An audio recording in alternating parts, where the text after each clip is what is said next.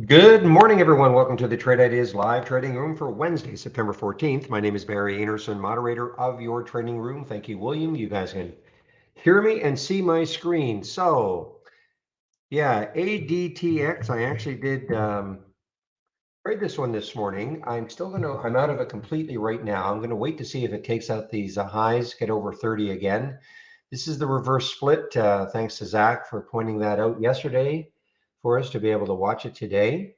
So this is the reverse split, the one for 50.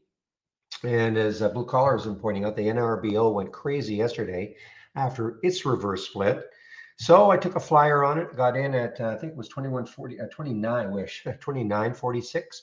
Got out most of it over 31. I did take some out at 31.76 and got most of it out just over 31, or the balance out over 31.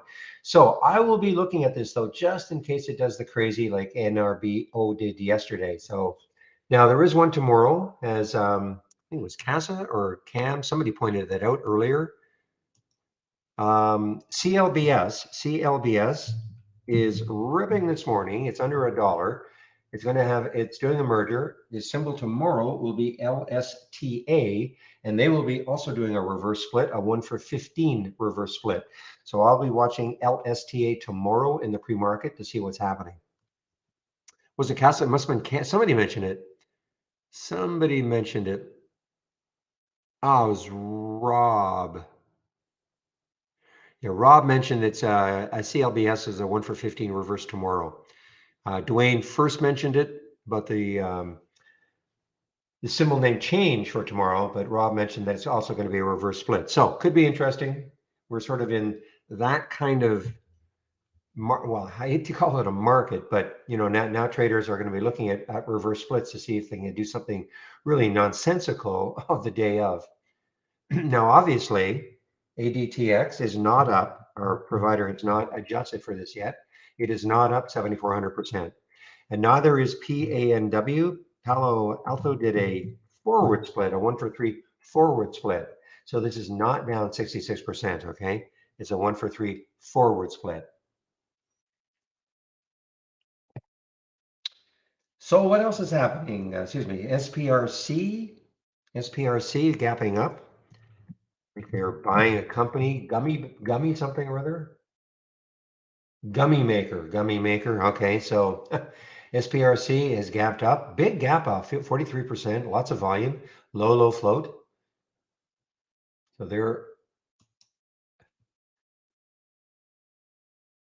okay. So this is what they're doing. Oops.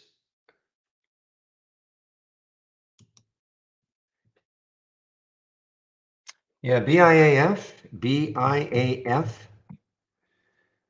Oh, it's still hanging in there. Okay. The last time I saw it, it had done this. It had gone up to 561 and pulled back down to 5. And I don't see any. Okay, they published a peer reviewed. Oops, I gotta get this down a little bit. Here we go. Peer reviewed results of high throughout lows, cytometry, et cetera, et cetera. Okay, so this is why they're up right now. I should have asked William to do an analysis of ALT. So ALT, this is the interesting thing. Some 56% despite drug meeting main goal of reducing liver fat in trial, etc. So obviously the headline looks pretty good. Everything you're reading in here looks pretty good, but the market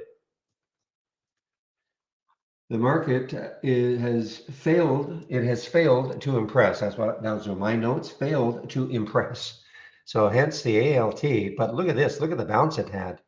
717, about a $4 bounce.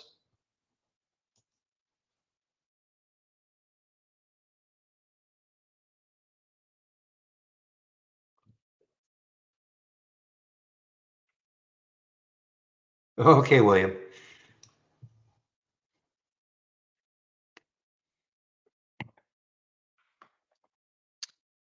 And WWE. Anybody still watch that stuff? Anyway, WWE is got. No, I'm sorry. That's wrong. That's wrong. I've got the wrong one. Sorry. Maybe it's WVE. Hmm. I'm sorry. So I put that wrong in the it's VWE. Sorry about that. VWE, not WWE. I thought that was two W's in a row. So anyway, VWE is gap down on earnings.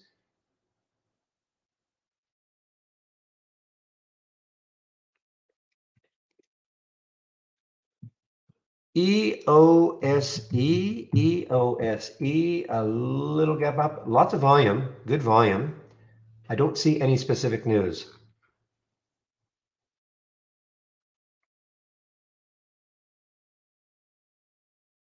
Yeah, kind of light on the list today, and of course yesterday. Now we're in for actually we're okay. Market is starting to improve a little bit more.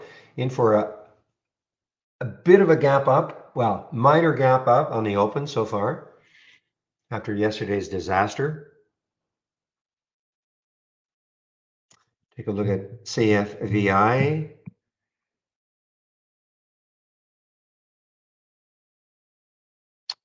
Okay, that's why it's not showing up. It's only up 1.8%. That's why it's not showing up on my pre-market actives up. My filter is 3, but yes, it is up. Had a good day yesterday, didn't it, actually? In the face of all that was going on. I really didn't see this one yesterday.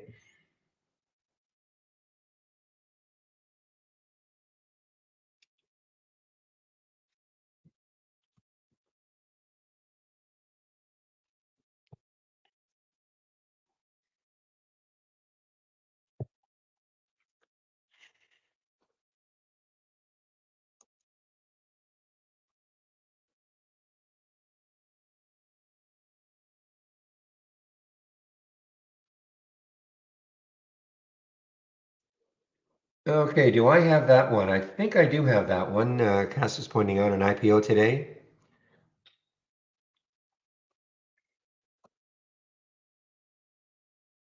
Let me see if I have that one locked and loaded. Yes, I do. It's an uplisting. Okay, so this is an uplisting. So they're going from the pinks to is it Nasdaq or is it looks like by the symbols it looks like it's probably Nasdaq.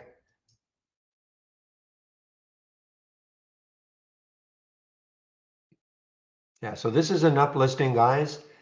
It may or may not be interesting. I don't know. I'd like it to be a little cheaper,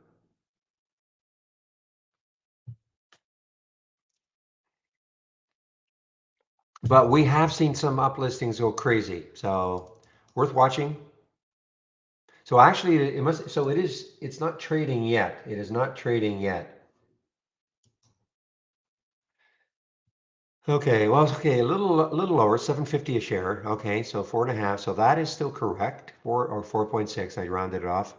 I had 8 to 950. So I guess it's now 750 a share. Okay. Well, we'll see what happens. Again, this is an uplisting.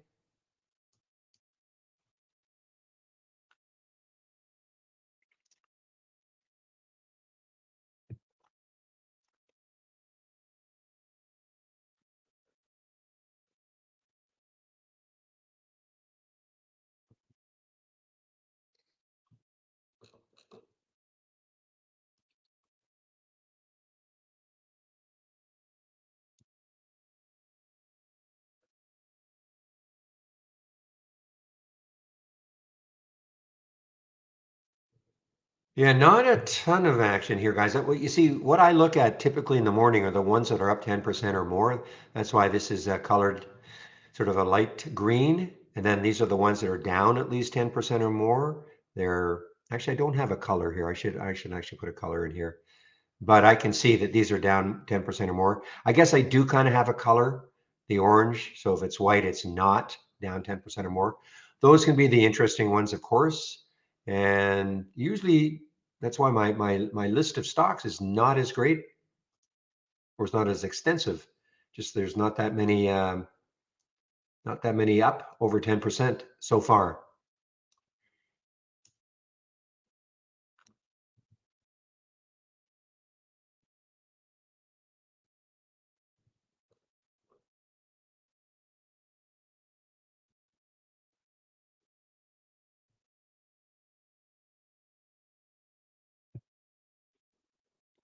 I think this is an earnings play, actually, KSPN. Yeah, it's an earnings play.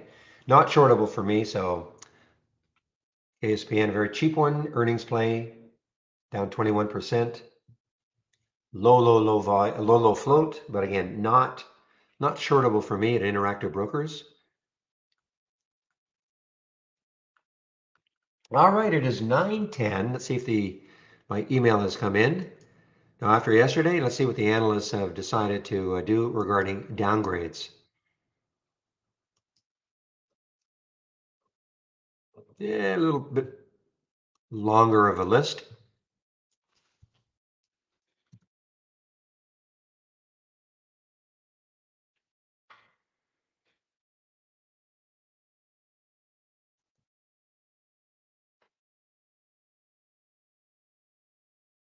Nicola is upgraded. I think their past president is going on trial today.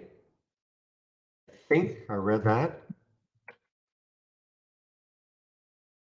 Accused of basically inflating the stock price and all that with erroneous press releases.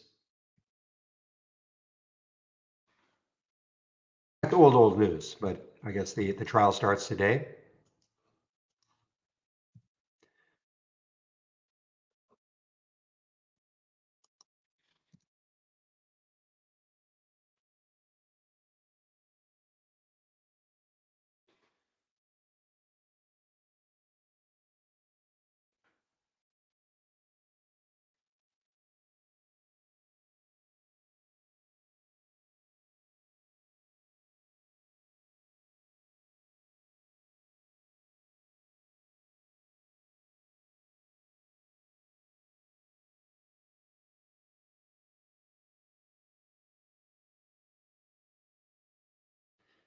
Right, just getting a few more of these downgrades in.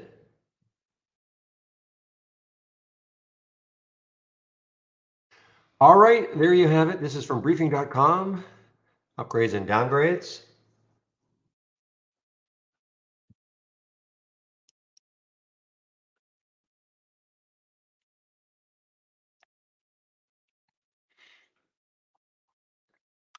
Definitely keeping an eye on this ADTX again, though, just in case.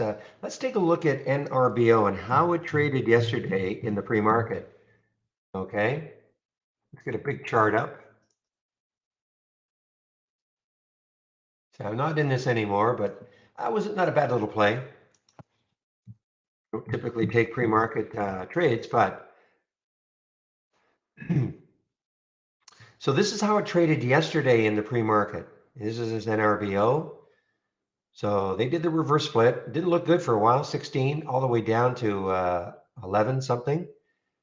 And then, again, then it popped up all the way up, wow, up to 24, came right back down to 17. But once the market opened, look what happened.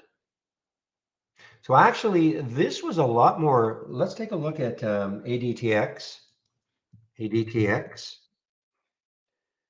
It's sort of the same, actually. It's sort of a similar pattern. The big surge, the drop off, bit of a surge, another drop off.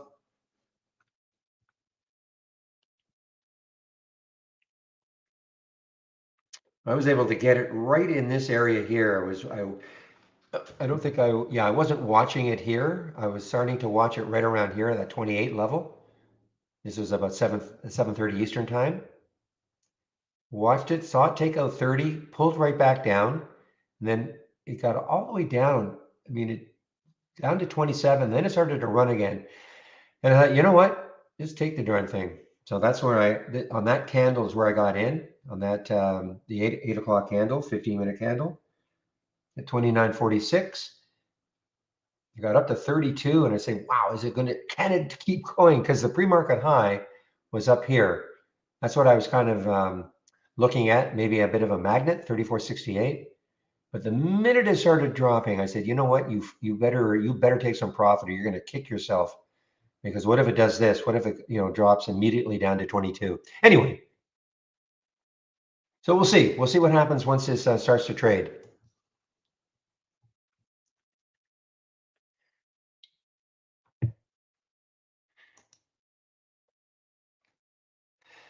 I doubt it, Larry. Typically, the day of a reverse split, typically there are no shorts available at most brokerages. So my guess is that TradeStation didn't. I certainly know that Interactive Brokers didn't, and they still don't. But typically, the day of a reverse split. Now, I can't speak for Centerpoint. Zach can speak to Centerpoint, but typically, I would say that most brokers don't. Oh, you meant IB? Okay. Yeah, definitely, no, and also with the ADPX, there were no shorts available.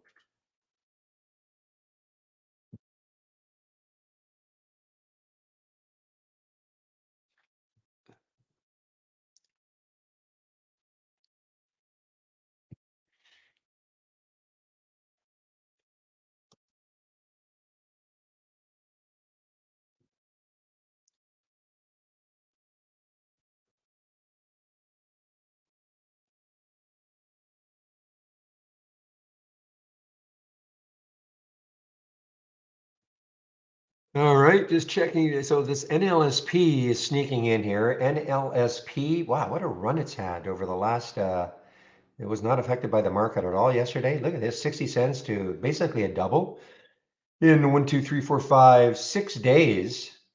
Well, including today, but market hasn't opened, but wow, NLSP, Swiss stock.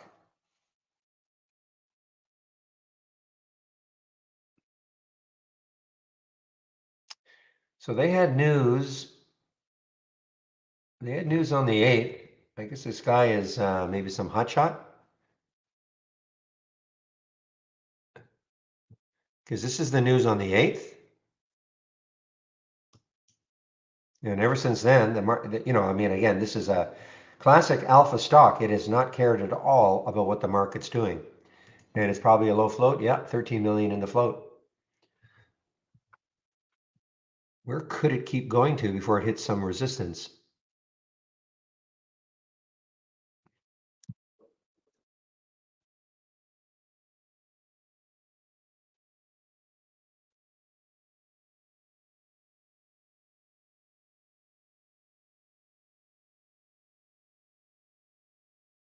No, that would be the fantasy level way up here at 177 on this day.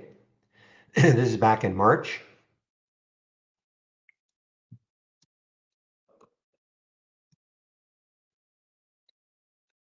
I've seen it. It's one of these ones that I think I've seen every single day, but just have not acted on it.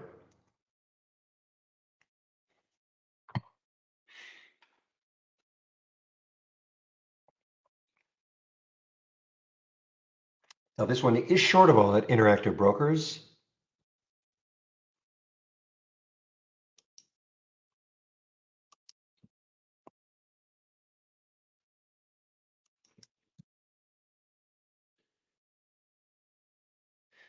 I guess you mean cha-ching on a bounce because, yeah, it's so funny when you read these headlines, the first headline I saw looked pretty good. And I discount this topping tail. I don't think that really happened.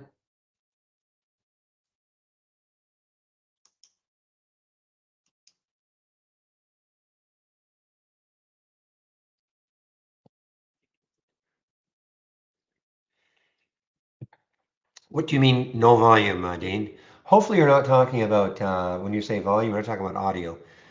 But what has no volume? Oh, and NLSP. Oh, yeah. It's just that it popped up on my list here.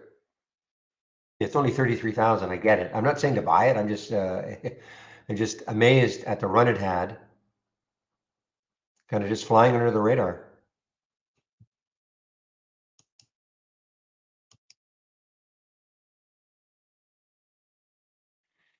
Oh, you shorted it. Oh, I see. I thought you played the bounce. The bounce was the play. I mean, shorting it was good too.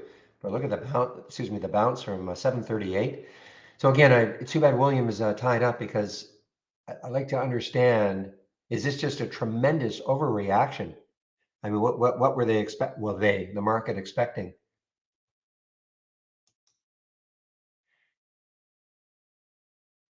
This is phase 1B.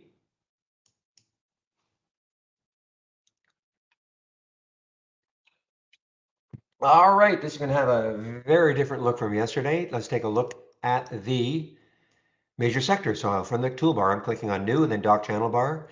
I will click on Show More and then Sector Status.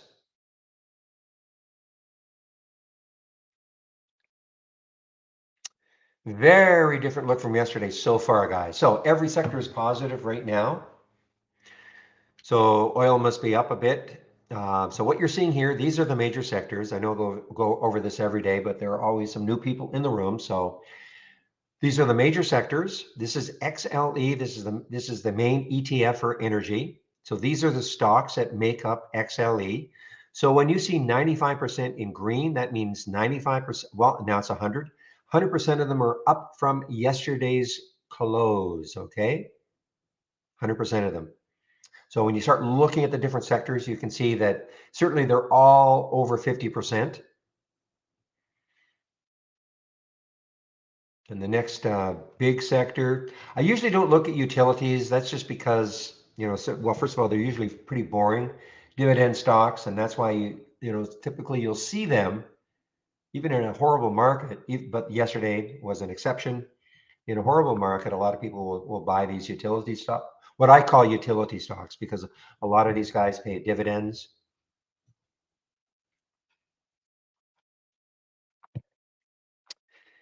But let's see now. So yeah, so financials 80%, tech 75%. However, if this little gap up that we're having, it doesn't last. When we look at this, maybe at 10, 15, and we're going to look at it, the change from the open, we could see a vastly different picture.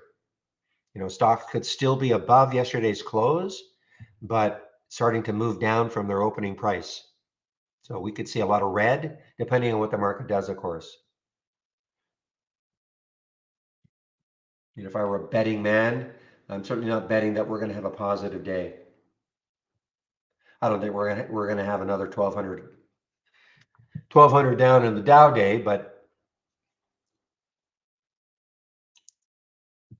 I'm skeptical that we'll have a positive day today.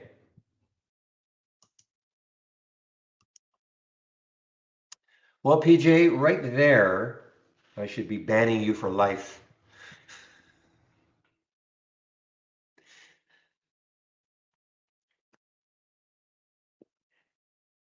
You can't mean that. You can't mean that.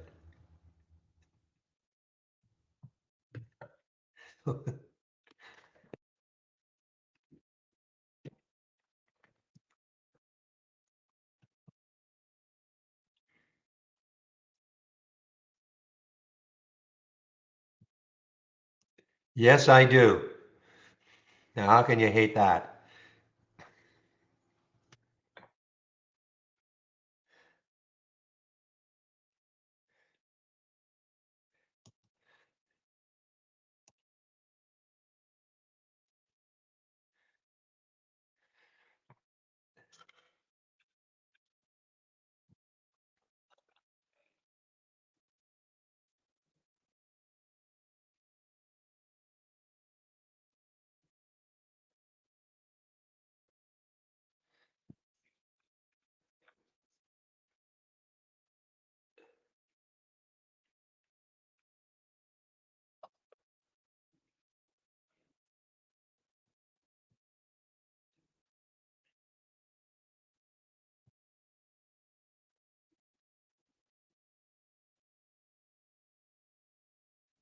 All right, guys. So again, just kind of keeping an eye. It's basing nicely, guys.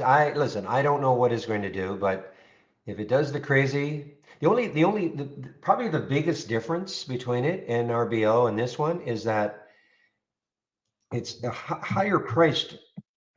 Okay, because NRBO, this started at $17, so it's a little bit higher priced at 29, 28, 29 right now. So it may not have. Listen, I have no idea what it's going to do, but just want to be aware of this. If it starts to move like this at all, I might be inclined, and this is not investment advice.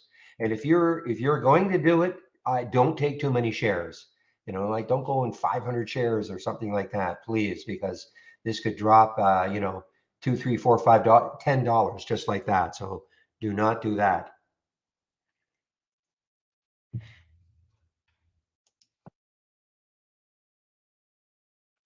Good point, Snow Wolf.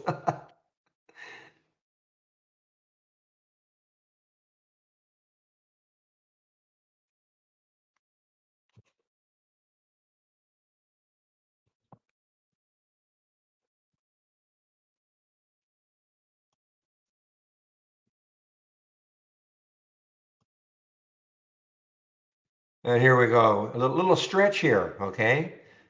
The other picture was relax, and now we're doing our exercises on my exercise bike. Sorry, guys. Little levity before the market opens.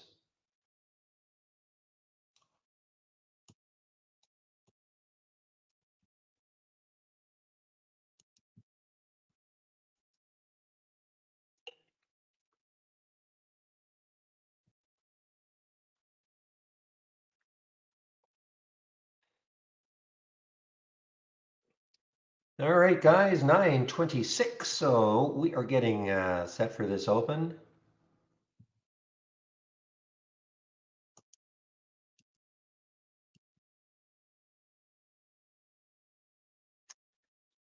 So, guys, here's RVLP. Actually, this is not. This is sort of interesting. It's not very much volume right now. But look at this, had some action after hours yesterday, 297. I don't know if there's any specific news. I can't see any news for it. Big break though. Look at the daily chart. Big gap up. Again, not much volume. It's not a crazy low float, 46 million in the float. But again, I don't see any news.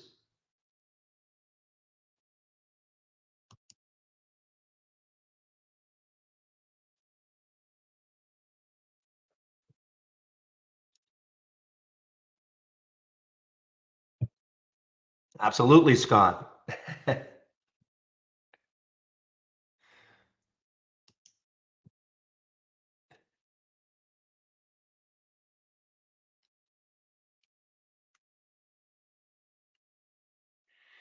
No, very few brokerages will have shorts available for ADTX, okay, because it's a reverse split. I can't remember. And again, I cannot speak for Centerpoint. I can't speak for Centerpoint. Zach could speak to that one. Very few brokerages will have shorts available the day of a reverse split, and sometimes several days. I mean, NRBO still is not available at Interactive Brokers. So,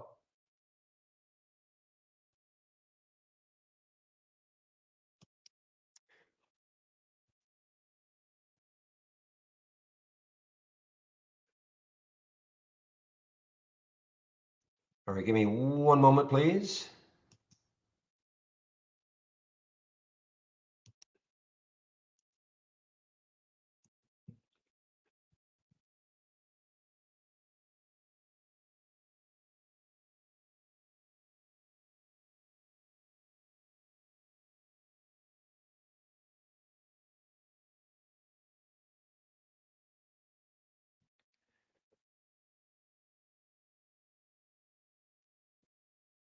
Okay, guys. So yeah, we're still in for a positive open. We've got another 40 seconds or so. Oh, thank you, William. Yes. So, guys, yeah, we're about a minute before we're less than a minute, about a little over 30 seconds. So let's have a great trading day, everybody. And I typically do not trade in the first 15 minutes. I know I took this one in the pre-market, ADTX. And, depending what it does on the open, I have to really watch to see how it's trading. It's basing nicely right now, but typically I do not trade in the first 15 minutes. I try to let things settle down. And if I were new to trading, I wouldn't trade in the first 30 minutes. I'd really try to let things settle down a bit. My races will start in 3, 2, 1, boom. My races are starting now. Of course, I'll go over racing, the race scan in a lot of detail.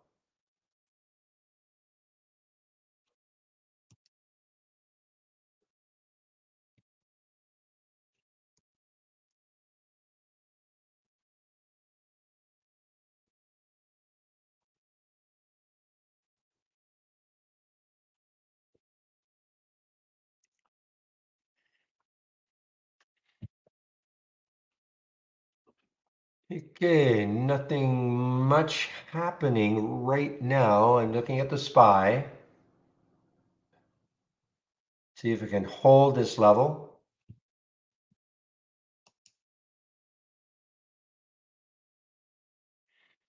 So Center Point does have, okay. I just think that most brokers will not have shorts available.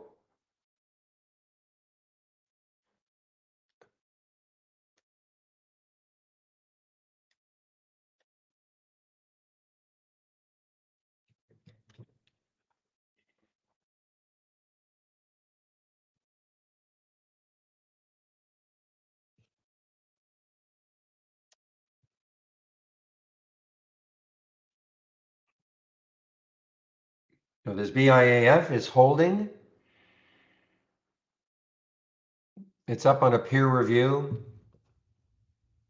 Again, guys, it doesn't matter what we think, peer reviews or, they're useless, worth nothing. Doesn't really matter what we think. Of course, it's all perception and what traders are looking at. It's all it's about. Don't really try to analyze the news too in such great detail. We can only trade what the charts are telling us. Tomorrow, Neil, tomorrow there will be one. The symbol will be LSTA, okay? So right now it's CLBS. We're doing a merger. The new symbol will be tomorrow will be LSTA, and they're also doing a 1 for 15 reverse split. So that is the one.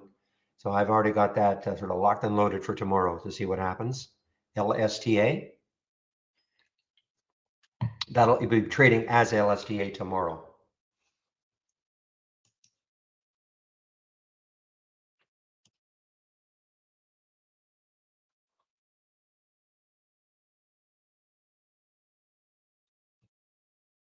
Just it's a reason to trade it.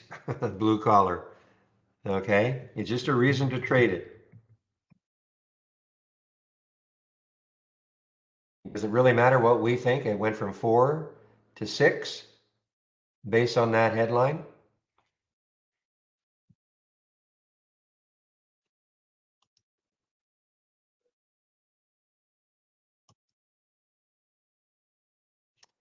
Let's take a look at CFVI.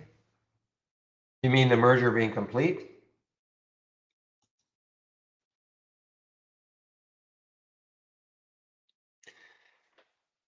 Ah, no, this is that talks about the post-merger board. I don't have an official date for it. I'm sure others might know, but I don't have an official date for that.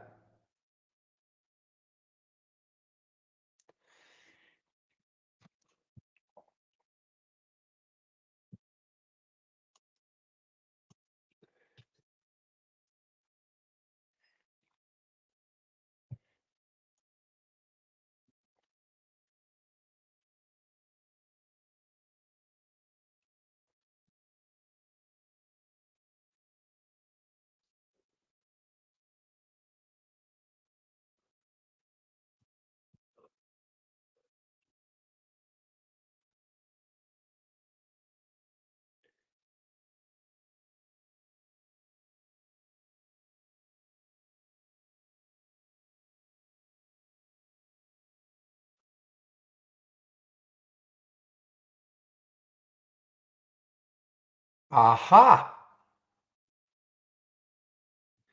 Very interesting, guys.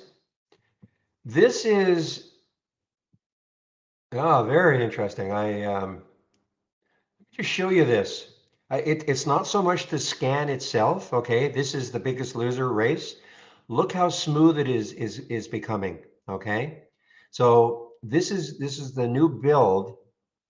Now I don't. It obviously has not translated to scans that you build yourselves yet. Okay, because I don't see the smoothness, the same smoothness here. But you can see, this is what I was talking about. You see how much more smooth this is as stocks move up and down, as opposed to that kind of herky-jerky nature. Oh yeah, way better. Wow, way better.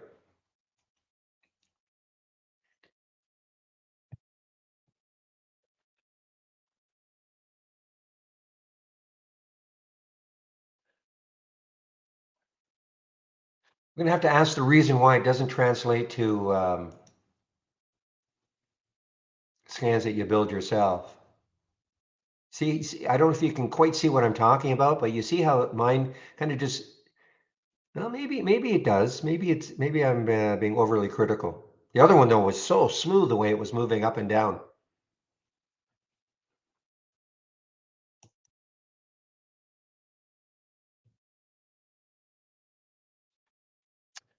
Okay, wow, look at the SPRC. The SPRC, they've done a little pullback. So they've done a bought a company for $20 million.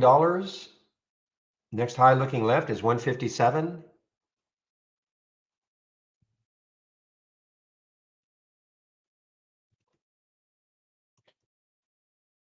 Okay, guys, this is one from yesterday. I think this was a symbol name change.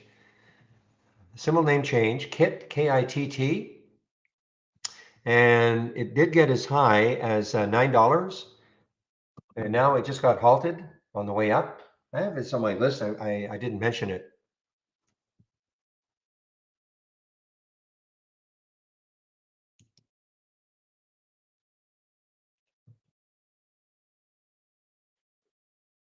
Okay, guys. Yeah, as somewhat predicted, I don't think that gap is going to hold. We've got a red candle forming, and we're only up a smidge. NAS is basically flat. Dow's up just a little. SPY is basically flat. So I don't think that gap, that little gap up, is not going to hold. So get your short hats on if you are so inclined. BHC, guys, BHC, look at this one. Wow, look at this one now. I mean, this took out yesterday's high. This had a good day yesterday. The high is 769, so it's above that high. So your next challenge would be that 875 level, BHC. 875 level for BHC.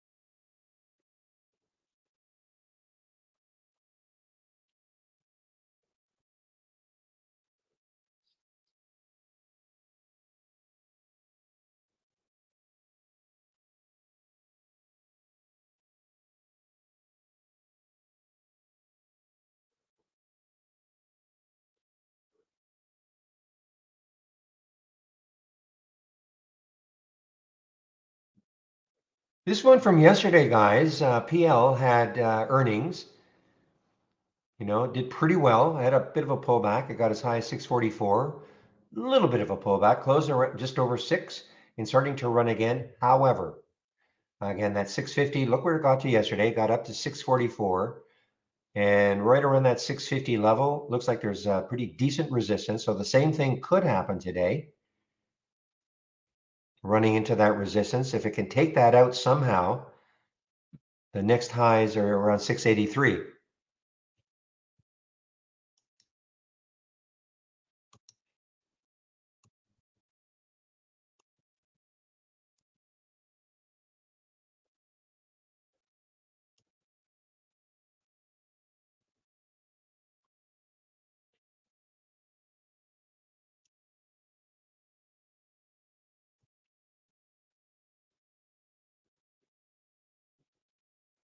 Well, I'm glad I didn't get really stubborn. Look at the ADTX right now. So it's halted on the way down. It was halted on the way down at 936. Look at KIT, guys. Did it come out of its? No, not yet. So KIT, KITT.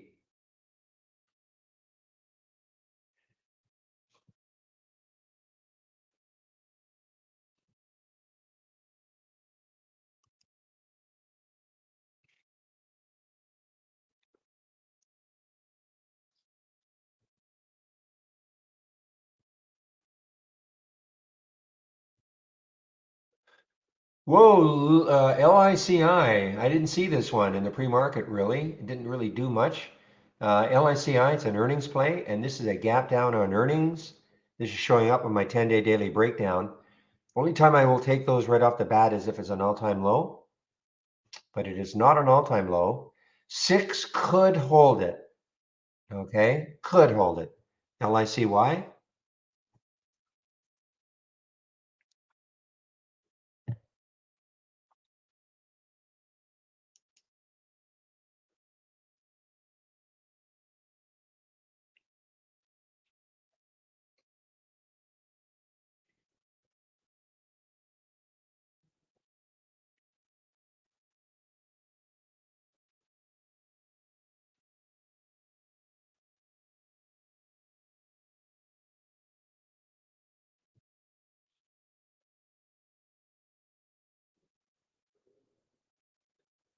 All right, Kit resumed.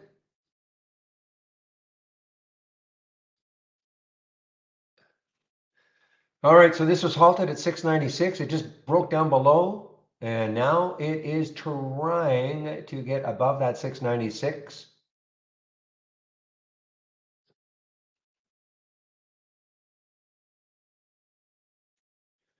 Not a good spread.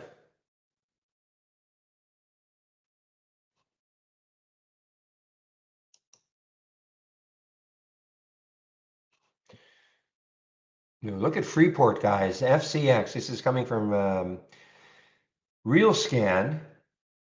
You can see if it takes out 30, the next low looking left is 28.33. So it depends what this market does.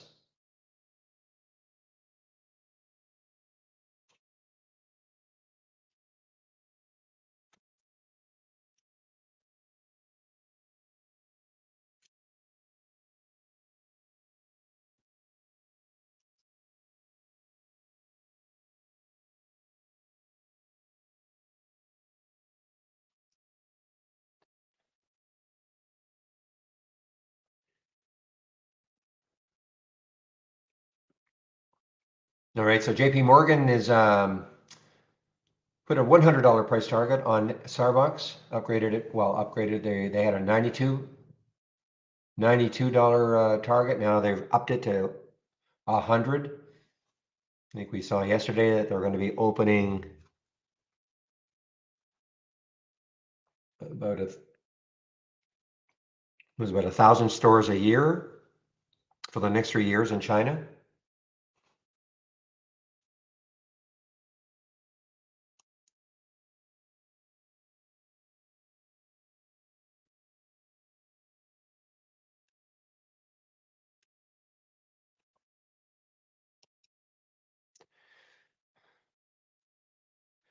Keep an eye on this VTYX, guys. Had the big day, of course, well, 2 days ago, up to 41. This was a bio, had some good news, obviously. Big jump. Didn't do much yesterday. This level down here, this 34.48, appears to be trying to hold. Those are the lows of the 3 days, approximately, for a VTYX.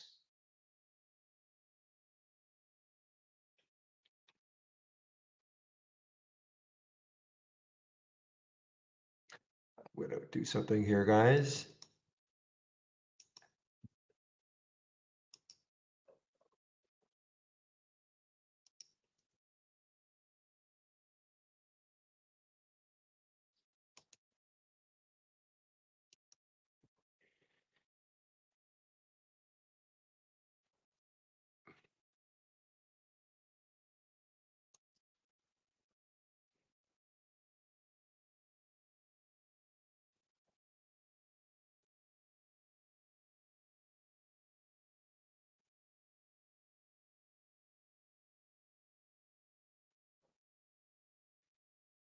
Oh yeah, there's a big difference. I'm just look.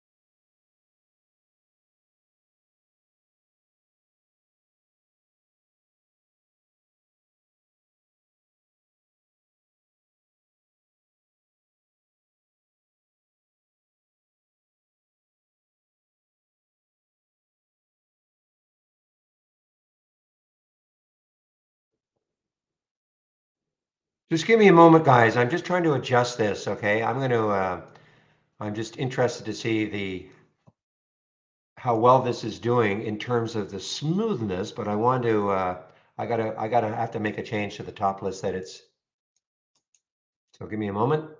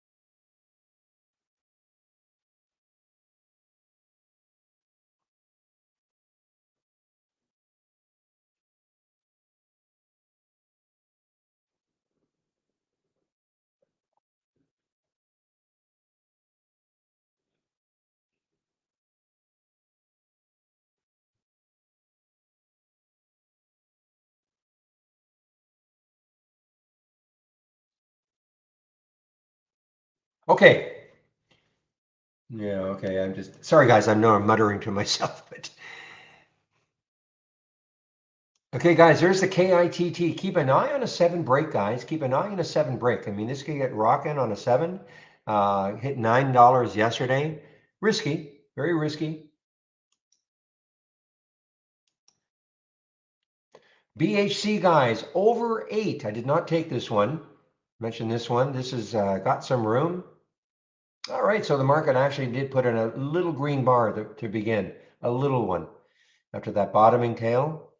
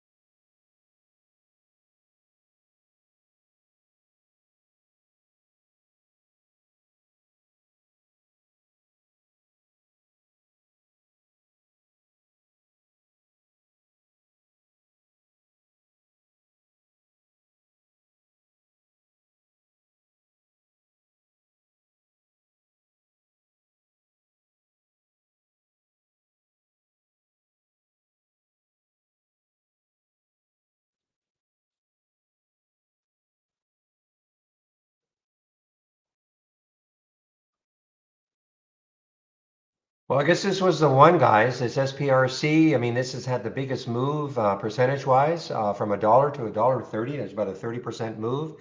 I did not get it. I did not take that one.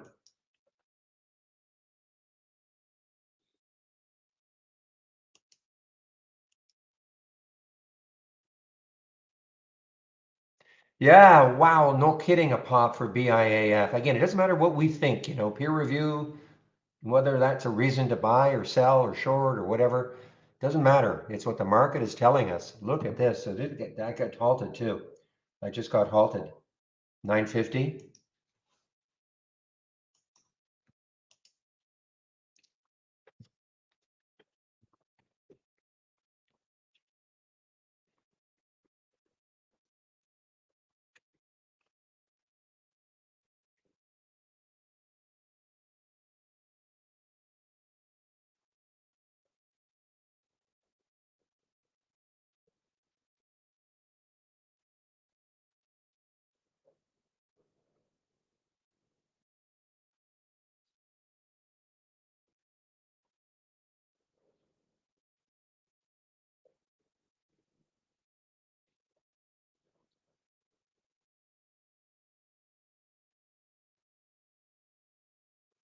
Well, guys, PL, I mean, this has room now. I mean, it's over that 650 mark. So the next area of assault could be the 685 area. I mean, it's pretty close to that now. So, but if you took this trade early, that could be, your warning area. But I thought the 650 might stall it, but so far, not yet.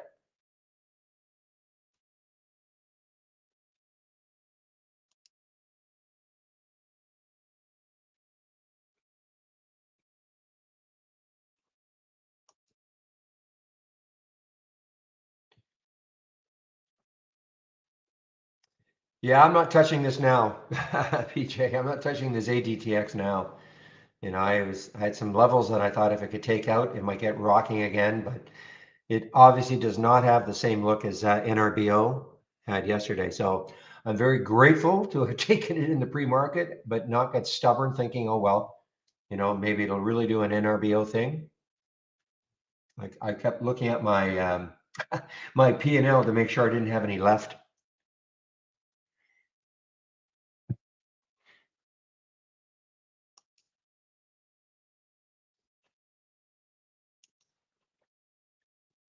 Guys, look at Para. Look at Para. Now this is of course a spin-off, but this is now an all-time low. Paramount, this is an all-time low now for Para.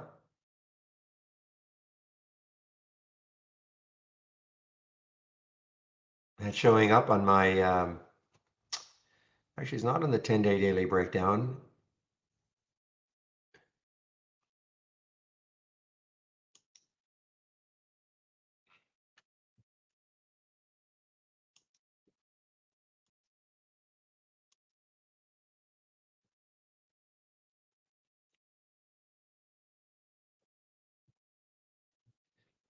September 26th, okay. Well, on the 25th, I expect you will remind us, Zach. I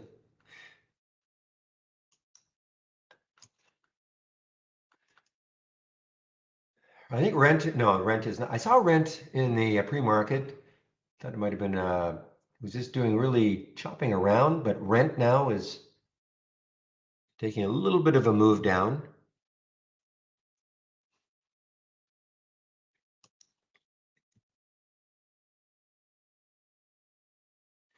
Talk about, yeah, that's a choppy one right now, the CFVI. Look at the topping tails, bottoming tails, up to 1351, down to 1296, bottoming tail here. So, the sellers have been trying. Maybe the buyers are somewhat in control. I wouldn't call it I wouldn't call that yet though.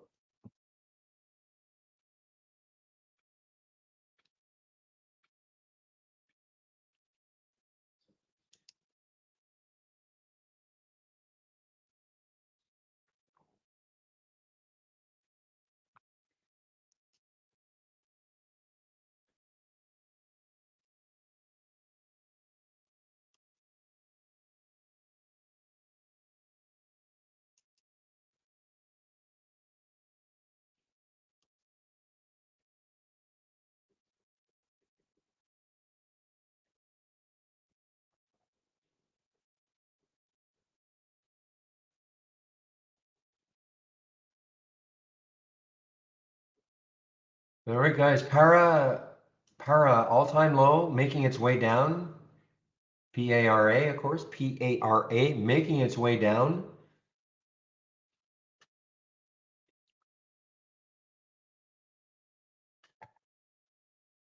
Hmm.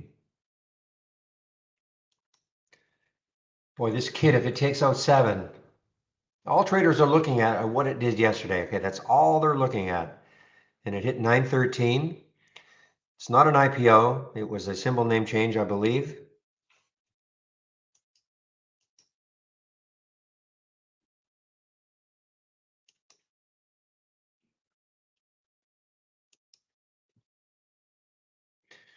Well, I'm not in this one, but man, oh man, BIAF, the next high looking left is 778, I believe.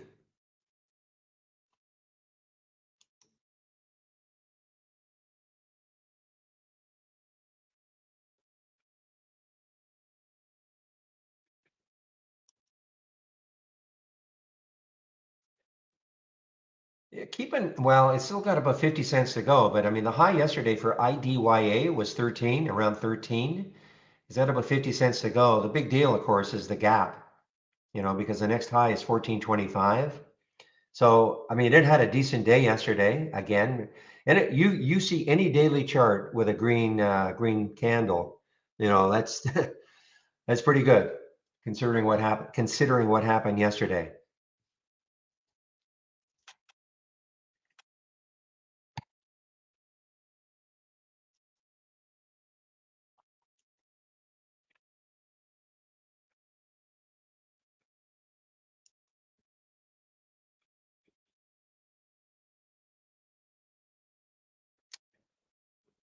So I guess Acro was mildly positive at the beginning of the day, but now it is starting to give it up also.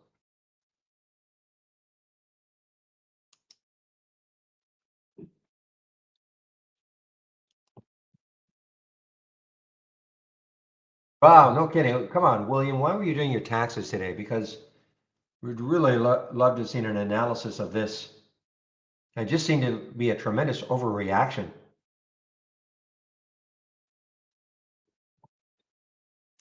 I'm talking about ALT.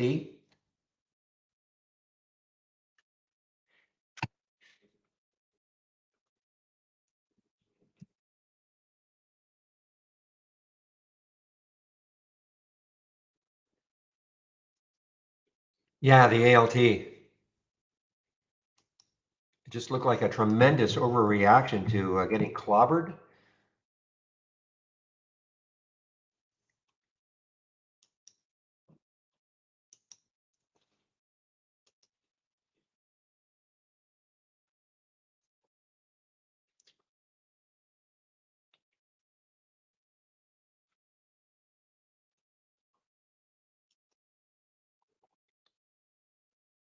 All right, guys, Kit. Boy, that spread is terrible. 688, yeah, 713. The spread is sort of it's tough.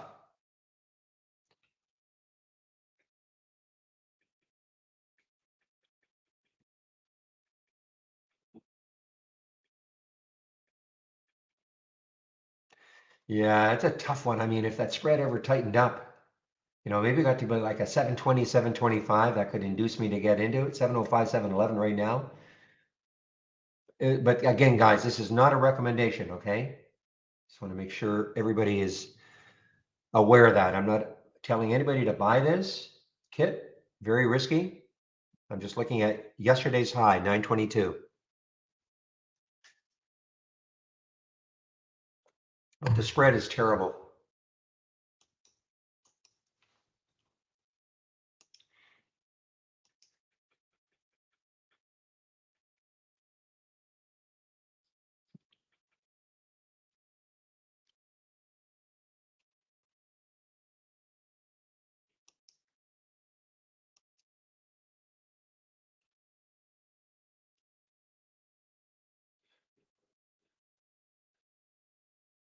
Okay, guys, I am in this para short. It's working moderately well.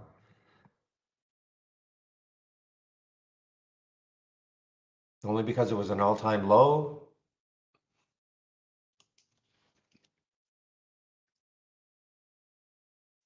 But if it shows any sort of strength, I'm just going to turf it. I'm in at 74, so any sort of strength, I'm 2174. Any sort of strength, I'm just going to turf it. Look for something else to do.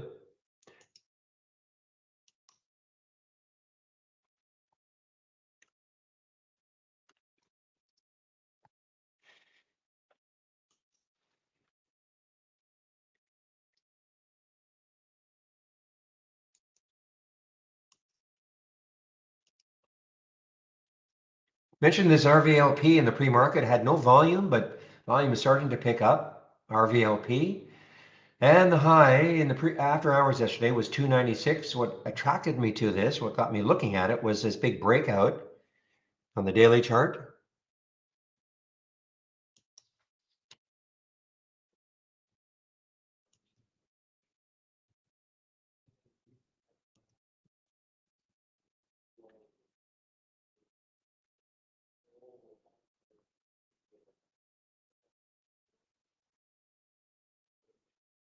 What's the market doing? Market's really not doing too much.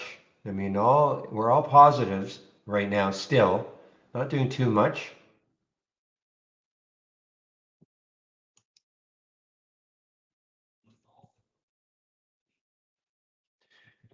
Okay, EQRX showing up on the race, and the high yesterday was 528. If somehow it can get through 528, look at the next high is 578. So I'm going to stick an alert right around there and see if it takes that out. So on a percentage basis, if it does and it got anywhere close to 570, that would be pretty good.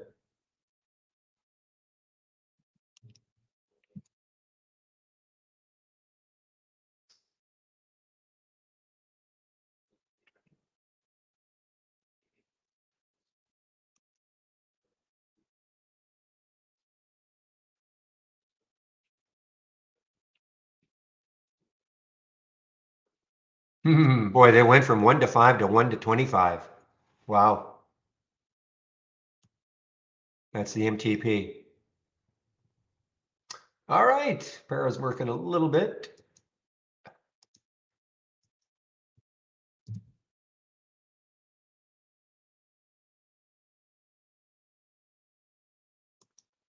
You gotta love these ones that make all-time lows.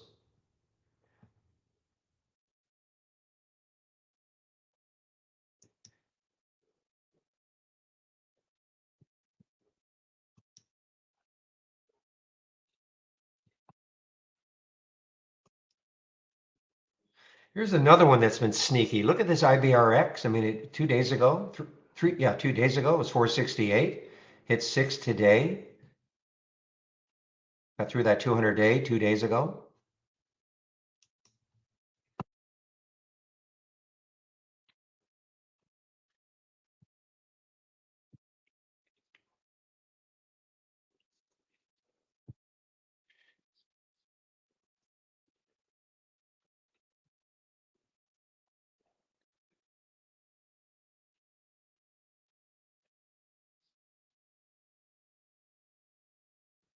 Okay, guys, so if you're unfamiliar with what's happening here with the races, the first thing I just want to draw your attention to this top 10 list that gets automatically built for you. Okay, so it's a watch list. It'll be a watch list. Eventually there will be 10 stocks. Number one position right now is SPRC. It has won 3 races. So the idea really is to keep following these all day long. Okay. Even if you don't see like KIT, for instance, if you don't, or well, BIAF as an example. Okay. Maybe it has a pullback. Maybe it doesn't do anything for a while. You don't even see it, moving up in the list. But click on it and see. Maybe it's just resting for a while.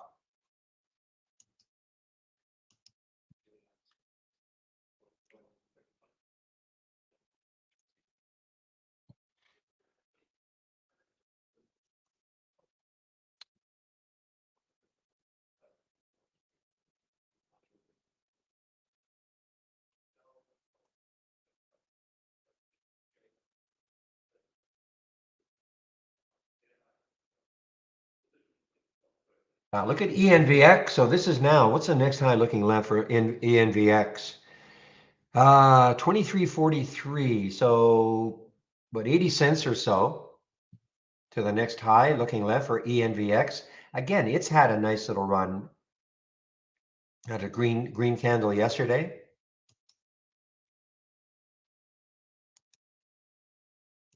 All right, Paramount continues to move down a little bit for me.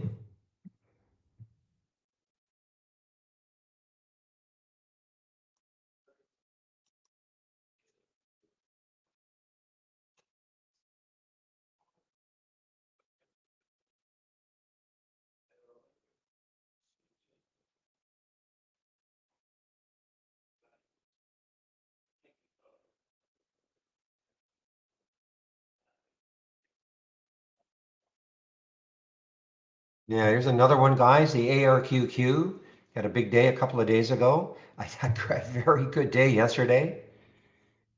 Again, I'm just going to, repeat myself here. But if you see a green daily candle on any stock, yesterday for yesterday.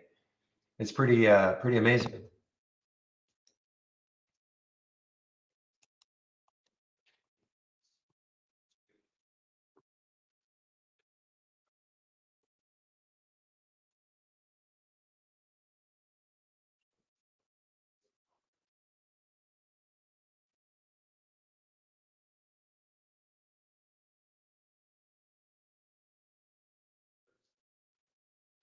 I can't remember what happened yesterday or 2 days ago for the ARQQ.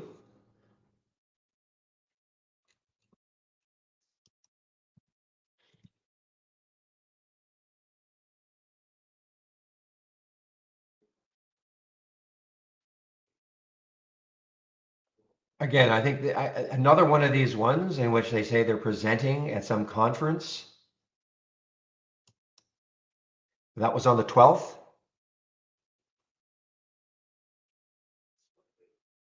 Wainwright, another Wainwright. I guess we got to pay attention. I mean, wait. I guess the conference must be over by now.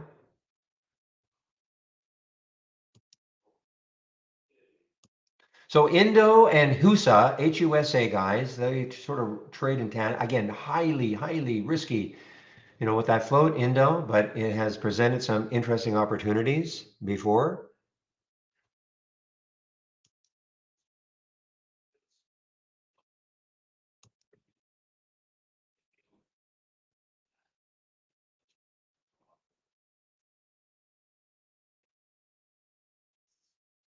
Hmm. So what, merger off or something? VTAQ, this is a SPAC. I don't know who they were looking to merge with. See if our news sometimes is okay. So that was only in August to vote on the Presto deal. Yeah, I don't know what's happened with this one, but boy, there's a SPAC gone horribly wrong.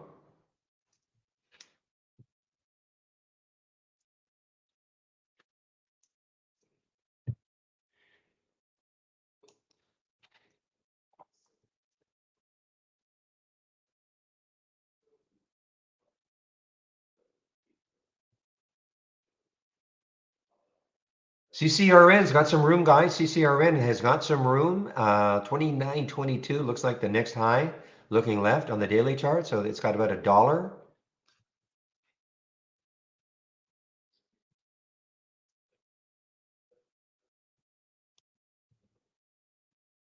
Guys are talking about FUBO, FUBO.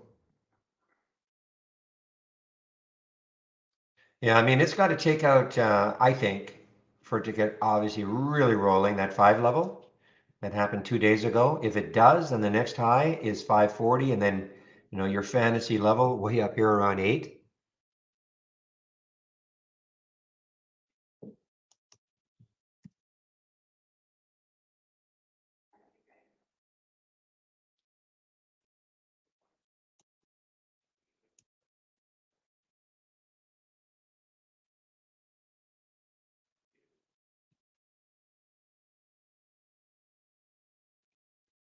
Well, Peter, all right, come on down a little bit more before I take some profit, perhaps, on the para.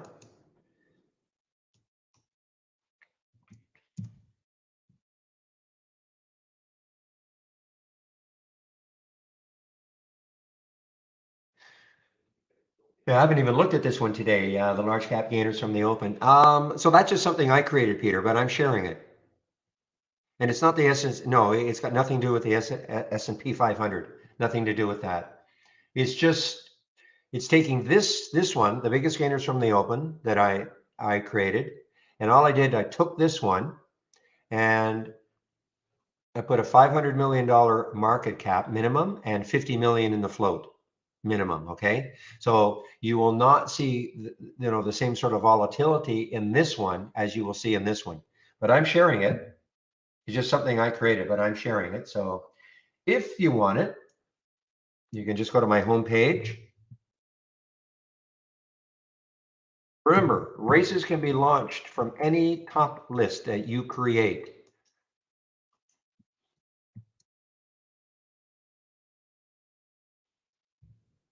Okay, so I just put my homepage link in. So if you click on my homepage link and you go to the scan section, here are my scans, click here. Here are the two races that you see.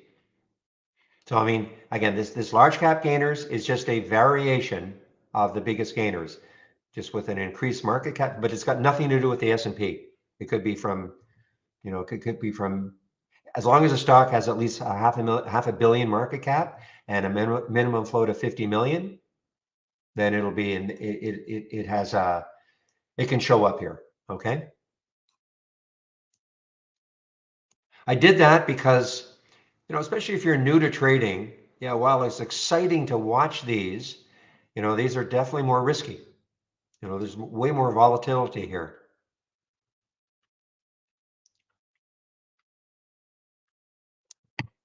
I'm not saying there's no volatility in this, but you're not going to see. I mean, here's 0.53% right now is leading.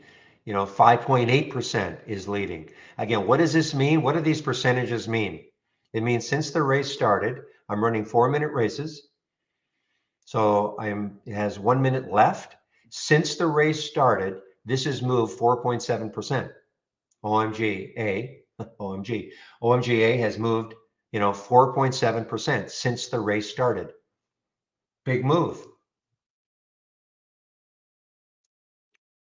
You're not going to see too many like that here in the large cap gainers, but they're just not going to be quite as volatile. So if you're new to trading, that might be more appropriate.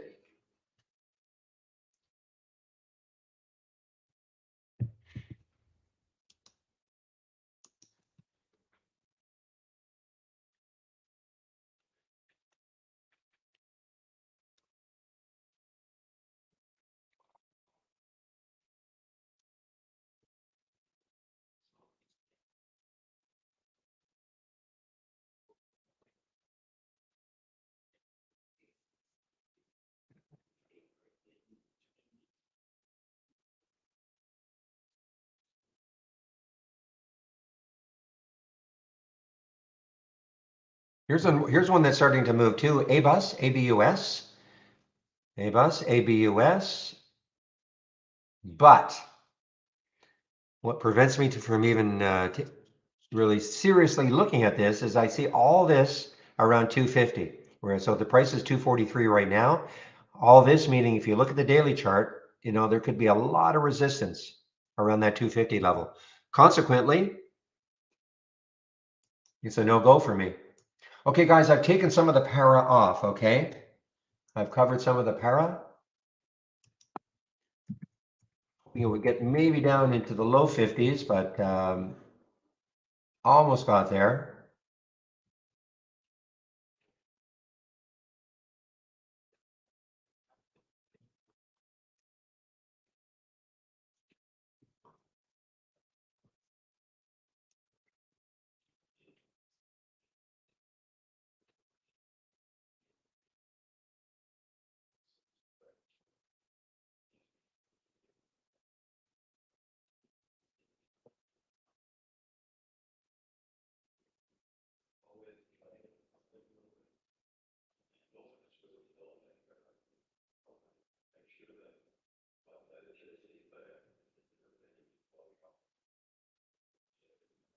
Do something here. I want to try something.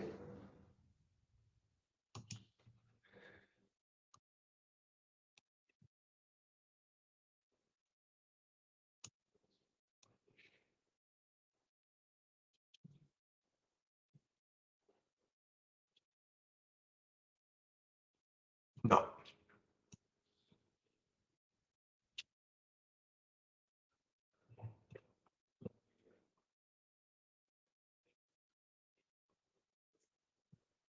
Right, some stocks that just have such interesting looks if they can break certain levels. There's another one, VCSA, but you got to look up here, 425 to 420, 425 to 430 could really stall it. But if it could ever really break free, I mean, look at the highs over here at 530.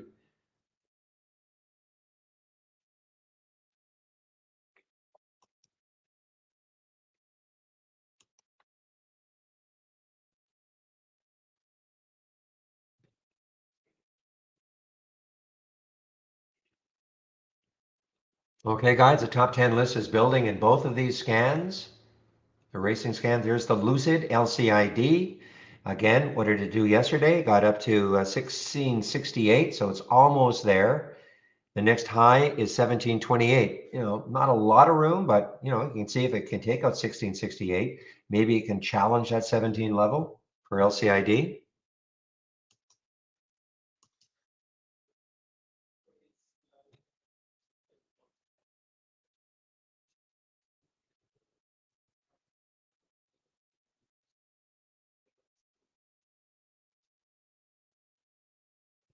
Okay, guys, I want to quickly go over my homepage link, and I do want to concentrate on the races, why I think it's important for people to really understand what they're all about.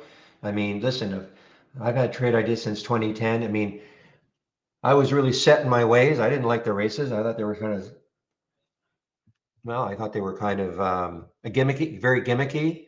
Completely sold on them now. So let me, first of all, we'll put my homepage link in again.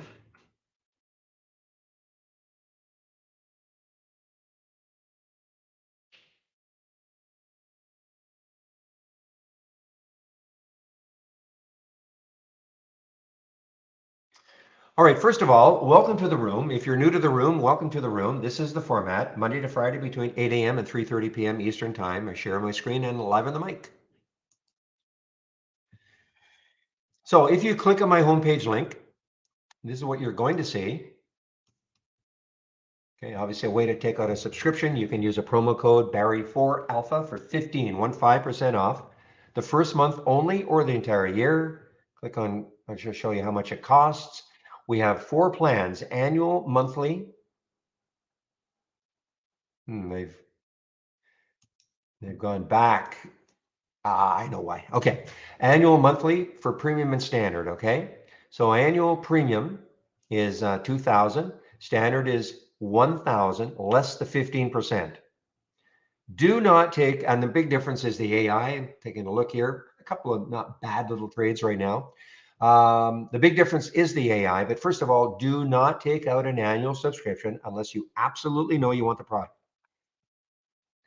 Standard is 118. The premium is 228. You can apply the 15% discount to the first month only.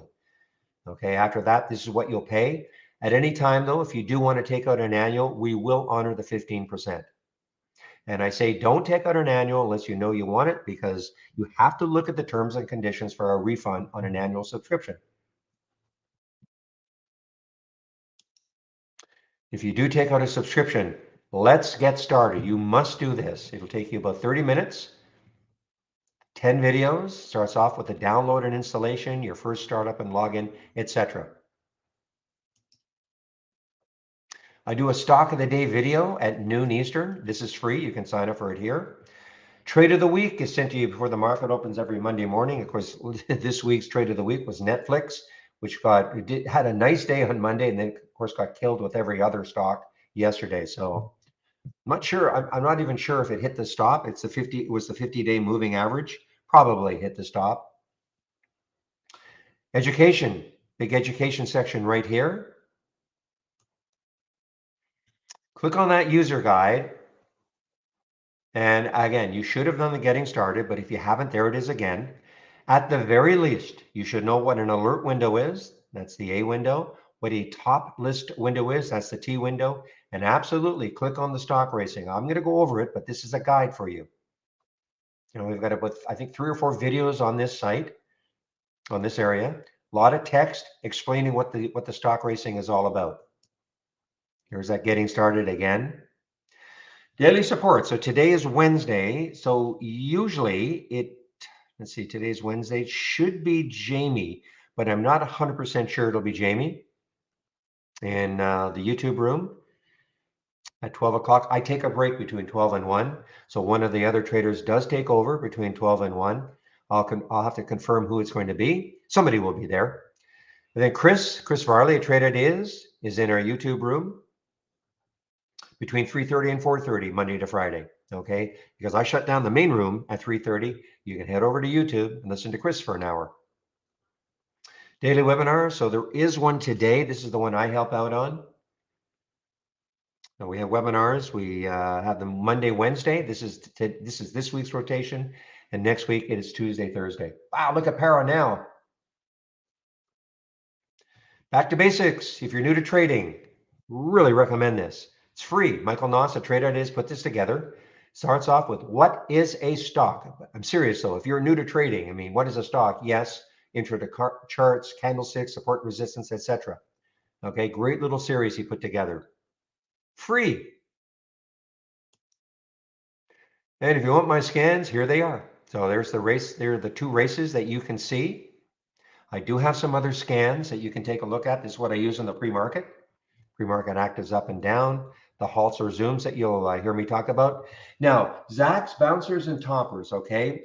So when William, I had a question earlier, where's that RSI scan that William always talks about? This is basically it, okay? Topping plays and bounce plays.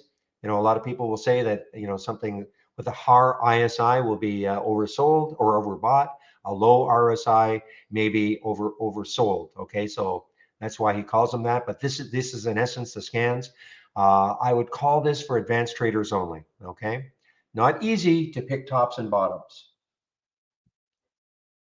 So if you save my link, you can look at the education section, my scans, and anything else, of course, on my homepage anytime you want. So save my link.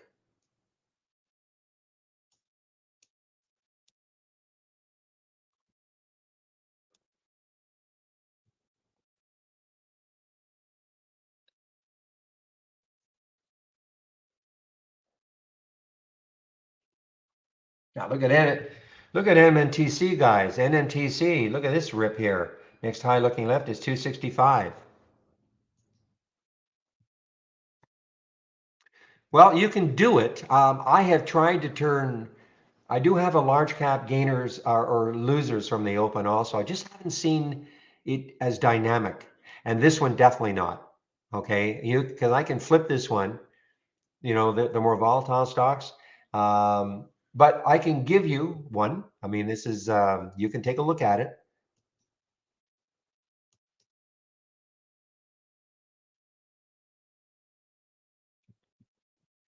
Let me go to my races. So a large cap losers from the open. You can look at it. I just haven't found that it's as good as the ones that are moving up. I don't know why, but you can take a look at it. Okay.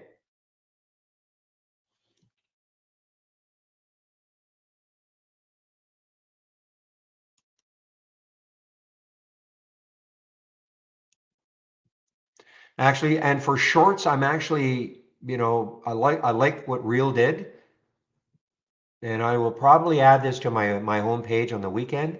Real's Momo trend, Momo trendo down. Okay, now you get a lot of alerts, which I may then do something about that. But I don't mind clicking on them just to see what's happening, and especially when the market being like it is.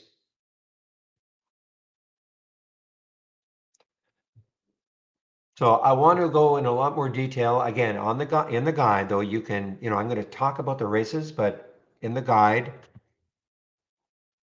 you can definitely go there because you're not going to remember everything that I say. So a race is always started from a top list. Okay, so if I right click and open the top list, so you can create your own top list and launch a race from it. In this particular top list, this is what it's looking for. All it's looking for, stocks between $1 and $50, 200,000 shares minimum, and up 2% from the close. That's it. Now, of course, so you can have my race, but of course, if you wanted to take this and add a few filters, go ahead. Maybe you want a relative volume filter. Maybe you want, it's up to you. Okay. But this is what this race is based on. So before we had races,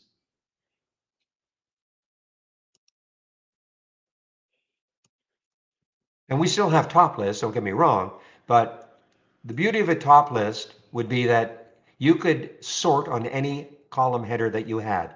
So for instance, this is the change from the close percent. So if I double left click rapidly on any column header, it'll sort for me. So this tells me that SPRC is up 72% from the close of yesterday. If I double left click on the change from the open, SPRC is up 21% from the open. Okay, that's it's opening trade. It's up 21% from there. All well and good, but how do you use this information to trade? Because what you really want to know is, okay, great, but is this one moving now? Or is one other moving that we can't really see?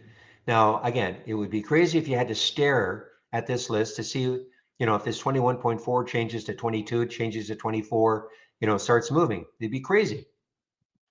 That is where the races come in. So I run 4-minute races. Now, people ask me all the time, why do you run 4-minute races? Why not a 3-minute race? Why not a 5-minute race? Why not a 10-minute race? I don't know. I chose, when I started taking a harder look at the whole concept of a race scan, I chose 4 minutes. I knew I wanted more than, I actually knew I wanted more than 2, and I thought 3 might be a little short. I could have chosen 5. I chose 4. 10 for me was way too long. So what does it mean running a 4-minute race? So hopefully you can see my screen. So right now, this is a countdown. So there are 1 minute 52, 151 left in this 4-minute race. What you're seeing here is the stock that has moved the most since the start of the race will float to the top. So AMTD has moved 5.7% since the start of this race. And you will see that, stocks will jockey for position as, all throughout the 4 minutes. And that's the beauty of it. Because for instance, look at VNet down here. VNet is up 5.6% from the open. Okay, now it just disappeared on me there, 5.7%. What if VNet for whatever reason, all of a sudden starts to really move? And then it's 6%, 8%, 10%, 15% from the open. You would never see this.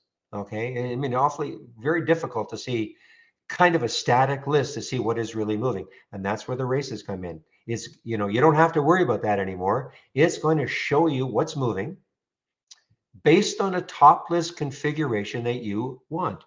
Now, this is what I want. Doesn't necessarily mean that's what you want, but I am sharing this. See how now SPRC knocked AMTD out of the top because now it's 8% since this race started. And you can just see the move here. So again, the question is, okay, but great, this is winning a race. What do I do? Do I take the trade right now? No, not necessarily. Of course, you have to be able to, look at a chart, see what's happening. Where is the next high looking left? That's what I always do. But more importantly, a top 10 watch list is automatic. Wow, look at para now for me, guys. Whew. Getting into a great little trade. Oops.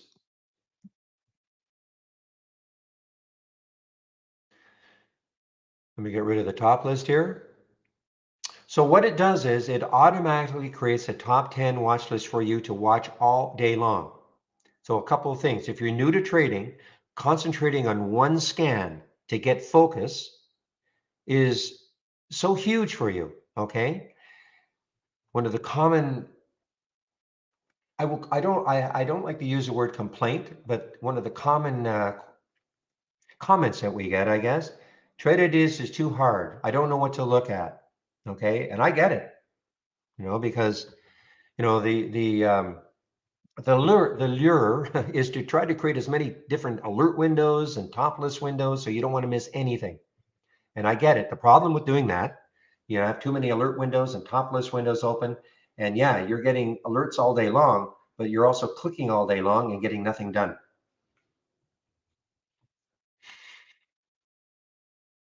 Well, you can you can right here, you can do that while I'm here. Okay, you can post, if somebody wants to. If you're talking about a central repository, wow, impossible. There are thousands upon thousands of scans that have been created from our customers.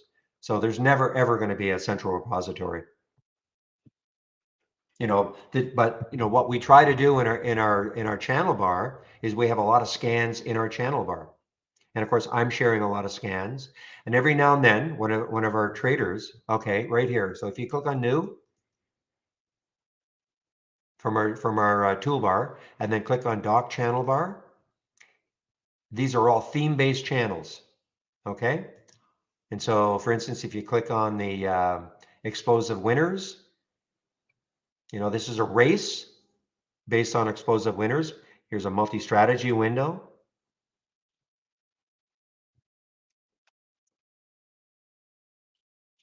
But you can go through the different channels and you can see all the scans that we've created.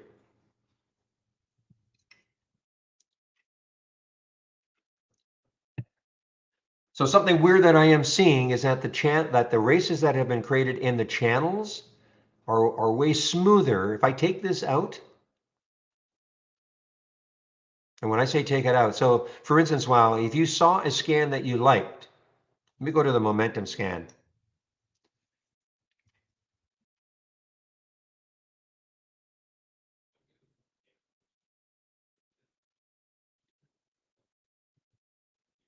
So here is a momentum, an alert window.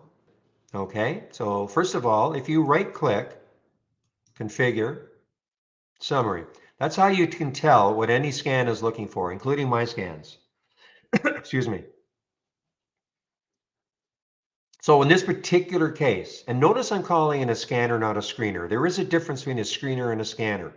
A screener will do things like, okay, you can put a set of values in and it'll show you stocks that are meeting those values, but it is not necessarily real time unless you keep clicking and clicking and clicking to get the real time information. As a scanner, this you could say this is what it's screening for, stocks between $1 and $50. Current volume is 3, meaning it's trading at least 3 times normal up to this point of the day. Minimum of 100,000 shares.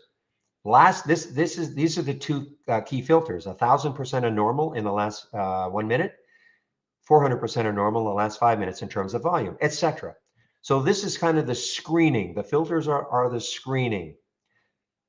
The scanning is the alert, the real-time alert. Okay, so if all of these filter values are met and a stock makes a new high for the day, you get a real-time alert.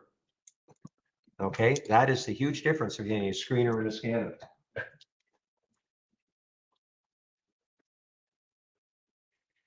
And of course, you can have all sorts of different alerts. Most, what I do like to see stocks that are making new highs of the day or new lows of the day. But I mean, we've got all sorts of different, alerts that you can have. I'm not going to go over them all, of course, and don't get hung up on how many we have.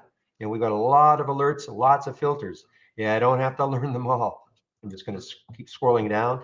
When you see these icons, these are the filter icons. Again, you don't have to learn them all. So if you wanted this scan as part of your layout, this particular scan right here is part of your layout, you just right click and duplicate into a free floating window.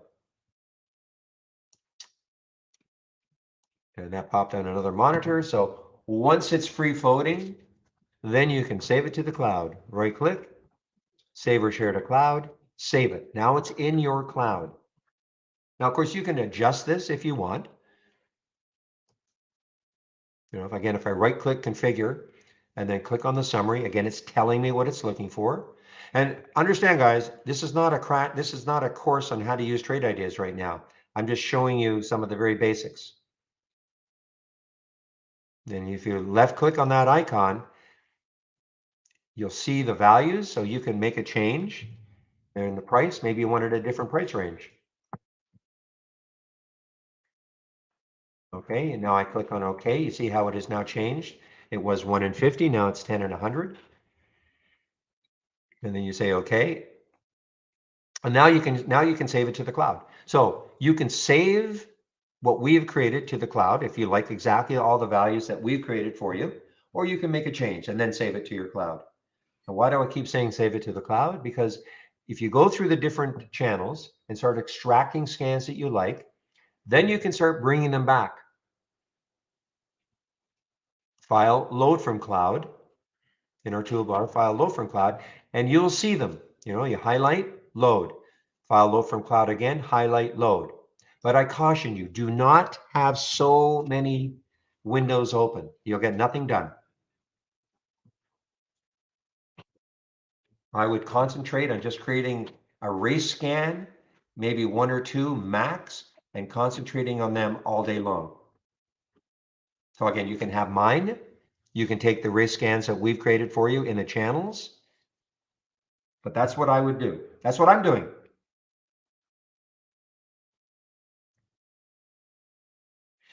And as I say, it builds a top 10 list for you automatically.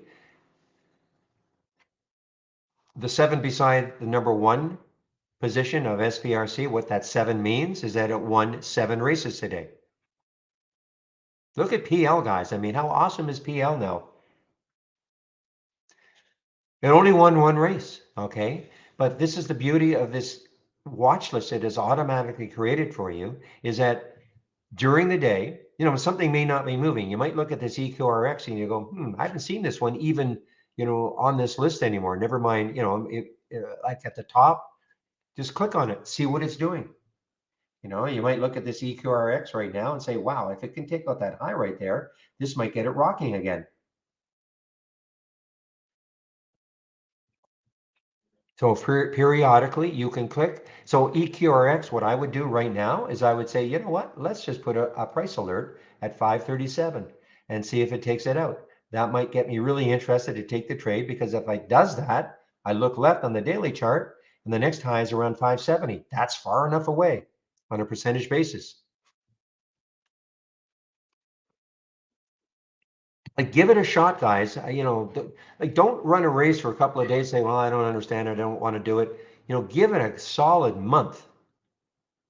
And I think that's going to improve your trading in a huge way, because it'll get you to focus. Never mind all the other stuff that's happening.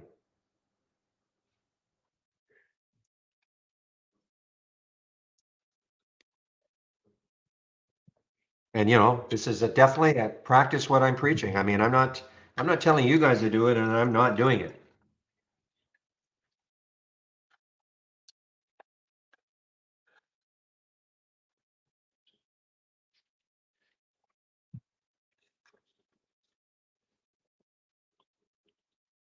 To get those scanners, all you have to do is go to my homepage, Sandy.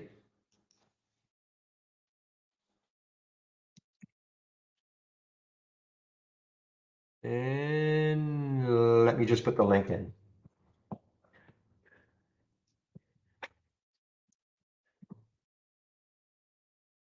Yeah, RM, unfortunately, right now, and they're doing everything they can to get the race scan into the web-based version. I did see a bit of a prototype, so it is getting closer and closer. So right now, go to my homepage, click on my homepage link, and go to the scan section. Go to the scan section on my homepage, and there are those 2 races right there. Again, this is a larger cap. So you will not see quite the same volatility, but that might be what you want.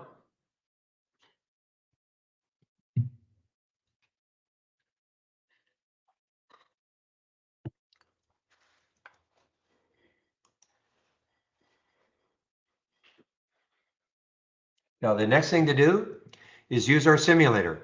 Especially if you're new to trading, this window that you see here is called Brokerage Plus. This big blue window, and again, unfortunately, only available if you're using the the downloadable application. If you're using our web-based version right now, the race scans are not available, and Brokerage Plus is not available. I think we're getting closer and closer, the web-based version for the races.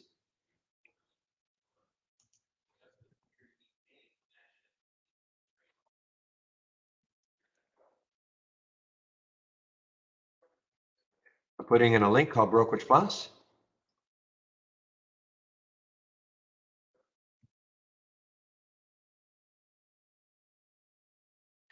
So if you click on that Brokerage Plus link, you're going to see there are 2 videos. There's a short video and then there's a long video. The short video shows you that if you have an Interactive Brokers account or an E-Trade account, how you can actually use this window to trade from within Trade Ideas.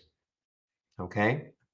If you don't have an E-Trade account or an IB Interactive Brokers account, doesn't mean you cannot use Trade Ideas. We're a scanner. Doesn't matter who your broker is, doesn't matter where you live in the world, you can use us, okay? It just means you won't have that feature available. But how I really like to demonstrate its value is as a simulator.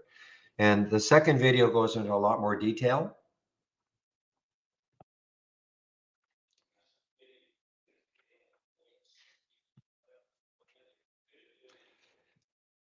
And our simulator uses our real-time data. You don't need a broker even. So for instance, if you're still unsure about who your broker is going to be, but you do want to practice trading, all you need is our standard service, and then you can practice trading. To load this Brokerage Plus window, you click on, from our toolbar, click on New, and then Brokerage Plus. Should be right at the top, okay? This window will show up.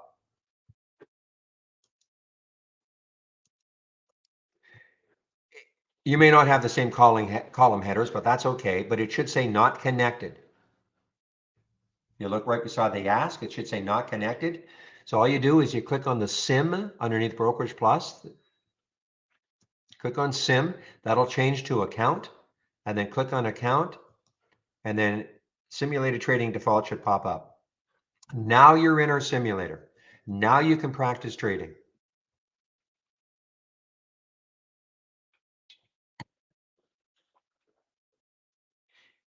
So let's use EQRX as an example.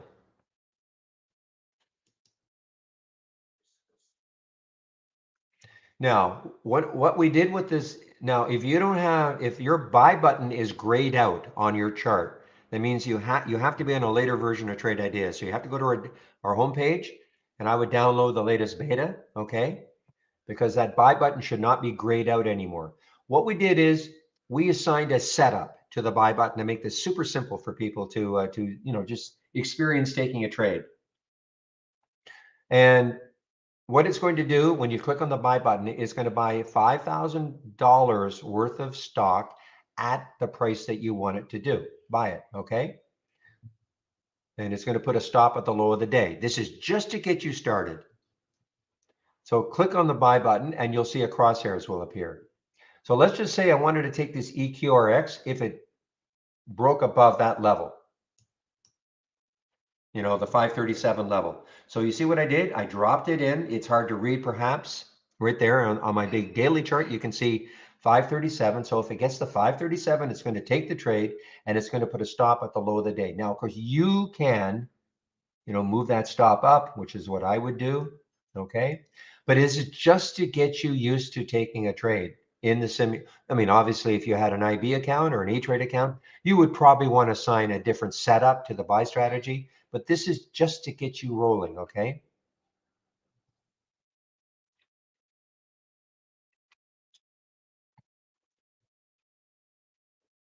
And let's see if it takes this trade.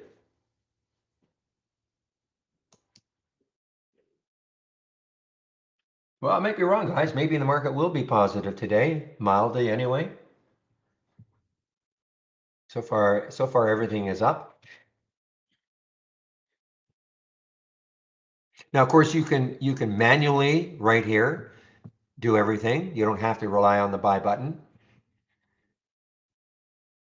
So if I see something, if I click on MEGL as an example, MEGL shows up in the right here. If you hope you can see my Brokerage Plus window. So the symbol will show up. You can pick how many shares you want to trade, the price you want to get in at. You click the buy button and then you send it.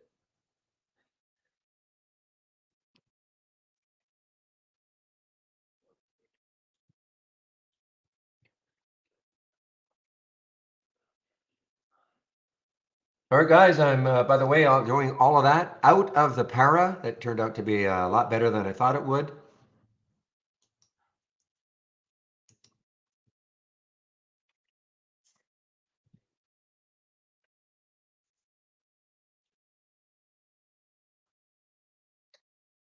Okay, so it just took that trade, guys. It just took the trade. And it took 938 shares because it bought $5,000 worth of stock. at that price. And again, this is not to say that that's what you have to do. We're just trying to make it simple, clicking on that buy button. When you get used to using trade ideas, you can of course assign, a different setup, if you will, to the buy button. But right now, this is what we're trying to make it easy, especially if you're new, just to show you what you can do. If I wanted to get out of this trade right now, I could flatten it. That's what flatten does. If I want to get out of half my position, or I could double my positions. These are just some hotkeys that we've got for you here.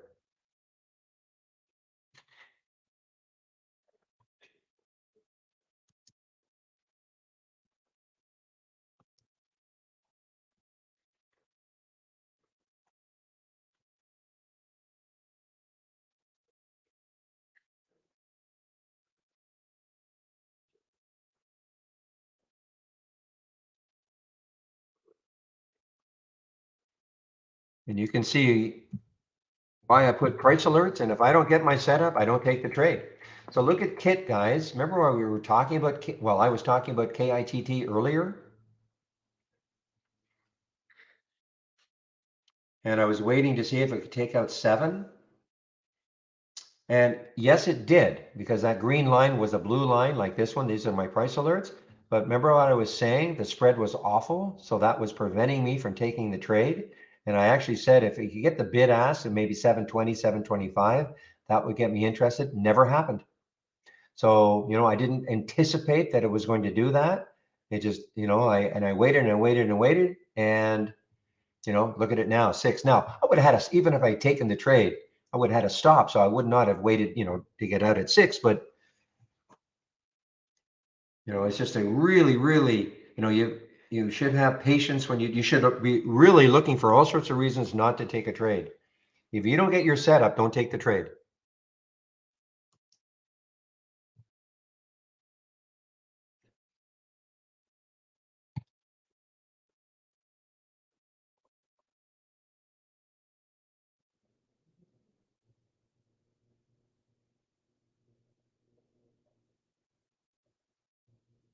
So yeah, I see some question was how many dollars did Zach make on the, we don't talk about how much we make in a trade, how many shares we take and all that in this room, okay? Just to let you know.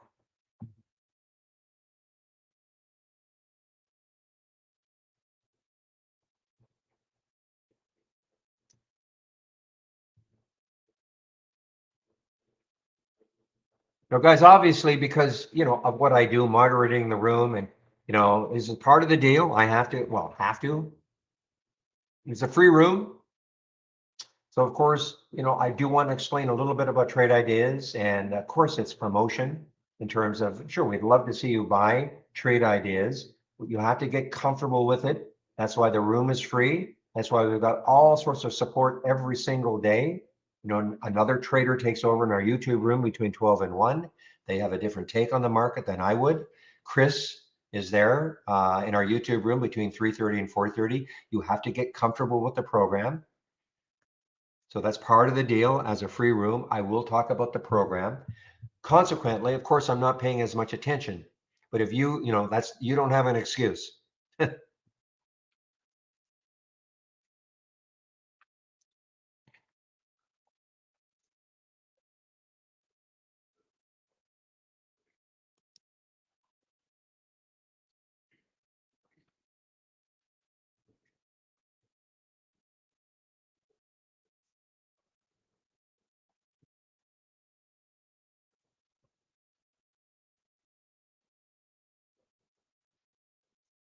Now, speaking about pullback buys, I mean, a lot of people love to play pullbacks. Okay.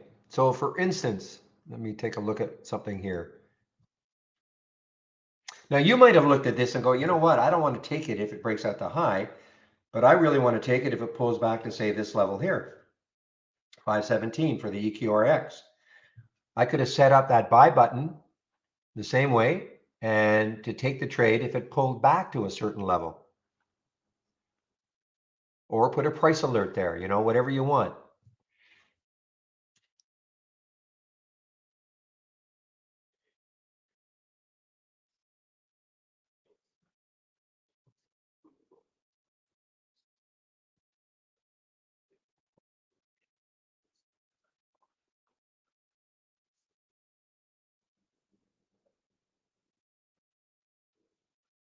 And I am not a big pullback player. And, that's one of the aspects of when you're learning to trade, you have to figure out a trading plan for yourself. You have to figure out what you like to see. Now, when you're starting out, you don't know. I get it. I mean, we talk about having a trading plan, and that's part of it. Like, what do you think you like to see? I didn't know right off the bat that I wanted to be a momentum trader. I like to see stocks near the highs or lows of the day.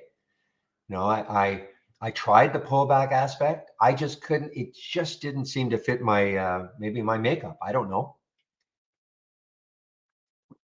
So I decided, but it wasn't like overnight. It probably took.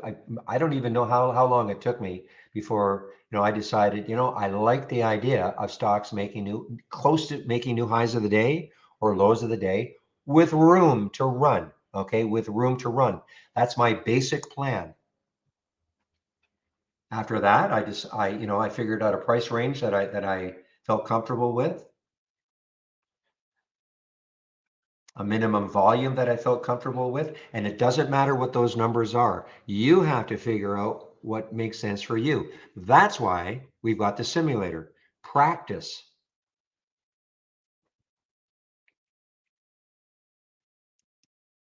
Michael Noss in the YouTube room yesterday, that's all he talks about really. And some people ask him, well, what's your trading plan? Can I have it? And he flat out said, no, you can't just mirror somebody's trading plan. Okay. I mean, you have to figure out, and this is why you've got to practice trading. What makes sense to you. And again, you're not going to know in a day, a week, even a month, maybe even a year.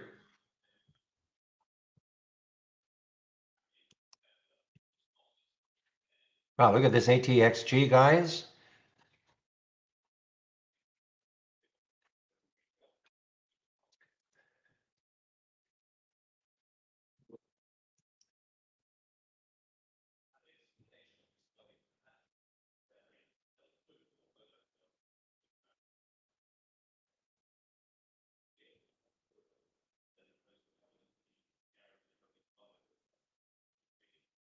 Now, where I think this top list really starts to show its value is in the afternoon.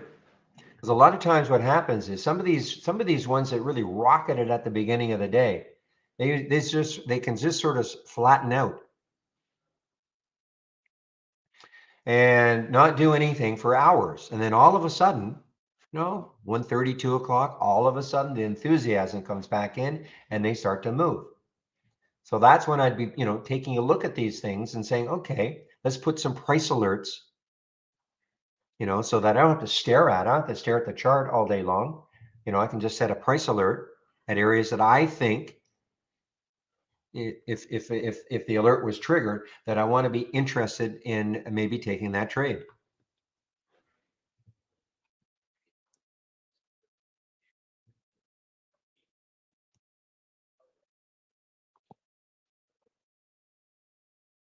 It's not easy, yeah. So I'm just looking at playing bounces and tops are not easy.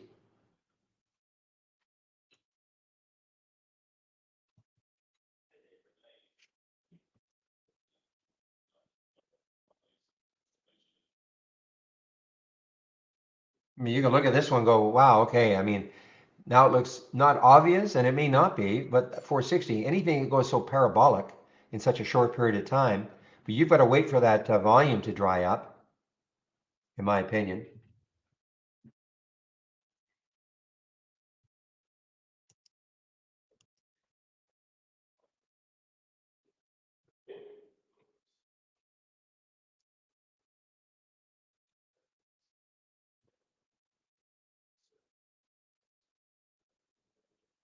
Now, the other thing about the race scan is you don't have to wait for a stock, of course, to win a race before you click on it. You don't have to wait for the race to be over. You start seeing something moving up, click on it, see what's happening.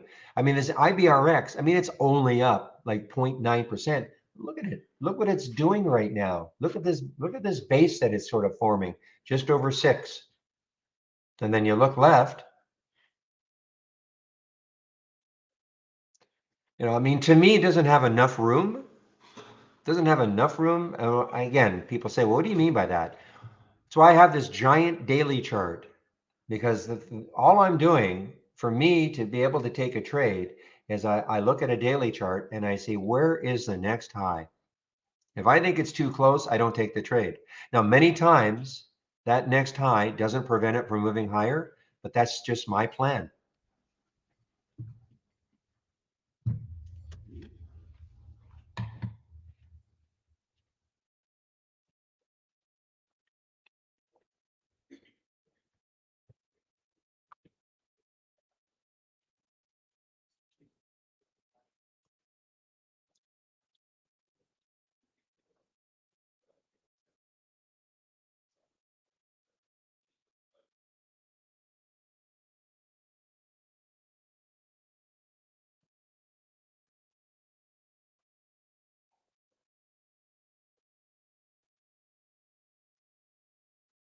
And guys, don't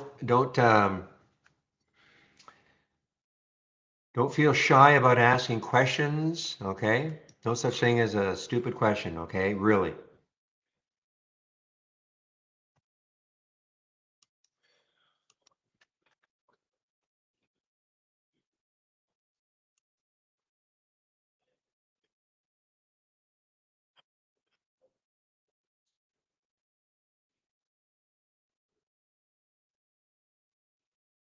Now, the other thing that this top 10 list does is at the end of the day, when the market, now you can keep running this top list. I mean, I actually run this at 6 o'clock Eastern time, okay? But you can take a look at it, say 4 o'clock. But if you want to, look at it at 6 o'clock, that's fine. But you can look at it at 4 o'clock Eastern time, of course, and you can take a look and you can, if some stock has won 15 races and the next one has run 10 and the next one has run 9, you may want to watch those stocks tomorrow.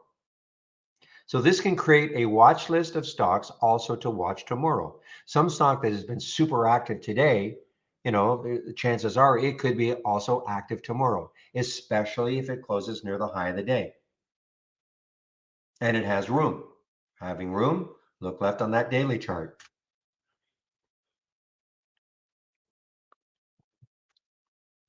So for those of you who are into swing trading, now again, these stocks here are pretty volatile.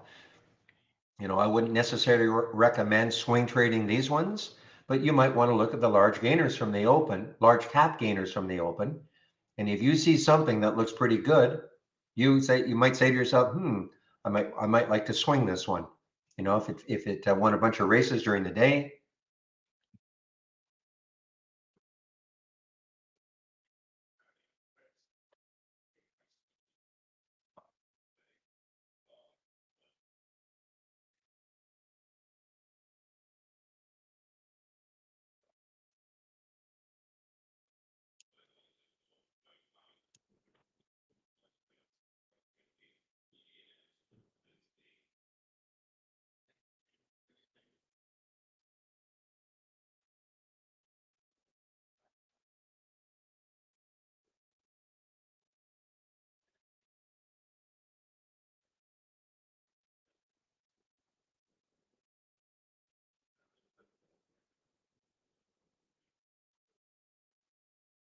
And I'm very selective. I mean, I keep clicking on these to check to see where they could go before they hit the next high on the daily chart. And again, if I think it's too close, I don't take the trade. I don't consider it.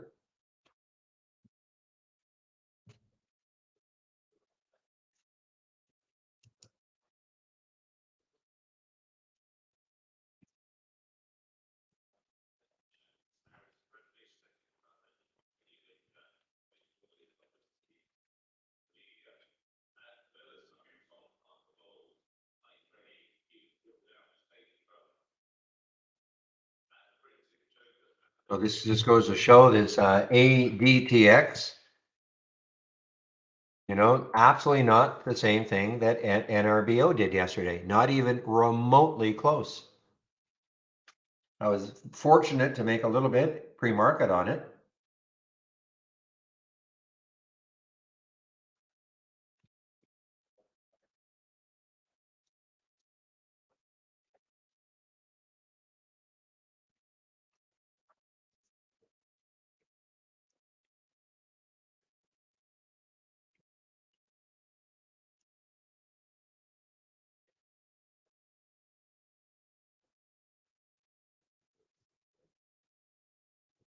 So guys, I'm not in anything right now. I've covered that para short. That was just turned out to be an excellent short, the para. Completely covered it, so I'm not in it anymore.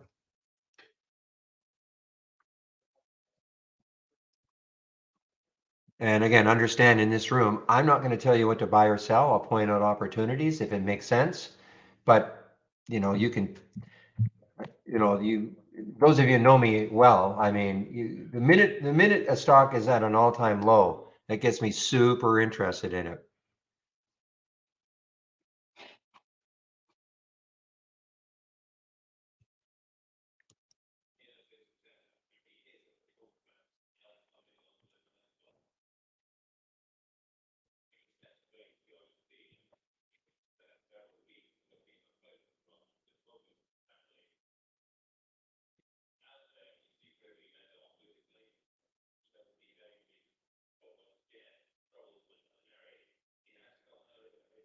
Just to show you how you can use this, the flatten key, EQRX, I'll flatten the trade. I'll get out of the trade. Okay. So what the max P&L and what the today P&L tell me, if, when I was in this trade, most I could have made was 145. I got out at 140. Okay. I like having this distance from the exit price. This tells me how good was my exit. So right now it's telling me it's 3 cents underneath where I exited. So of course that's what you'd want to see. In fact, you want to see a giant negative number. You'd say, oh great, look where I got out, and now look where it is. It's way under where I got out. Now, of course, the flip side is that, and we get this all the time. I get out of my trades too quickly and they keep running. Well, that's why you can, practice trading, maybe only take out half your trade, keep an eye on that distance from the exit price just to see how good your exits are.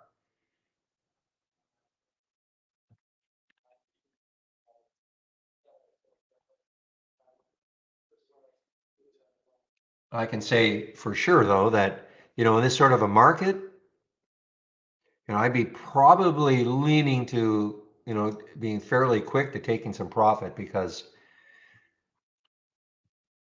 to not beat yourself up too much. Well, look at this ATXG. Is there a reason for this one?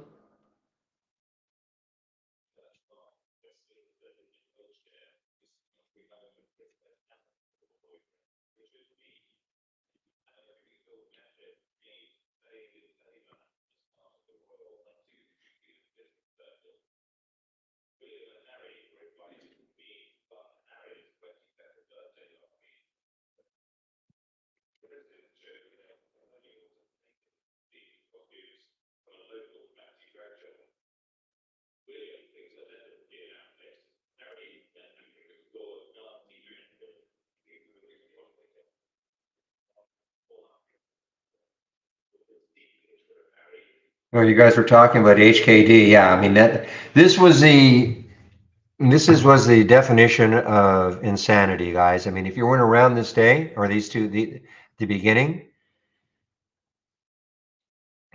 this was an uplisting, right? This was an uplisting from, I don't think this was an IPO. I think this was an uplisting. So it went from the pinks to NAS, or New York, actually New York. And believe it or not, it went from say 18 to $2,570.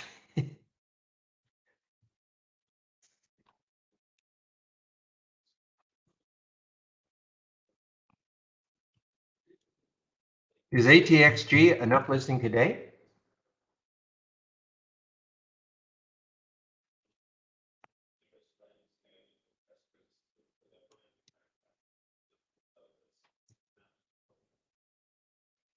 Yeah, that one we know. LNKB hasn't started. Oh, what am I mean? Well, I don't think it started to trade yet, has it? Not yet.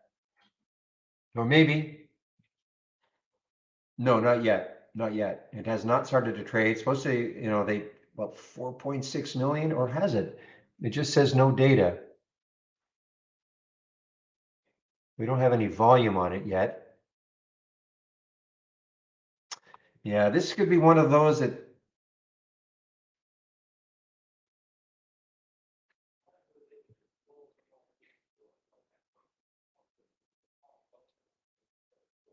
yeah, I don't see any trading in it yet. This is Interactive Brokers.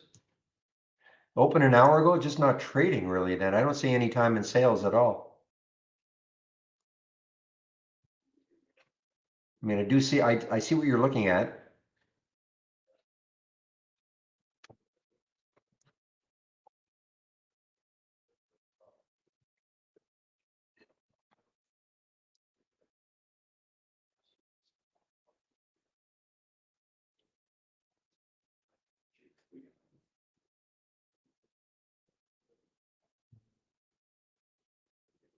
Well, it's a little bit above the uplifting price, 750. That's where it was maybe looking to start trading at. So it's a little bit above that, but you know, ridiculously. We don't have no volume. Anybody know what the volume is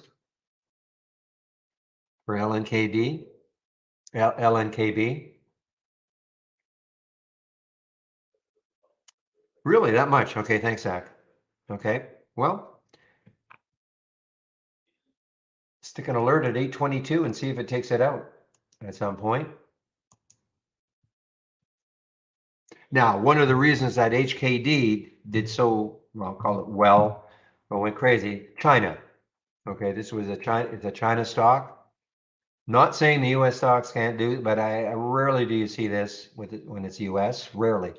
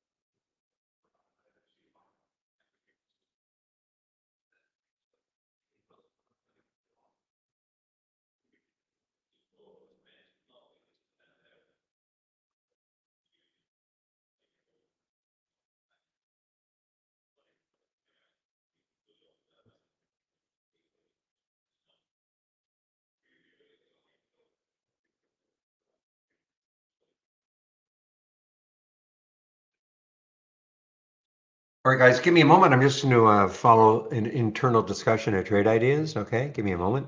I'm going to put myself on mute.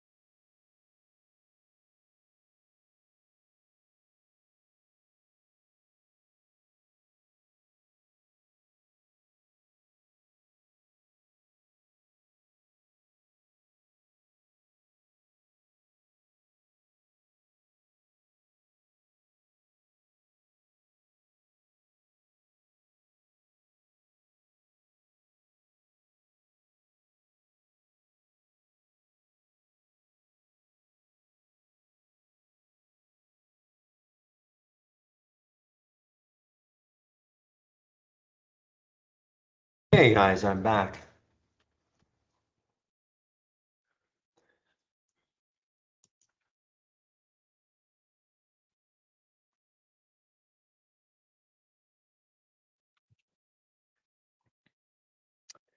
Well, I may be wrong. I mean, the market. I thought at the beginning, there's that first or the 10:15 candle. Looked like that was it, but the market is rallying a little bit, so we may end up positive today.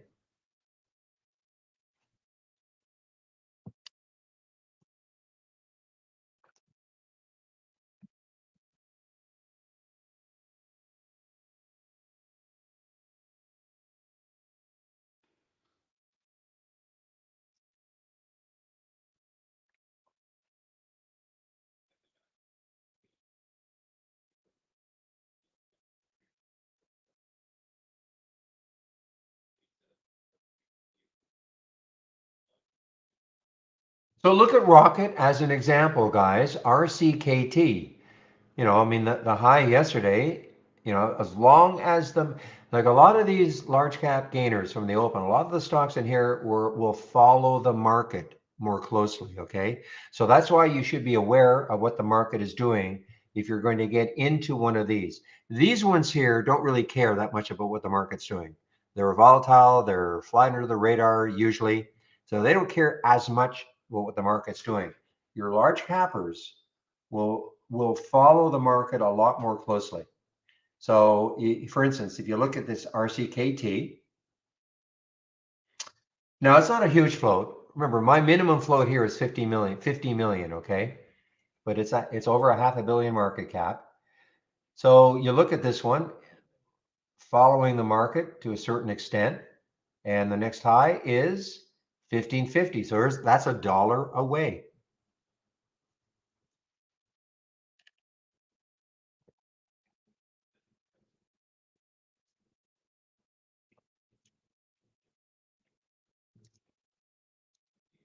Well, I don't know about 3 out of 4. Well, certainly these ones don't. Okay.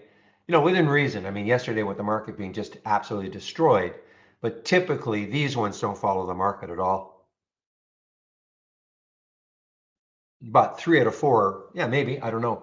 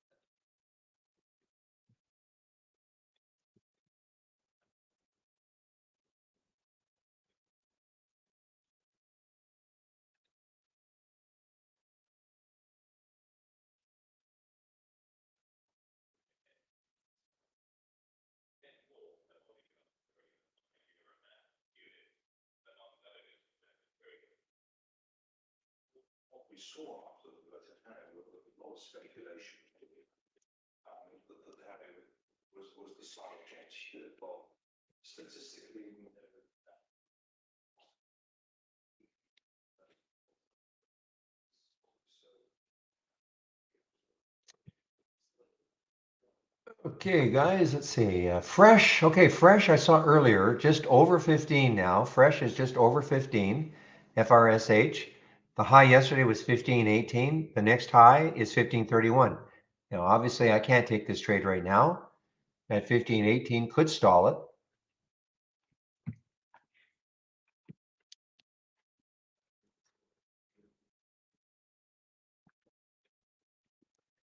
Wow, this VWE, guys, this is wow. I mean, this is just getting clobbered here on earnings. VWE,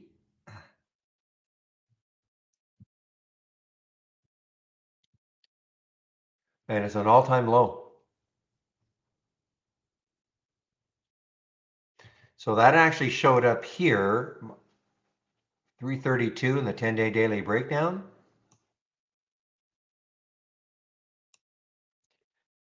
I just didn't think it would have enough movement in it, but from 332 to almost 3, that's a great percentage move.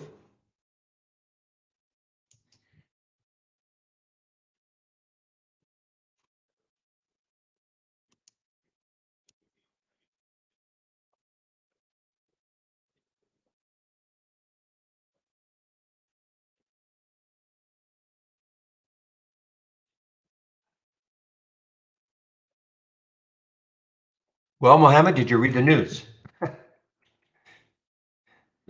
I'll just ask you if you read the news on it.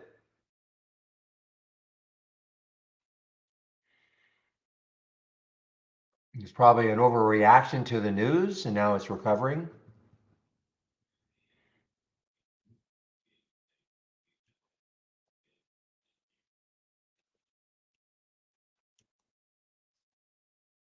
And there's your news. And that was in the pre-market.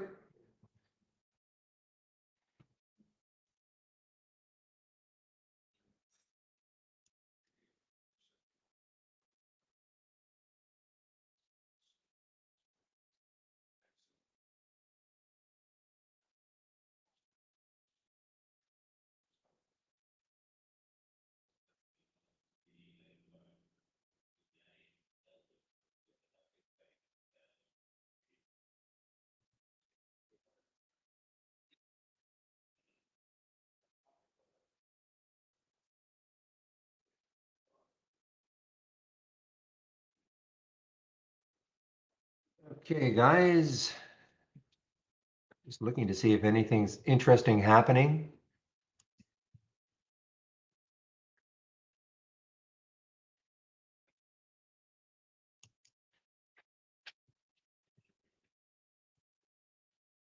This LYL used to see it a little bit more often.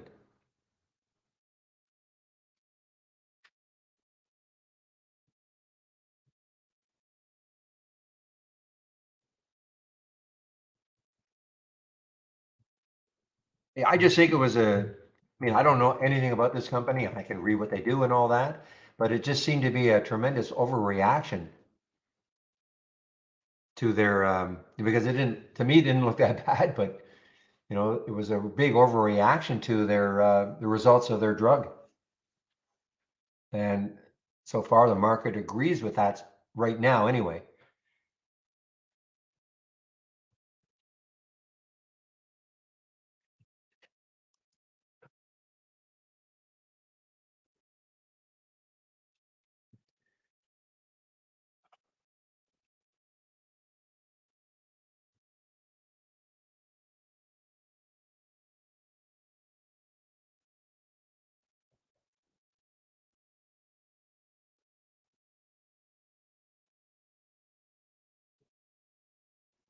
Yeah, so you can create a race also. One of the reasons why for instance, you don't see an alt here or here, okay, is because I'm looking for positive stocks in both. Positive meaning up at least 2% from yesterday's close. Okay. Now, if you take that filter out, then you will see stocks like an alt. Okay, as an example.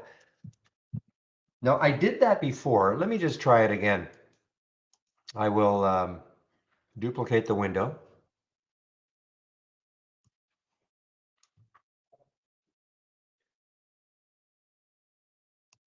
and I'll open the top list, and I'll take this out.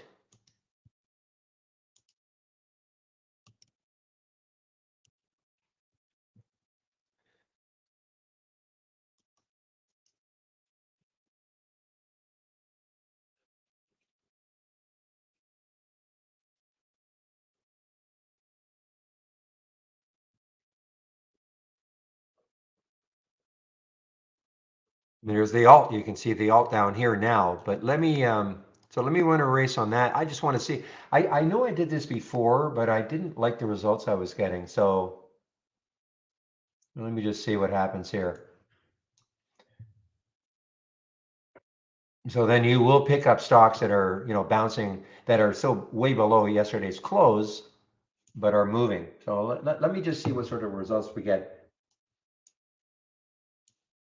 I think one of the reasons I got rid of it is because in the early days of the races, if you had two races, this was really, really slow. Now they've made some tremendous improvements. So I think that was the reason I got rid of this, because it was slowing, because this is the race I really wanted to see. And I think when I had this one up and running, it really got slow, but they've made some tremendous improvements. And so that's not the case anymore. So I'll keep an eye on this. So this is again the biggest gainers from the open, but they don't have to be up 2% from yesterday's close. And I'll just check to see what's happening. If that's the case, I may change this one.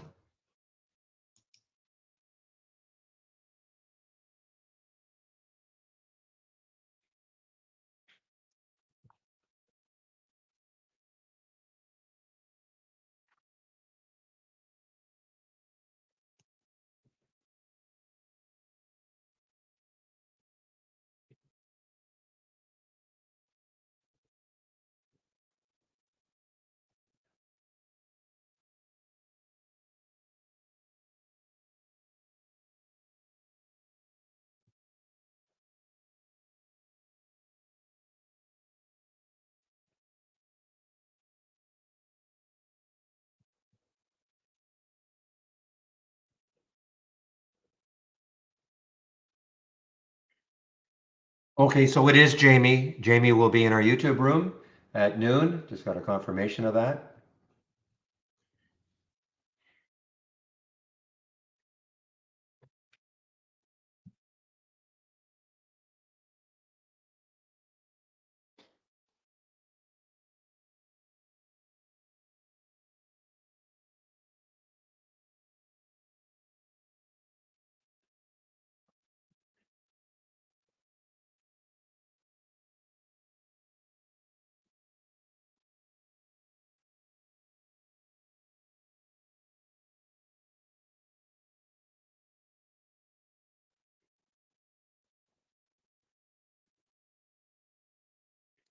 Okay, so Roger, I mean, there is a way.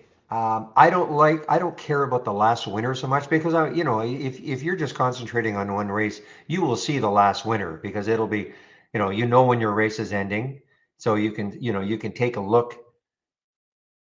toward, as your race is starting to get to near the end, you'll see what the last winner is. But if I right click it, if I click on show all winners, okay, I think this probably shows the last winner, maybe. Okay.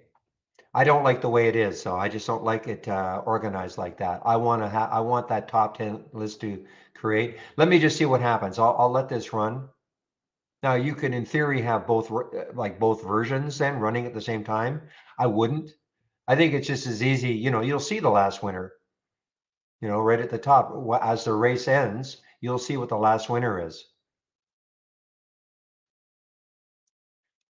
But I admit I don't know where the last winner shows up on this list. I'll wait for this race to be over and see what happens.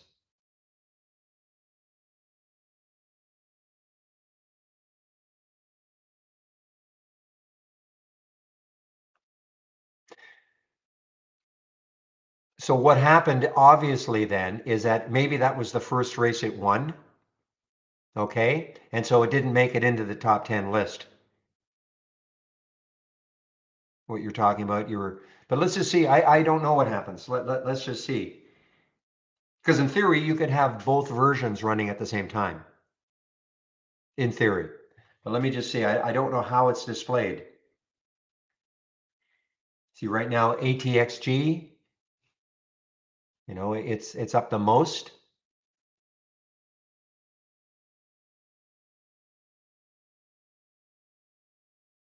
But see how it disappeared now? So let's say 14 seconds, 13. So I'll just see what it looks like.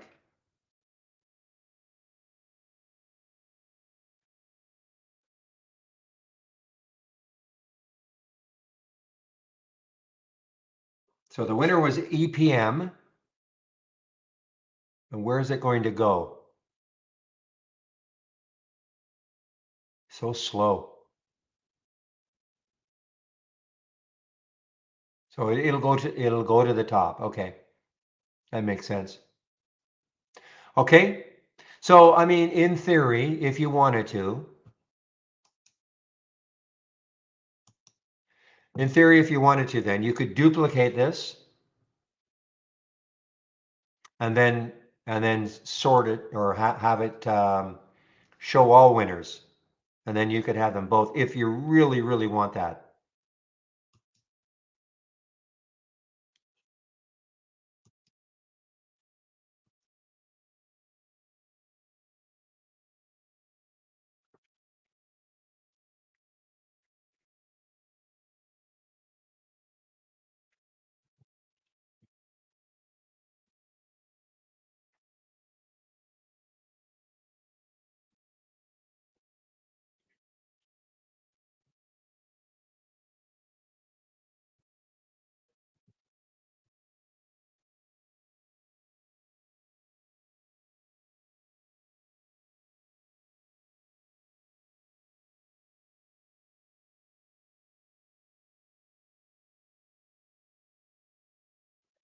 I didn't see, was that the first race it won, CPRX?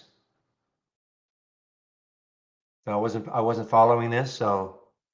Well, again, it won't bump out any other one that won one race. If CPRX won the last race, it's not going to bump out any of the other ones that have won one race. It'll have to, it'll only bump one of these out if it wins another race.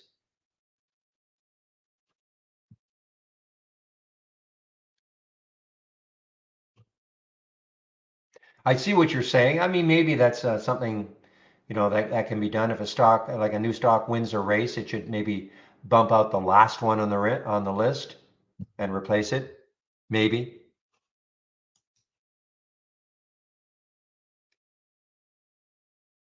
Yeah, no kidding. Whippy Kit coming back. It is whippy though. Boy, oh boy, is it whippy. So it's getting back up to that 7 level.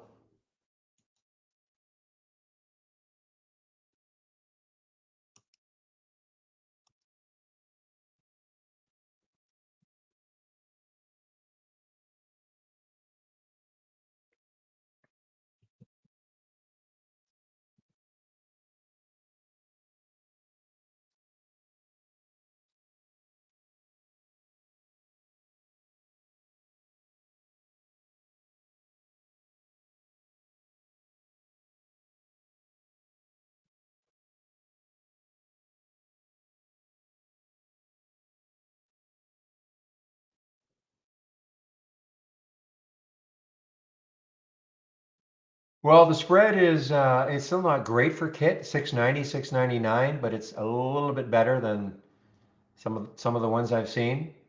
So again, I'll stick an alert around 720, see if it takes that out, and see if the spread is decent at that level.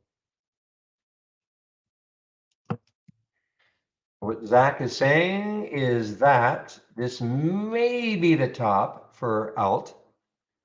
And if it gets to 1575, that could cause it to slip on that banana peel all the way back. Well, who knows where it's going to go. That's what he's saying, if you're wondering.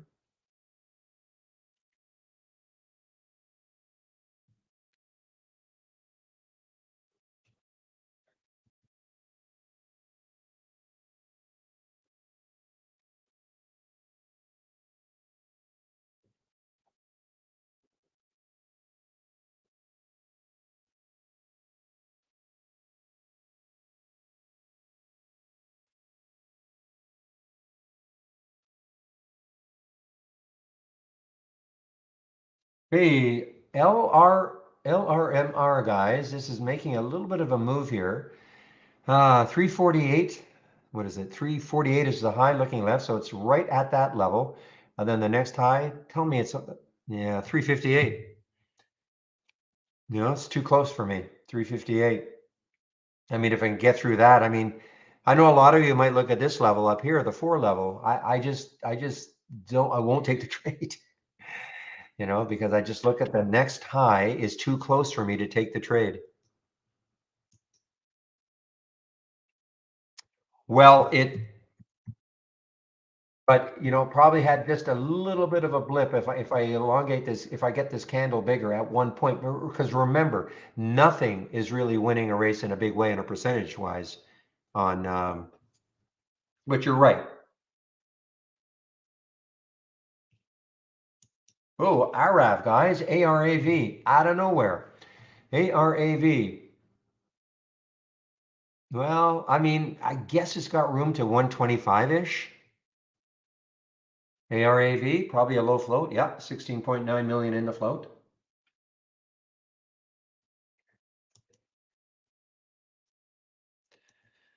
What I really like about the race scan is like on ARAV, didn't see this all day. Okay. Now, granted, a lot of it is because I have a minimum of $1 in here. So I probably would have seen this, when it made the move from 90 cents to a dollar on that candle. But what can happen is out of nowhere, a stock that's not on your top 10 list, out of absolutely nowhere, some stock can start to move and you'll see it, making its way to the top of the leaderboard. Click on it. More than likely, you're going to see some stock that out of nowhere has all of a sudden got some volume. I think that the race scan is a great hybrid between an alert window and a top list window. I mean, the top list windows were awesome in that, okay, there's a bunch of stocks that I like to keep track of, but how do I really trade? Like, how am I going to know if they're moving? And that's what the race does. It gives you a real-time alert as a stock is moving in your list. Now, you can also, if you want, you can also create a watch list of only stocks that you want to follow and create a race from it. So maybe you've got a basket of, I don't know, 20 or 30 stocks that you like to follow. You could create a race based on just those stocks.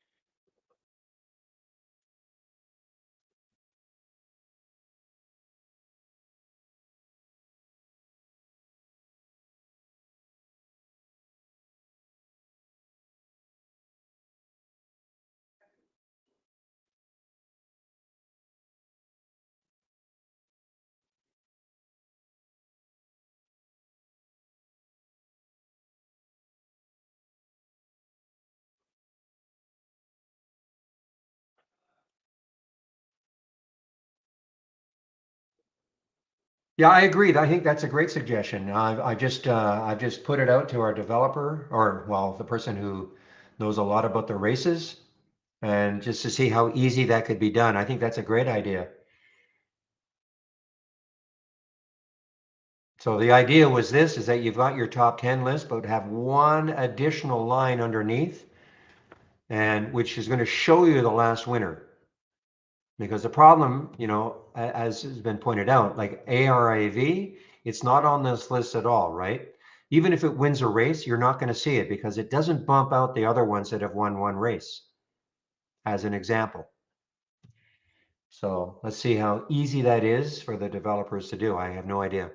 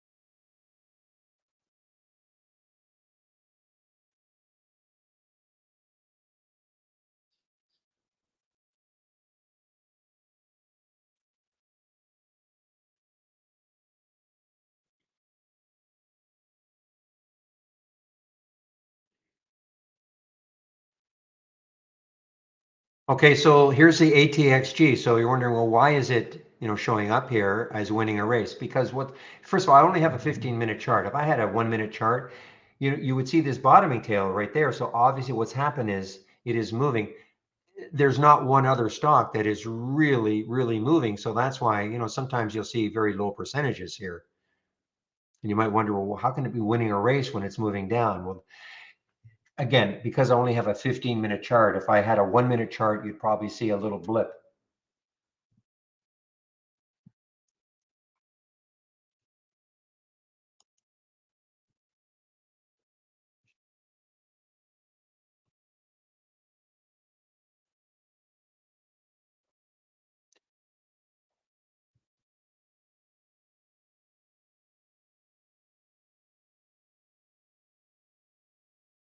Boy, there's an alarmer, guys.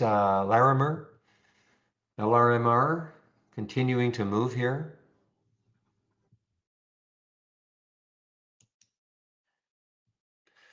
Boy, I haven't seen this one for a long time. This is this Vancouver company that makes kind of the weird looking electric car. I don't know if they've been able to release their sports car yet. I don't know these guys. I've met them at a car show in Vancouver, but boy, really done nothing for a long time solo.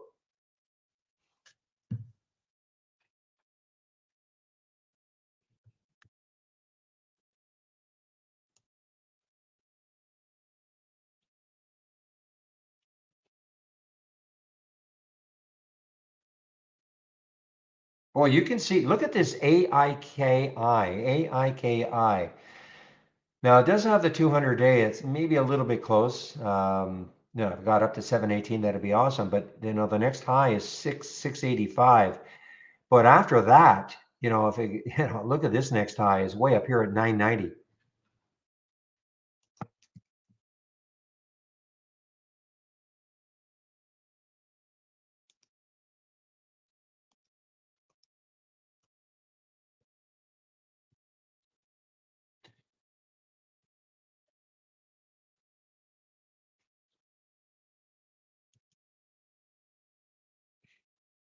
Well, it is dying from the 1575 level though. Just not in a huge way, but that's what Zach said. The 1575 level was the banana zone.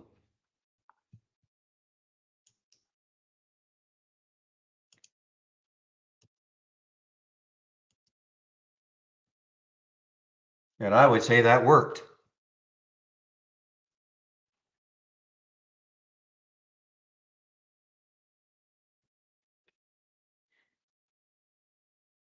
Thank you, Zach.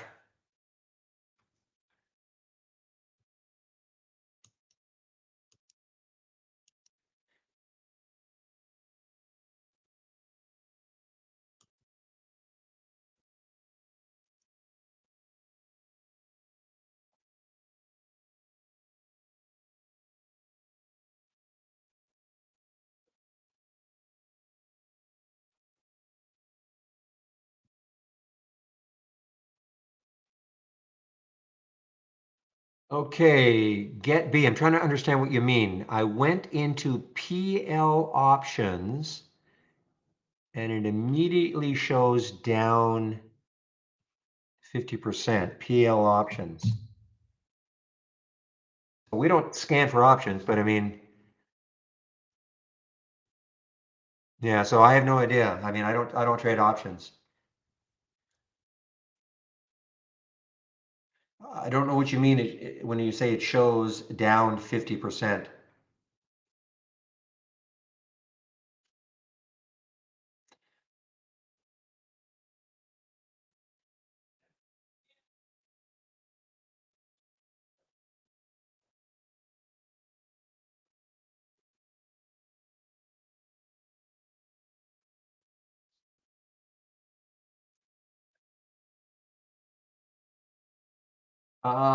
Retired Fido. I don't know what you mean. I mean, you're talking about the toolbar? The toolbar is up here, and there's really not much I can do. But why don't you just take why don't you just take it and put it on your own screen?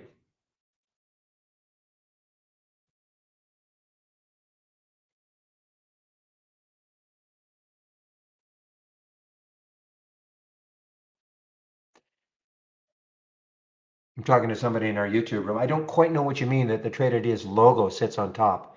I don't know what you mean. You're talking about when you look at my screen?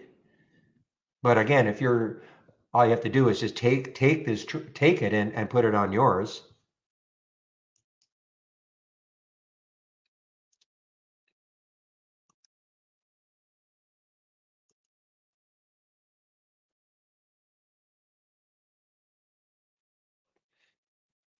I need a little more information, retired Fido. I don't quite know what you mean.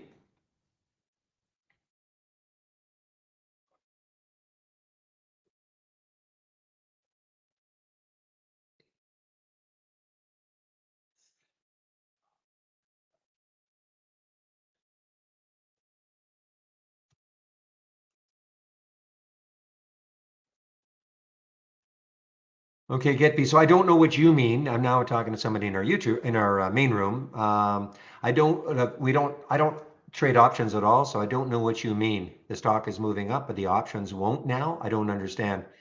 I mean, if that's the case, I don't trade options at all. Maybe an option trader, if the question is, I went into PL options, PL, Planet Lab, and it immediately shows down 50%. So you got me there.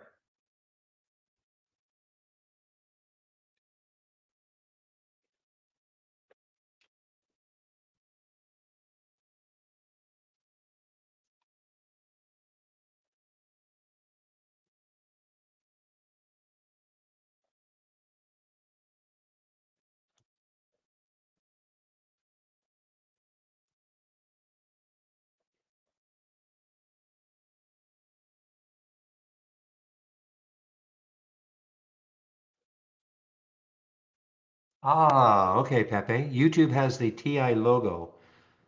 Well, the other thing is, you know, just take the scan so you can put it on your screen. But let me just take, I'll have to see what it looks like. Oh, I see what you're saying.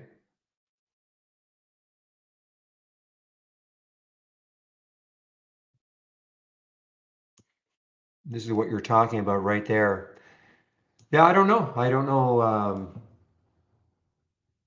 But I would just take the scan then, of course. So you don't have to worry about that. Remember, this is just a display stuff. I mean, it's not meant for you to, necessarily trade on what you're seeing here. And if you have the program, then all I would do is make sure you've got it on your screen so that logo doesn't cover it up. I don't know how to remove that. I'd have to ask. I have no idea how to remove it.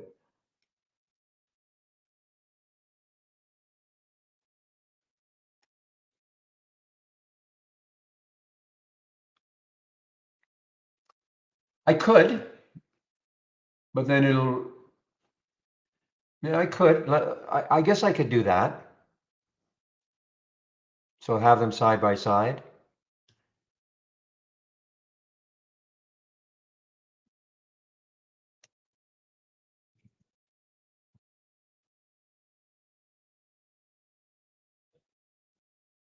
Okay, I guess that solves that. Thank you, Pepe. Let me.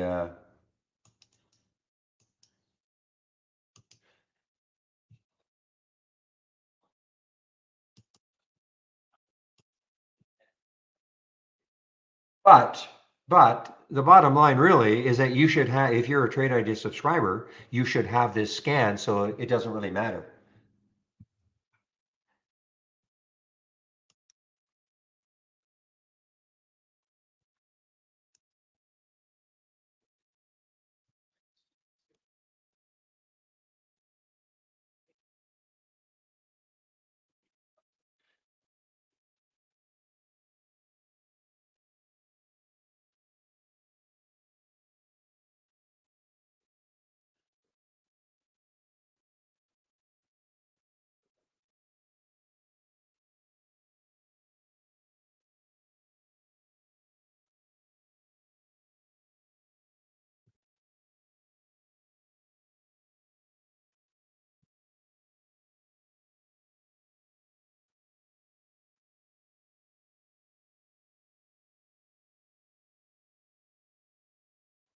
Aha. So I just got confirmation. Now I don't know when, okay, but we will be adding the last winner into the list, okay? So you'll have your top 10 list, but you will see the last winner. I don't know how they're going to show it exactly, but I just got a confirmation.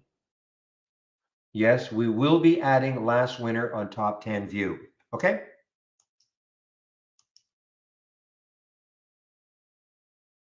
And that's a different answer than, hey, that's not a bad idea. Let's see what we can do, okay? Because it's obviously been brought up before.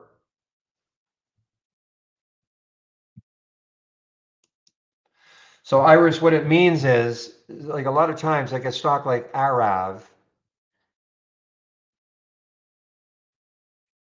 or some stock that has not won a race before, okay, wins a race, but it's only the first race that it's won. It does not supplant any of these because it has to win at least two races before it knocks out the 7, 8, 9, and 10 position. So bottom line is this, is that the stock that wins the last race will show up in addition to the top 10. Okay? That's what that means. And they will be adding it probably in an upcoming build.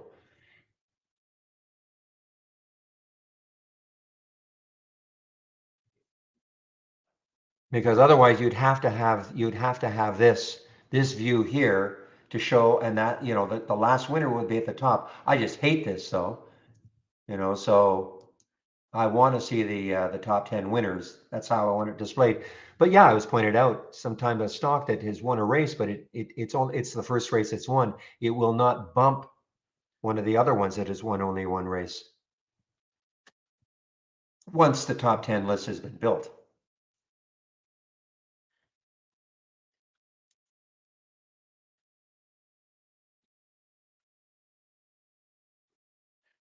Whew. Okay, guys, give me one moment. I'll be right back.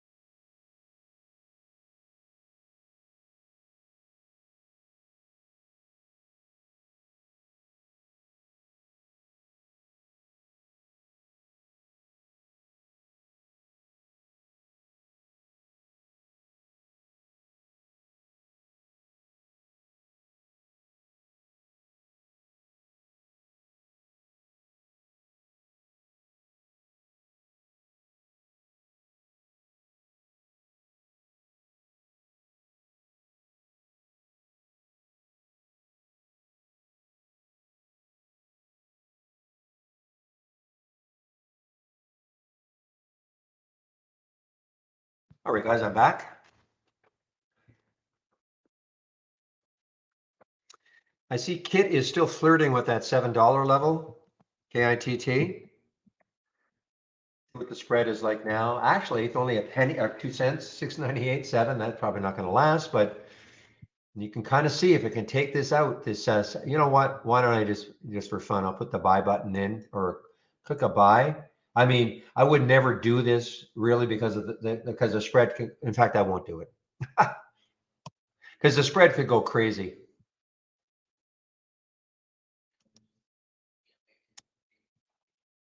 Okay, I'll just get rid of.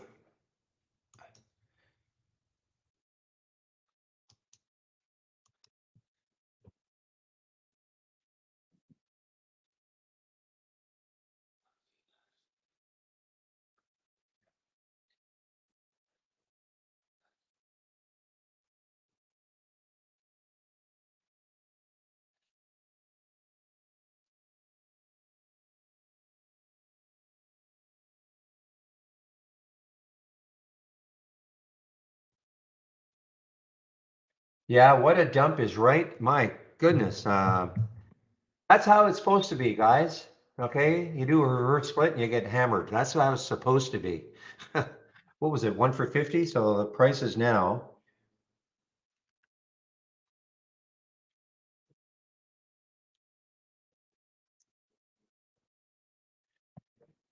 This is 27 cents.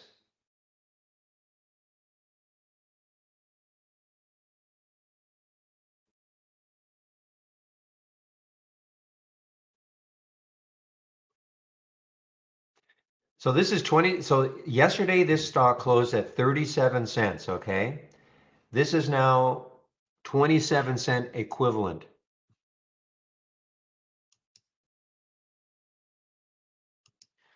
So, just because the other one went crazy yesterday doesn't necessarily mean that the next one is going to, and this one just not even close.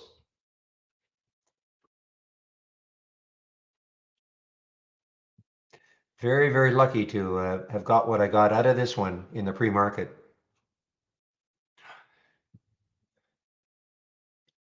I shouldn't say lucky. I mean, I always would have a stop, of course, but not like I would have blindly taken this and then, wandered away for 4 hours.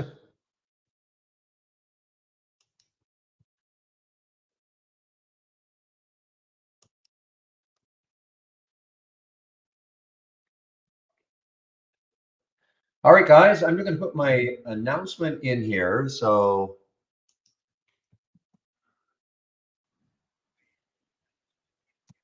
on a break, just waiting for Jamie to show up. Hello, Barry.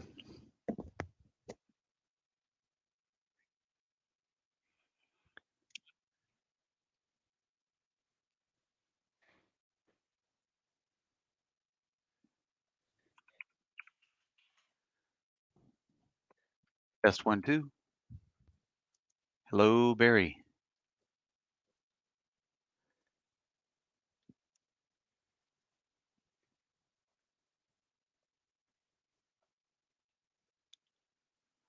Hello, Barry. Yeah, Jamie, I had the site on mute. You were here early. Jamie. Hi, Barry. Hi, Jamie. Why, yes, I am approximately 3 minutes early. 3 minutes early. Yeah, usually, yeah, about 3 minutes before is when I unmute the site. So you caught me there. Gotcha. Well, my friend, are you ready to take over? Sure, why not? Okay. Do you have to leave early? I do not. Okay, so I'll probably show up at about 5 too, and maybe we'll have a little chit chat and see how you did. See if you unearth any gems in the hour that I'm on my break. That sounds fantastic. Now, let's see. Kit is poised. Yeah, It'll be interesting to uh, see if that one pops highs. I'm just looking at that kit. Yeah, over about 720 to see if it can get. Yeah, it's just flirting with that as I call it seven with that seven level. And if you follow this at all today, the spread can get really crazy on it. So that's why I'm holding out for maybe a 720 on the bid, 725 on the ask, and see if it gets there, and then see if that high of yesterday attracts more traders. I just put a stop order in on a small share amount. Hmm. So if it busts a new high, it'll automatically get me in a small lot, and then we'll see what happens. All right. Okay, Okay, my James. friend, let me grab the screen here. Where'd you go, screen? Let's see.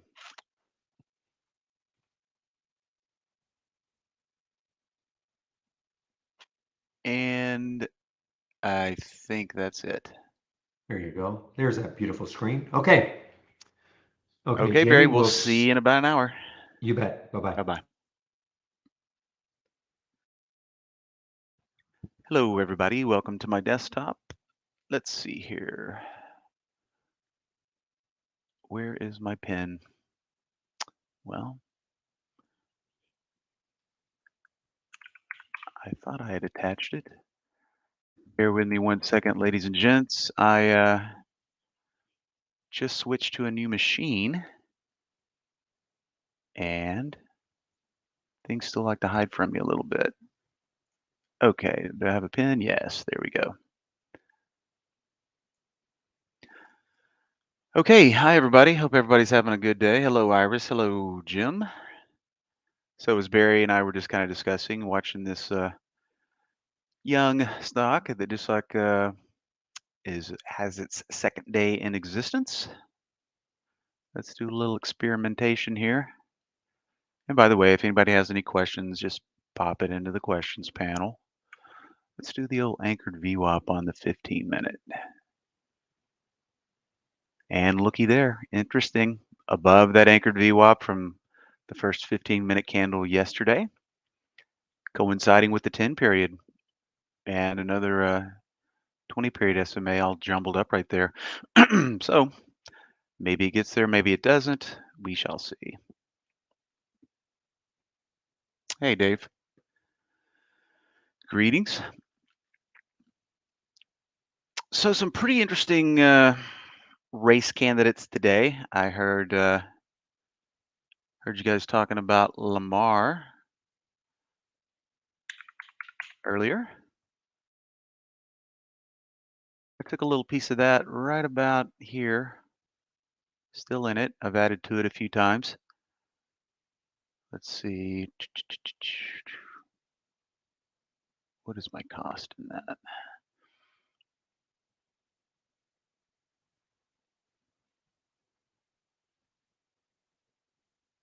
Yeah, so my average cost is about right there.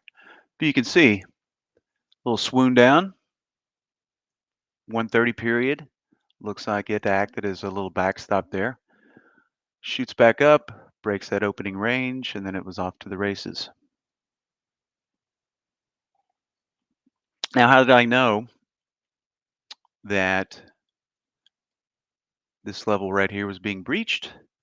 Because LRMR was an early race winner.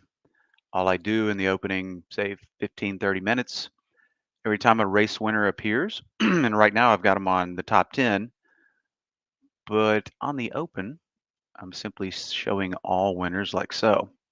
So anytime a race, stock wins a race, I click on it, I click on my liked symbol list, it automatically adds it.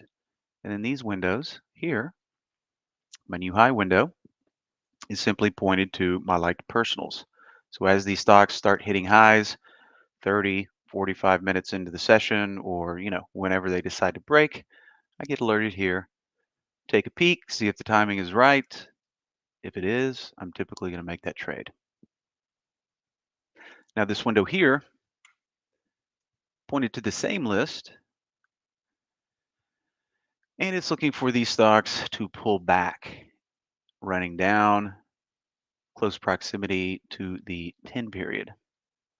Not a lot of these today. Kit did it earlier in the day.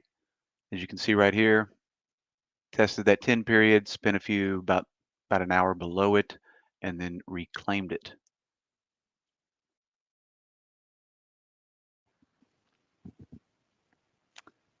SPRC, once again, observation during the candle to see if it holds it or closes. In this case, it did not hold it. But typically, if we get a good close, that's a good sign that the pullback is in, and you might want to take a pop at it long.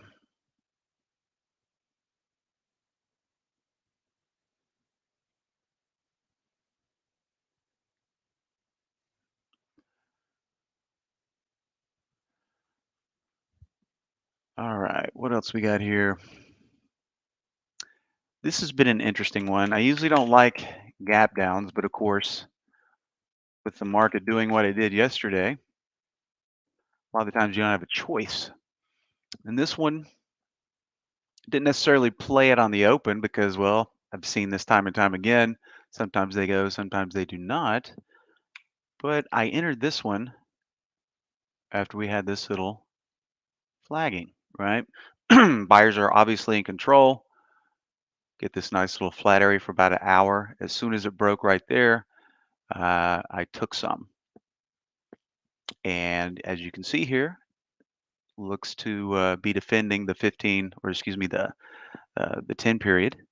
So we'll see what happens. It's been really strong. Thing is spready though, but got a little room to let it wiggle, and we'll see how the close shapes up. All right, looks like Lamar is doing its thing again. Yay. Always like to see that. And if I just pull my weekly over here,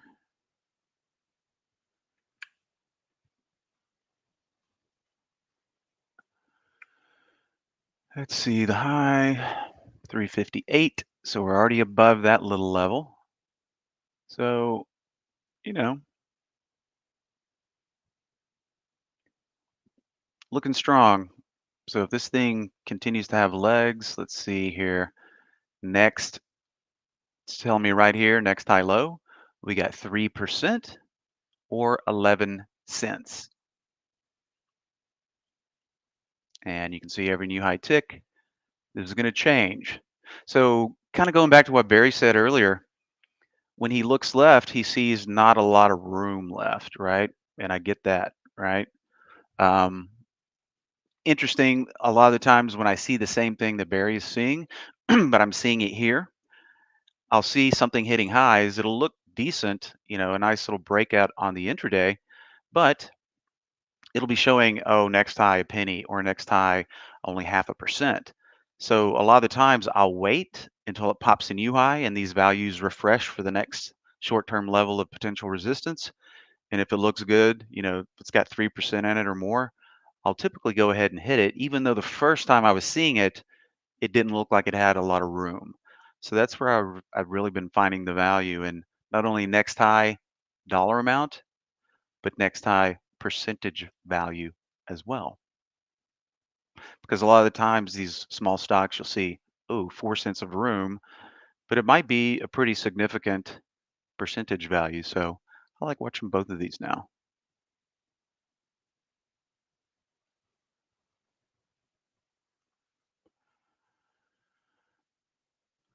All right, good little crowd in here. If you are new and you maybe have started using trade ideas from the prior test drive, well, welcome.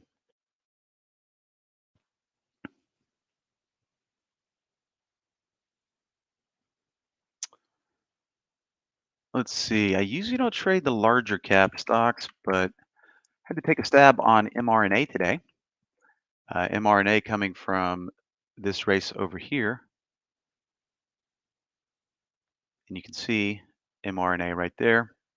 But if we quickly scan through a lot of these or some of these, TWLO, not too shabby at all from that opening 45-minute range break there. But what caught my eye on mRNA is simply this consolidation pattern right here. Tried once, took a little back off. Once I saw it popping these highs again, went ahead and took a little bit. Working so far. We shall see.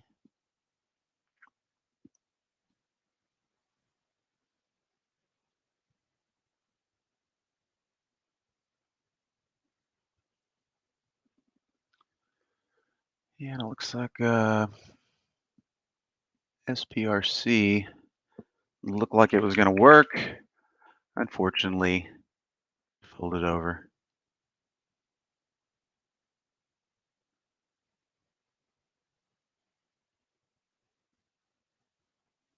Volume's still pretty good, 86 on the relative side, 45 times normal on the 5-minute, but the sellers came in and took control. What I liked about this one on the open was if you check out the 5-minute over here, you get a nice little pop above that pre-market high off to the races, but sellers got it in the end. Pretty much a scratch on that one.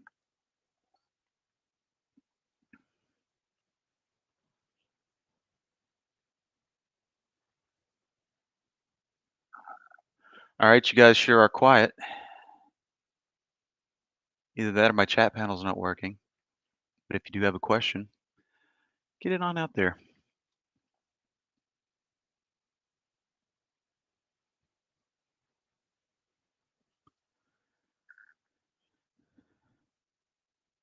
It's pretty funny listening to the speech to text try to pronounce this.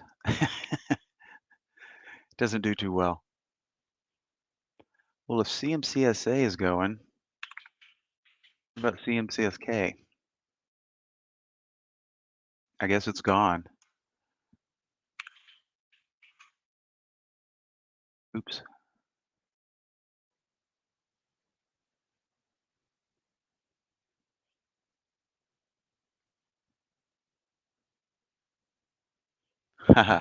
Alrighty, Jim. Well, let's see what else we might have going on here. Scan my blotter. Another one just kind of waiting to see what happens on this fro. Obviously a nice run on the open. We got the flagging right now. The 10 period seems to be the defining moving average thus far.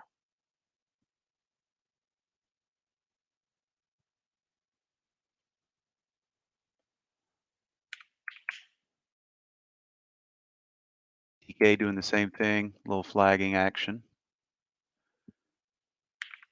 A lot of energy names hitting the races this morning.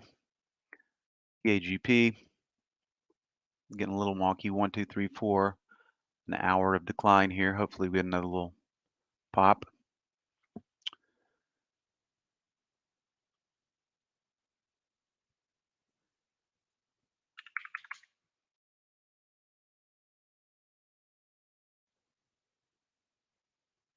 Another rechargeable battery stock. Taking its time as well. Decent volume on the relative side. Decent volume on the 5-minute.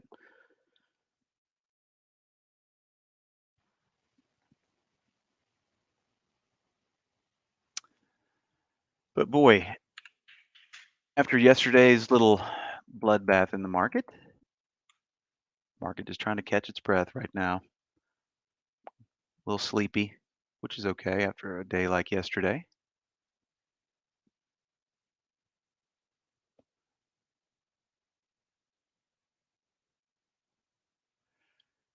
Should make for an interesting Thursday and Friday for sure.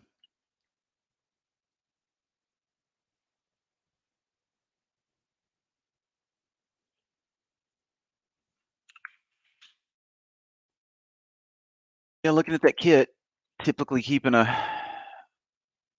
20-cent spread almost. 676, 693.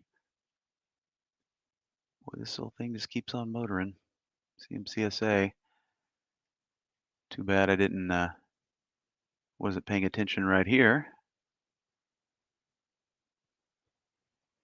But a whopping 20-cent move thus far, but in a larger cap stock nonetheless.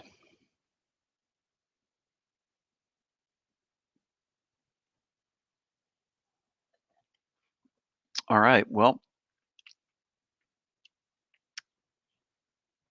we've got a couple of the 10 period daily touches from the Market Explorer 10 period SMA.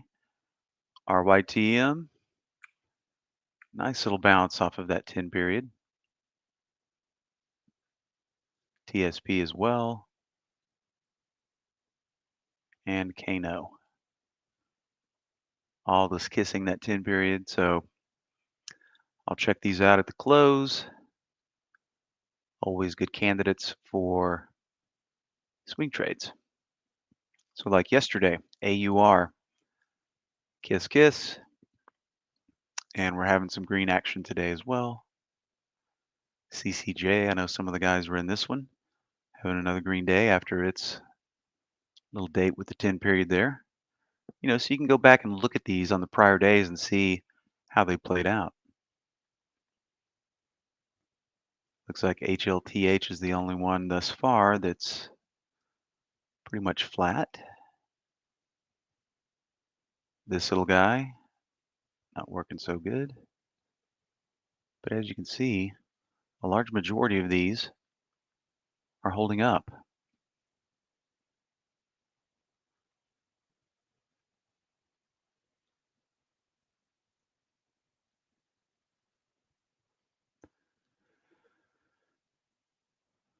Must be is that a SPAC? Nope.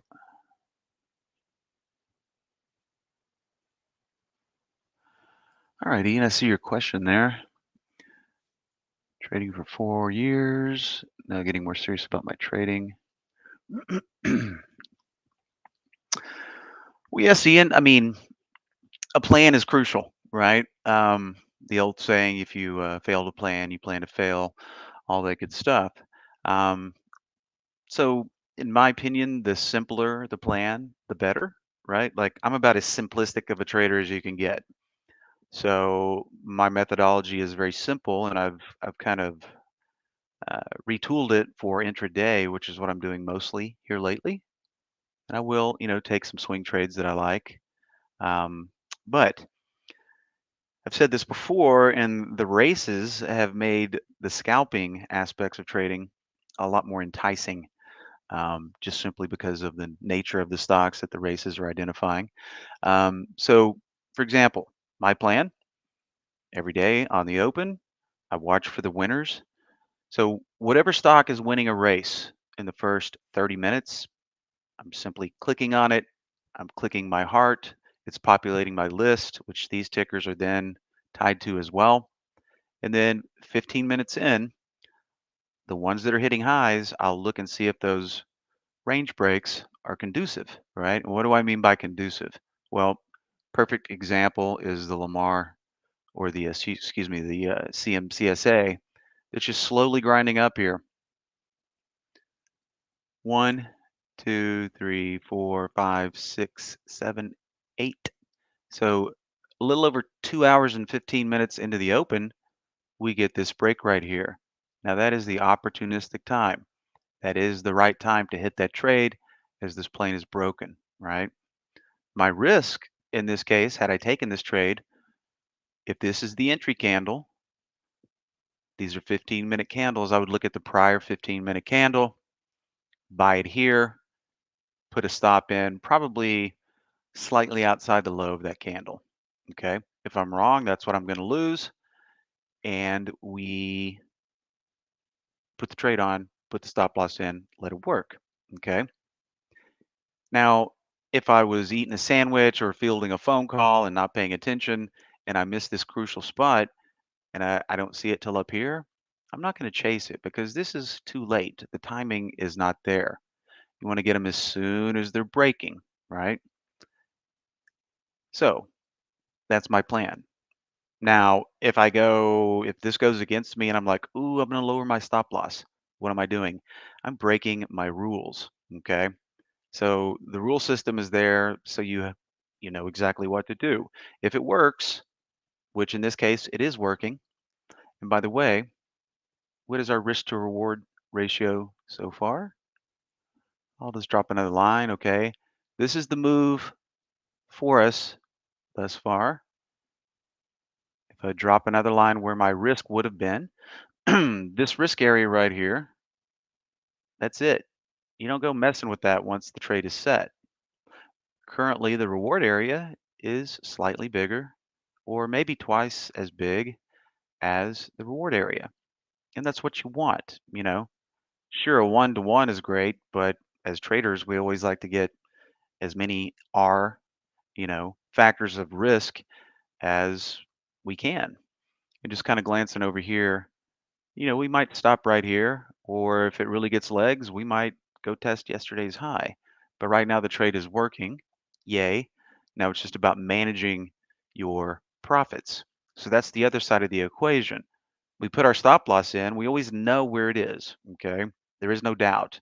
It's not a get it on the blotter. Oh, if it gets negative, then I'll figure out what to do. That's a recipe for disaster, right? Everything is pre-planned. You see the setup. Is the timing appropriate? Yes. You hit the trade, put your stop loss in, you see what happens. Now, for example, let's say, okay, well, we think it might run into a little resistance based on what we're seeing on the daily here. And I'm up nicely. Okay, now what? Do we take all of our profit? Well, it looks pretty strong. Might keep going. I'd sure hate to sell it and have it keep going. But the remedy for that is to do a little bit of both. Okay, I'm going to close out half, book this nice profit that I have going right now. And instead of keeping my old stop loss, I'll set the remainder to break even. So I've just ensured a winning trade. I'm going to take the money on half. I'm going to reset my stop loss on the remaining half to a break even level. If it keeps going, I make more money. If it rolls back over and stops me out for a flat on the second half, I still made money on the first half. It's a very simple methodology. Everything from finding the stocks that I want to watch and add to my list to where do I make my entries and where do I put my stop loss. Everything is predefined. All I have to do is follow the rules, right? So that's my rule set. Now, everybody's going to be a little bit different, right? But as long as you have a rule set in place and you don't chase things and you follow your rule set, that's the key, right? Trading is 90 something percent mental, right? The mental aspect is the hardest part of trading. And to your second point there on the journaling, yeah, because you are going to make mistakes. You're going to break your rules from time to time. We all do, okay? But if you're journaling and you go back and look, okay, yesterday I lost X amount of dollars. Had I not broken my rules, I would have been flat, maybe up a smidge, right? So, yeah, it's very important to journal, especially when you're new, because you're holding yourself accountable. You can go back and see what you did wrong on a daily basis. And through repetition, hopefully over time, you make less and less mistakes. You break your rules less and less. And that is the mental conditioning, right?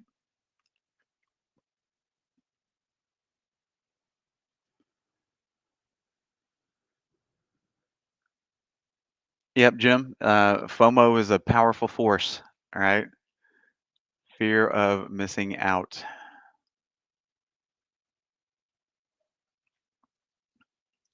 And to your point there, Jim, trading for years, um, I started trading back in 1996. I was a broker for 4 years prior. Um, but just like any other uh, venture you set out on, you can still make mistakes. Having traded for 20 plus years, right? It's just that if you stay in the game that long, you're still going to make mistakes, but hopefully they're going to be quickly remedied. And breaking your rules of your trading plan is a big thing, but not having a trading plan is the biggest thing that most people go wrong with when they're starting out.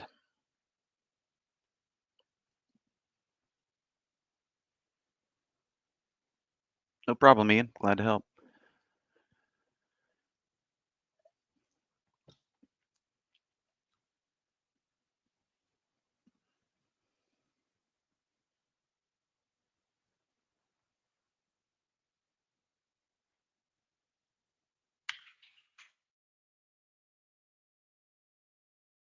Hey, why didn't we all just buy mRNA, right when COVID hit?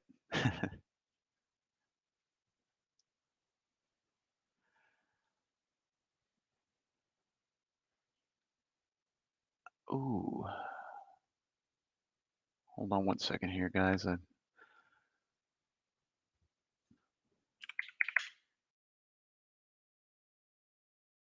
Okay, alt continues to hold up. I could be wrong, but I bet you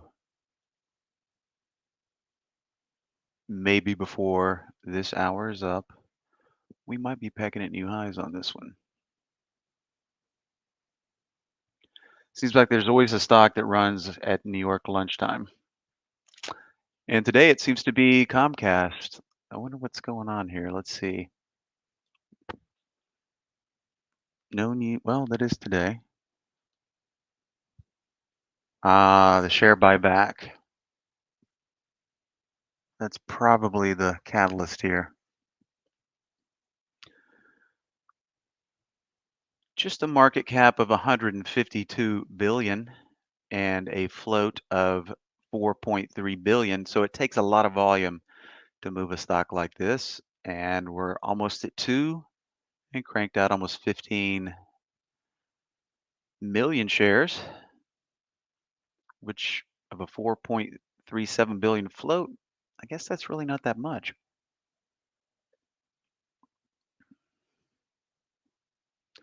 Certainly been taking a shellacking here lately.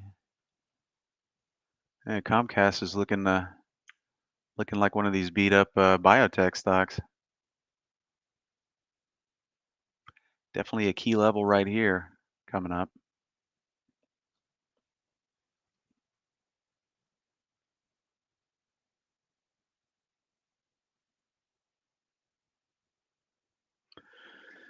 Yeah, and also too, you got to be excited. You got to be excited every day. And as a trader, when you get excited, you're more likely to make a mistake, break your rules. So it's a delicate balancing act. We want the immediate gratification, we want to succeed. So you have to balance all those mental aspects.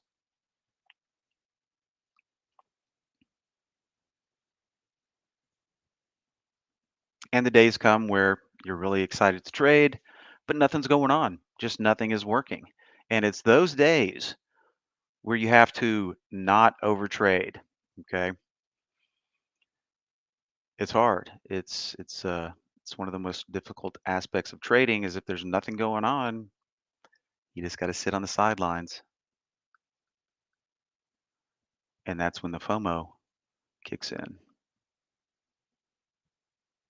But that's why it's great to have a community like the trading room and Barry. It helps keep you leveled out, right? If nothing's going on and nobody else is calling out trades, then it's not just you, right? The community that you interact with on a daily basis is doing the same thing, birds of a feather and all that.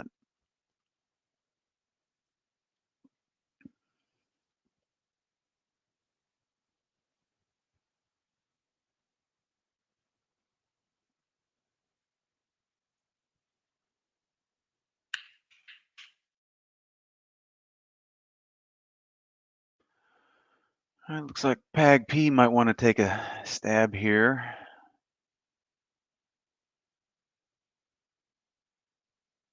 If we get a 97 print, that should do it. The volume's not bad on this little guy. And 5-minute is still kicking pretty good.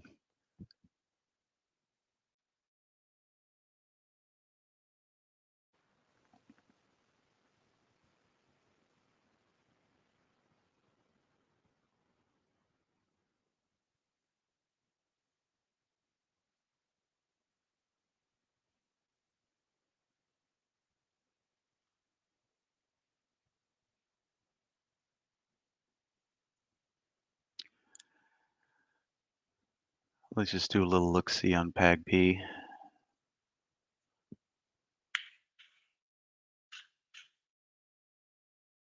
Okay. So notice the last new high was at 10:13, a little over maybe an hour and 13 minutes ago. And of course, it's looking at this level here. So it's like, oh, there is no room. This is it. So it'll be interesting to see if we do get a 97 print, what value it'll show here. And I can try to extrapolate that. Okay, we're through there. So it's looking at this level, which coincides with here. But we're nowhere near all-time highs. So if we get out of this little ditch here, notice way back here. Come on, mouse. There we go.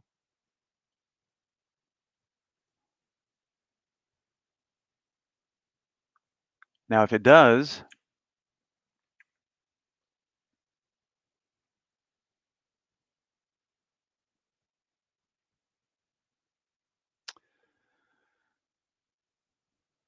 what is the high there? 1290. Interesting. I don't know how that's accurate.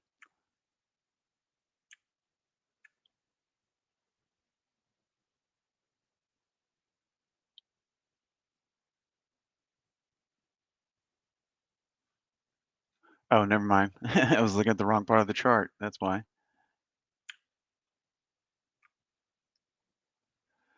All right, we'll see what happens.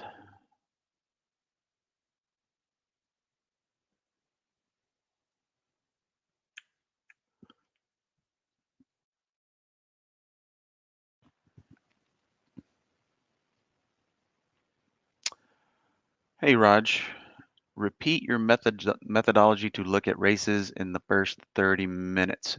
Sure, no problem. Okay, so these are the three main races that I've been watching as of late. I've got a couple of test ones that I'm watching over on another screen, but I'm not taking trades from them. These are my two favorites right here, the 1 minute change and positive change from open. Now, these are both set up, and this one is the large cap, okay? You can see from the stocks that are on it, Oracle, EQT. The only one I'm in today is mRNA. So large caps over here, these are mainly going to be the smaller cap stocks. Now, all of the races, if we go to race setup, we're all looking at, well, 1 minute races, okay? 1 minute races, change in 1 minute, and delta values sort. Same thing over here, except we're looking at change from the open as opposed to 1 minute change and delta value sort. So we're going to get a lot of repeats on these two, but then again, this one's going to have some that this one does not, and vice versa. But they all typically, I can't say with 100%, they're all going to be doing pretty significant volume, but most of the time they are, and that's the added bonus. Volume is not the holy grail, but it can be a very good equalizer. The more, ooh, is alt going and I didn't get an alert? I think we're close here. 1659. Okay, so we're still a dime away. I just saw my P&L going up and I might get that audible alert here shortly. Okay, so getting back to the races here. 1 minute races, even on the big caps, because I like to see those 1 minute winners, right? So when the market opens, my liked symbol list is empty. I clear it out before every open or at the close, whenever. But I go through and I deselect all the ones from today. When the market closes today, I'll remove all the liked symbols. Okay, but this list is empty to start. So ding, ding, ding, the bell opens. I just start watching my races. And every time a stock wins a race, I click on it. And then I come up here and I heart it. I like it. Okay. So after the first 15 minutes or so, since these windows here, this is my new high ticker, it is also pointed to my liked list here. So as I'm liking these things, any of the ones that I've liked, It'll tell me, hey, these are hitting highs, these are hitting highs. Now, in the first 15 minutes, I really don't trade very much. Now, on occasion, watching the pre-market, if it's right on the opening bell and a stock is breaking its nice tight pre-market range, I might go ahead and engage a trade in the first 1, 2, 3, 4, 5 minutes if that pre-market range is decent looking, and I can use it as my stop loss if I'm wrong. Because on the open, you can get some nice runners, but you can get steamrolled pretty quick if you don't have a plan. It's like Mike Tyson always said, everybody has a plan until they get punched in the face, right? So looking at mRNA today, this is the opening candle right here, okay? Notice what it was doing right on the open. Boom, it was breaking that pre-market range. So if you're comfortable using down here as your out and that stock is busting its pre-market range, a lot of times they'll do this, It's just like playing a range break in the regular session, but using the pre-market range as a guide. Now, having said that, I did not take mRNA here. I didn't even see it at that point in time. I wish I would have, because that would have been a nice pop. I am in mRNA, but based on what you see right here, after the market opened, we did this little sideways dance. It popped here. I'd been watching it here. As soon as it cracked that candle body again, I took a little piece. I'm up slightly in it right now, but looks like the 10 period. All right, there's our alt. There's our alt moving again. All right, and popping a new high. And this thing moves quick. By the time you pull it up, you're like, hey, 1660 new high. It's already back down to 1640. That's how crazy this thing moves around. So it goes in these little spurts. But this thing is strong. We'll see what happens when it comes to this little 20 period moving average. This, if we get all the way back up here, it'll be amazing. But that is the 130 lurking up there, the black line, which can also be a very good guide on the 15-minute intraday for levels of support and resistance. Still got a lot of time to go. Okay, so Raj, getting back to the methodology here, I just like all the symbols. Then this alert window starts talking to me, and if the timing is right on the range break or the range that has occurred thus far, could be 15 minutes in, could be 30 minutes in. You know, some of these things happen an hour, 2 hours into the open. You just never know how long they're going to consolidate. But CMCSA was the example that I used earlier. We just saw the mRNA, but CMCSA is another great example because it's set up nicely, and these are the things that I look for. Sellers had control here, then we come all the way back up, and then we break the plane right here. We break that opening range break right here. So if you can catch it right here, that's a beautiful entry. The bottom of the prior 15-minute candle would be my risk. If it doesn't go my way, that's my stop loss. And then if we get the timing right and the pattern is intact and we have volume behind it, well, then this is what we want.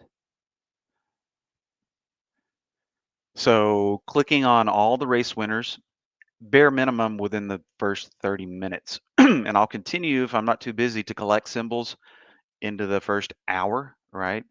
If I collect all the symbols that are winning races in the first hour, that usually generates a pretty decent list. Could be 35 to 50 stocks that I've shrunk my universe down to 30 to 50 stocks versus trying to watch for opening range breaks, with a ticker that's watching the entire market hitting highs. There's just too much information coming through there. So this has really helped me narrow down my universe of things to watch for the pattern that I like, right? 50, 30 stocks versus the entire market. So it's helped me refine my trading style, the races.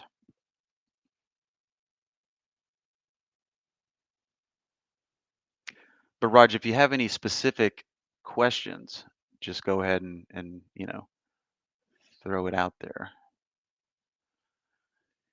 And sure, Iris, I can share the 1 minute race.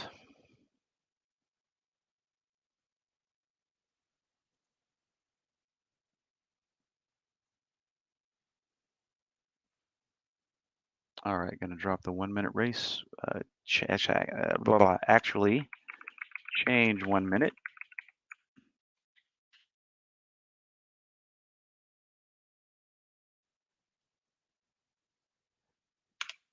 And there is the cloud link.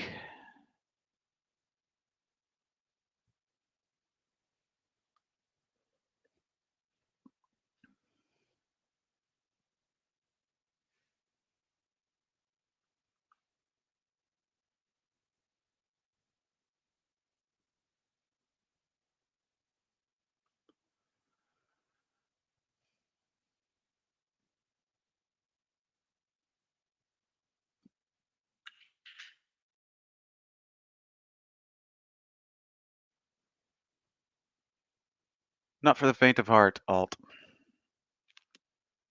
But once again, notice the action that's occurring here.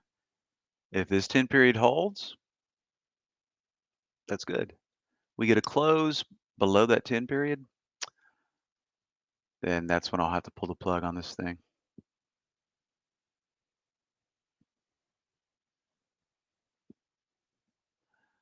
Other than that, not a lot going on at this moment in time.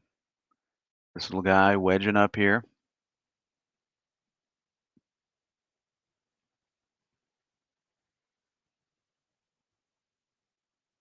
Something's going to happen. Now, is it going to resolve to the upside or the downside? Unknown. If this 10 period holds, I think we might get a pop back to the upper range. Volume at 4 on the relative side and about 40% above normal on the 5 minute. So although it doesn't look like volume is still kicking, still significant.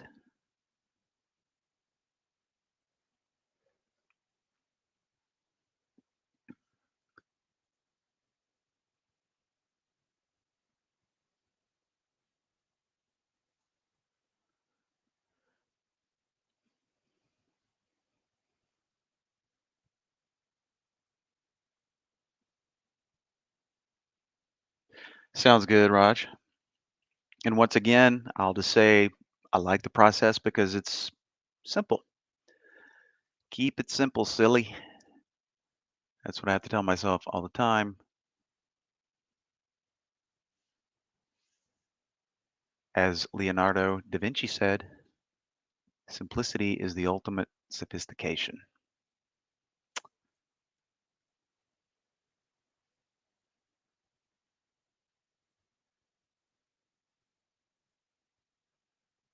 I wouldn't expect these pullbacks to the 130 to be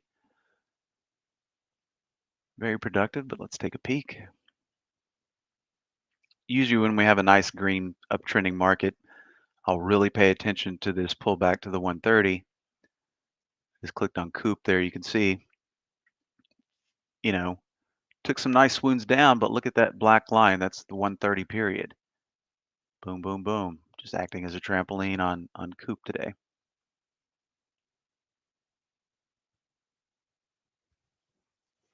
Not bad action on F-Cell. See, had I been watching this one, this would have been an ideal candidate because this is the opening bar here. So we put in a high initially. Then we came down here in the next candle, put in the low. All right, so now we have a nice defined range. 1, 2, 3, 4, 5, an hour and 15 minutes approximately into the open. We get a beautiful range break. Now, not only do we have a beautiful range break, we got the 130 period down here supporting. So man, had I seen this at the 130 along with that range break, That would have been beautiful, right? Affirmation of the 130 acting as support, beautiful little range break, and then a move from 410 to about 430. So not quite 10%, but a nice percentage move on F cell there. And pretty low risk as well.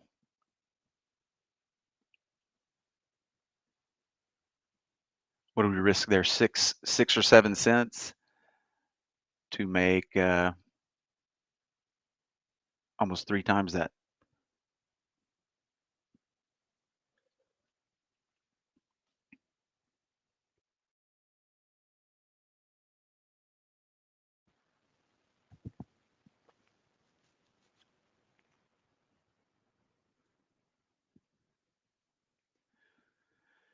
And not even really doing well below normal volume, but still moved.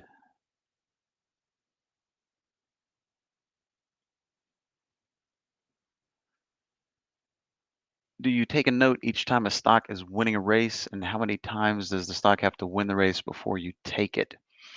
So Iris, what I do is, ding, ding, ding, the market opens. Every time a stock wins a race, I like it up here. So you could say that's taking a note, but that adds it to my list. So then I'll be notified when it's hitting a high. So whether I take the trade or not is not predicated on how many races that it's won. As soon as it wins one, I'm adding it to my list. Then if it hits a high and comes through here, I'm pulling it up, right? So just like, you know, Lamar, it won some races, but look, 1, 2, 3, 4, 5, 6, 7. But it didn't pop out of that range until about almost 2 hours, almost an hour and a half into the market, right? So it was on my liked list, just one of my like stocks. I don't know why I keep calling this Lamar, but Lermer. Um, but hey, while it was down here vacillating, it wasn't coming through here. But once it came right here and popped a new high, I pulled it up. I'm like, ooh, that's right up my alley. So I bought it right here. The opening range break, and if I'm getting it at the right opportunistic time, right at the threshold of the break, not up here, that's chasey, right here, or anywhere, I'd say up to 3.25 was a choice entry on Lamar. So whether I take the trade or not it's all about this pattern right here. Is this pattern occurring? Because as I said earlier, if I was distracted when it broke the high right here, and then next thing you know, I see it hitting a high up here, I'm like, dang, I missed it. Here was good, but here is chasey, right? So this is what dictates whether I take the trade or not. Is the opening range break conducive? Yes or no? In this case, it was. So I took the trade here, and you can see what happened. Now, if I was wrong, if this thing popped out and then curled back over, where was my stop loss? Well, here's the entry candle right here. So right outside the low, I probably would have set a stop of 299. That would have been my risk. So if we drop a line, here's risk. So far, the maximum reward today has been here. How many times can we fit that risk into that reward area? I'd say about 3 times, maybe 2.5, right? Clearly defined, right? This is the plan. I'm buying it here because it was a race winner and it's formed a perfect opening range break. If I'm wrong, this is my loss, not to be messed with. And so far, it's produced a very nice reward area up here. About as simple as you can get.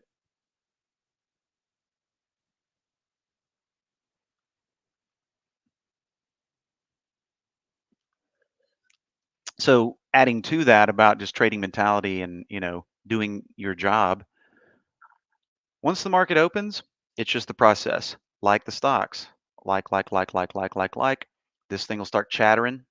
Like I said, in the first 5, 10 minutes, I'm not really looking to take a trade. But if I do pull something up, in the first 5 minutes and I notice it's cracking that opening range, that pre-market range, I might take a stab at it if my risk is clearly defined. But most of my trades are after the first 15 minutes, and I'm watching 5-minute candles on the open because you got to have something to look at, right? Um, but as my new high ticker starts spitting out symbols, I pull them up. I see if that range is nice and conducive, if the risk is intact, and am I chasing it or am I getting it at the opportunistic time? And so there's no thinking, there's just doing, right? All the thinking's been done already. You got your system, you got your rule set. Now it's time to execute. Now it's time to follow the plan. The key is to follow the plan day in, day out. Don't pull your stop losses and go, "Ooh, I'm gonna give it another dime," because you'll just get chopped up over and over again, and over time, that'll get you. In the older days, you had to overcome. A lot of times you'd be up a couple of grand, but you'd be flat after commissions. Because yeah, you dug out of your hole, you're up a grand, but you had to spend 1,000 in commissions. Well, now in today's modern, you know, whatever you want to call it, model, you know, it's not that hard to get free commissions. So you don't have to worry about that anymore. But the market has become a little bit harder to beat, so to speak. And when I say the market, I'm just talking about trading in general.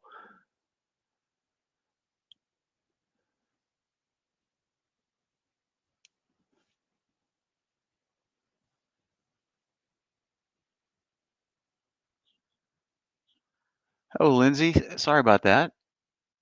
I see your messages there. Ah, okay. I backtracked, Lindsay. You just got lost in the shuffle there. Apologies. Do you have anything for 820 crosses on the 8 EMA and the 20 EMA? Well, we can add EMAs on the charts. We don't have any EMA filters for the alert windows or the top list. Now, hold on one second. This little guy was on my radar earlier, but I'm not going to mess with that one. Um, I want to say, let me pull up the Explorer.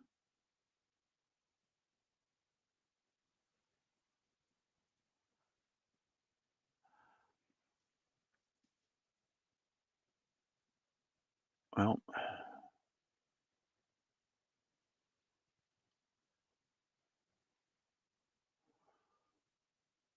there's the 821 EMA. I knew we had one in here. You said the 820, right? I think that's what you said. 820. Okay, well, we don't have the 820, Lindsay, but we have the 821 EMA trend pullback. Perhaps that might give you what you need. So if you just click New and open the Market Explorer window, and then just give it the old right click, select Strategy, see if that'll work for you. I know it's the 821, but I know Michael might have tweaked it like that for a reason.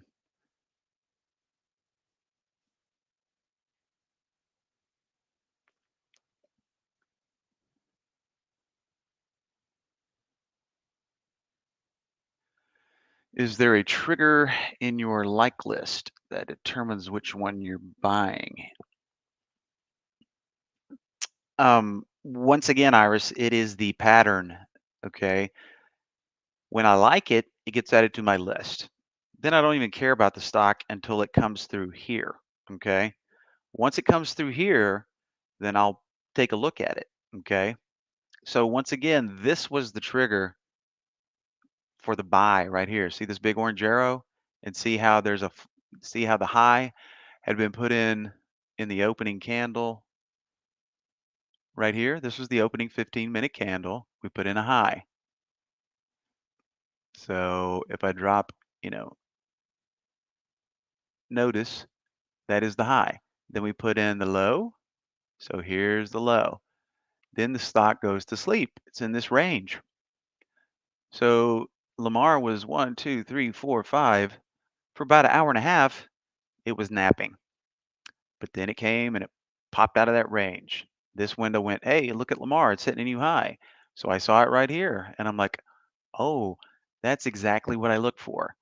So when I see this range barely being broke, I'm like, that is a great time to buy the stock. That's what got me to pull the trigger on Lamar. That pattern was being exhibited. It wasn't close to the range break, it was breaking. It can't break unless it pops a new intraday high. That's why this window that you see that says turbo breaks up, which is only pointed to my liked symbol list, is telling me, hey, look at this stock that you liked because it's hitting a new high. But the pattern has to be intact. It has to be right here, right?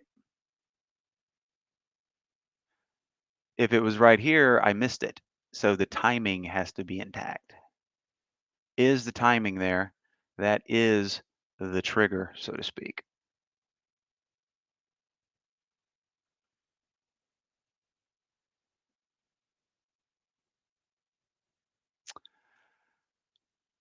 Hey, Raj, how do you create an add to the turbo trades? Okay, so the way this window is being populated is if I right click and show you, it's only watching my liked list, right? So only the stocks that I've liked, which are the race winners, are coming through here if they're hitting highs. And so right now, here's a list of you. I don't even know how many stocks, are in here, but here's the full list. Top, bottom. So all these stocks are on my liked list. If any of these stocks hit a high, I'm going to see it come through here. And the way that you add a stock, let's say I pull up HKD, I'm like, ooh, I'm gonna add this one to my liked list. All I have to do is click that heart and it automatically adds it to my liked list. If you want to remove a stock from your liked list, all you have to do is uncheck the heart, then it removes the stock.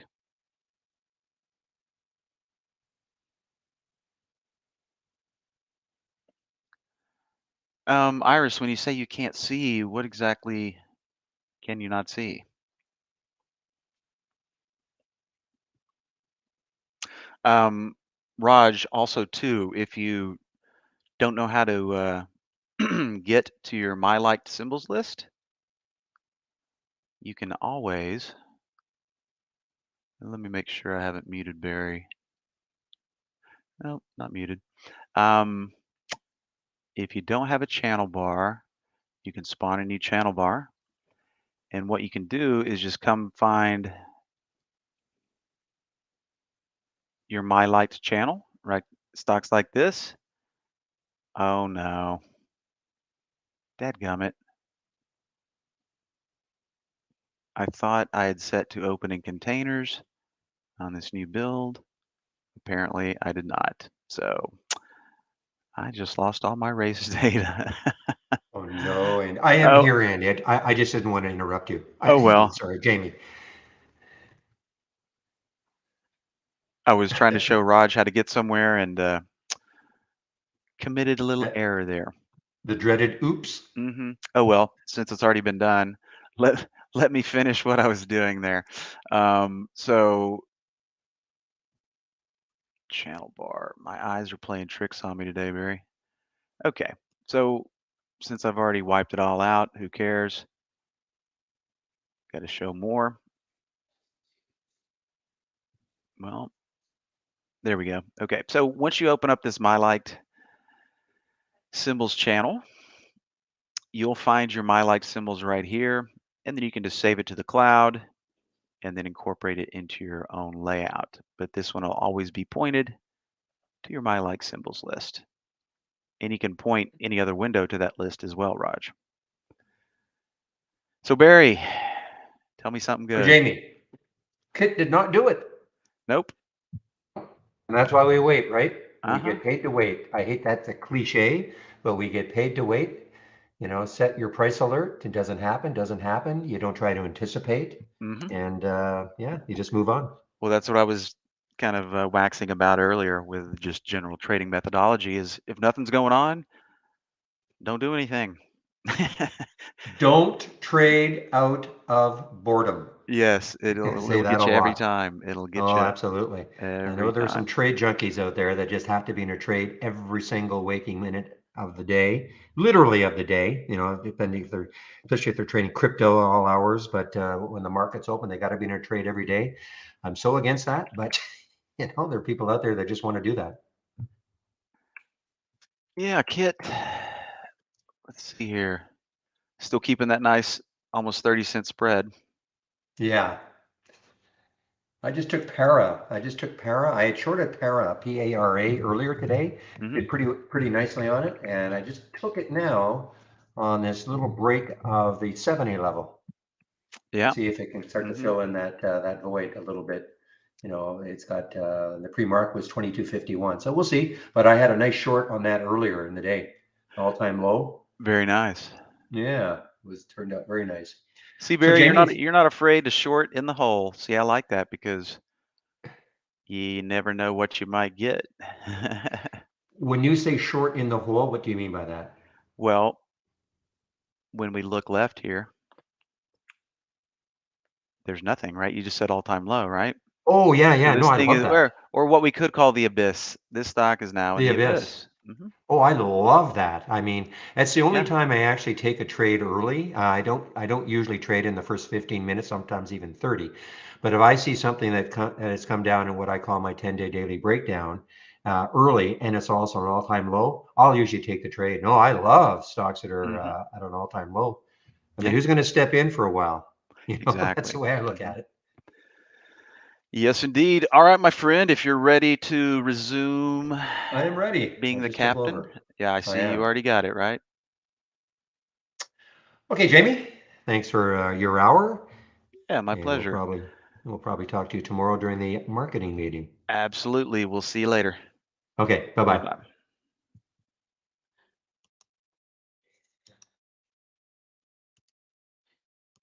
All right, guys, I'm back in both rooms. Just finished talking with Jamie. As you saw, I took the para.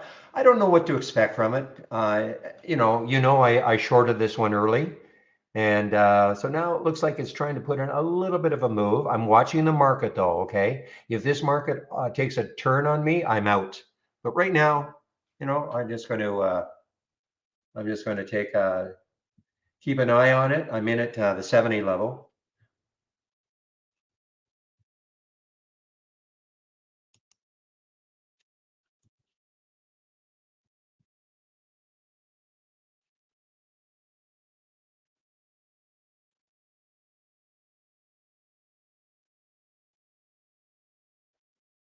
Okay, guys. So I'm just going to keep an eye on the para. If it gets back to the 70, I'll probably just turf it. Okay, Denver. Denver, Denver, Denver. You around? Let me show you quickly how to do this. It's not easy, but it's a few steps. Question is how to get the brokerage plus window. I don't. I'll be honest, I like having a free floating, okay? But if you're around, I can show you how to get it into a dock.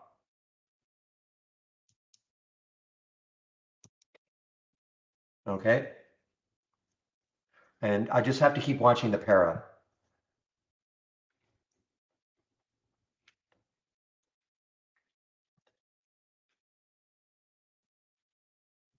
Okay, let me know when you're ready. Okay. First thing you have to do, you have to shut down the window. Okay. So exit out. Okay. Make sure if you've got, the columns that you want, make sure before you do that, save as default. Okay. Once you've done that, then exit out.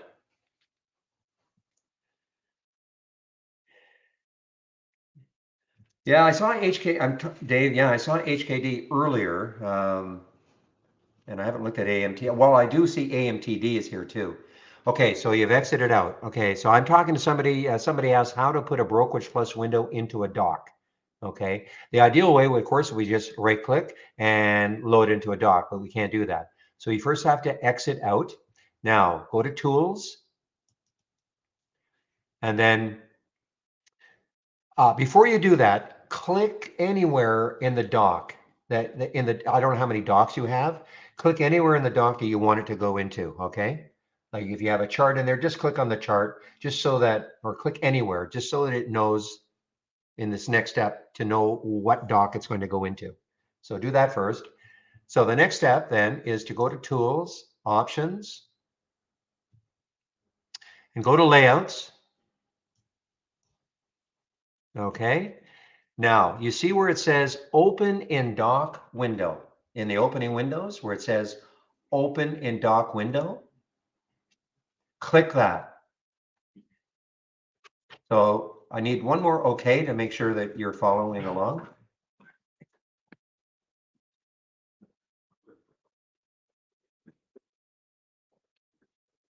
Okay, that's three okays. I guess that means okay. Okay, so you open in dock window. Okay, you don't have to save it. I wouldn't save it. Oh, well, I guess you have to save it. Okay, open in dock window. Okay, now, this is a bug. So I've done nothing. Anyway, okay, now open Brokerage Plus, new Brokerage Plus. What's going to happen is going to go into your docked window. That's why I said if you've got several of them, click, that's why I said to click on the dock window you want to go into, and it's going to open somewhere in it. Okay, you might have to see, you should be able to see it. You'll see the tab. And then of course, once you've got it in there, then you can put it where you want. Now, do I get one more okay?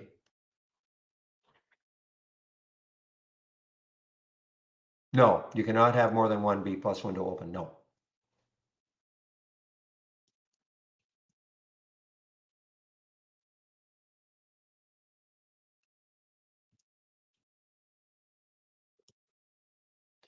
Okay, so did that work? Now, the next step, Denver, this is what I would do. I would go back to Tools, Options, Layouts, and then uncheck that Open in Dock window. Because it can be, because the next time you open a window, it's going to show up in a dock, and you may not want that. I know I certainly don't. Okay, and I will always want, if I open something from the cloud, I want it free floating. Then I can figure out if I do want to put it in some dock. Typically, I don't, all my dock windows are as I want them. So I would uncheck the open and dock window and then save that. All good?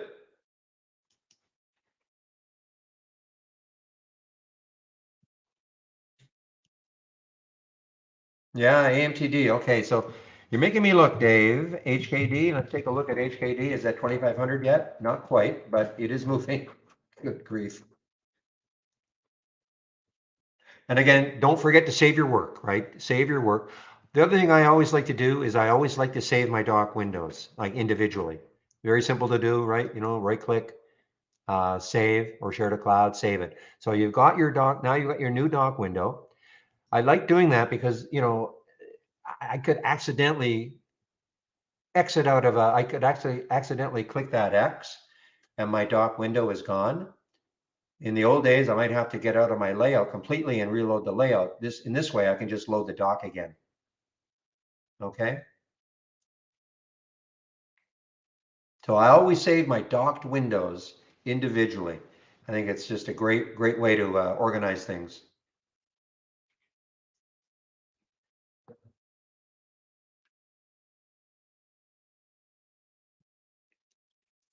Now, guys, I had an email earlier. I don't know how people find my email, but anyway, they do. Questioning, in the first half hour or hour, that's when you can make the most money. Now, understand that, I'm doing a lot of different things at the same time, trying to moderate the room, watch for interesting opportunities, etc. And the person is absolutely correct. In the first half hour, that is where things can really start to move both directions. Very volatile. So what I'm finding a lot though, I mean, because people say, well, I don't want to trade in the afternoon because it's too boring or whatever. This is what I'm finding out more and more. I mean, this is nothing new, but I mean, I'm just trying to, I guess, verbalize it now. A lot of times, what can happen is that these ones that are so volatile in the first, half hour, 45 minutes, all of a sudden they settle down, and then when they start moving again, they're not quite as volatile. Okay, and that's why I'm saying with this watch list here, you click on it and just see what's happening. See what's happening. I mean, ZFox, I haven't looked at ZFox in a long time. There it is. I mean, look at ZFox right here, ZFox right here. I mean, it's just basing right now. What time is it? 109. What if all of a sudden it starts to move? Put a price alert up here. In my opinion, the volatility is going to be less than in the first 15 minutes when, this thing can go up and down, or any stock can go up and down. So I actually find it a lot easier to trade in the afternoon because stocks can continue to move, but the volatility isn't quite as severe. Did I get muted? I hope not. Asking perfect circle. Nope. You guys can hear me in YouTube, right? Okay. Never mind. Yeah, no, somebody in YouTube asked, was I muted?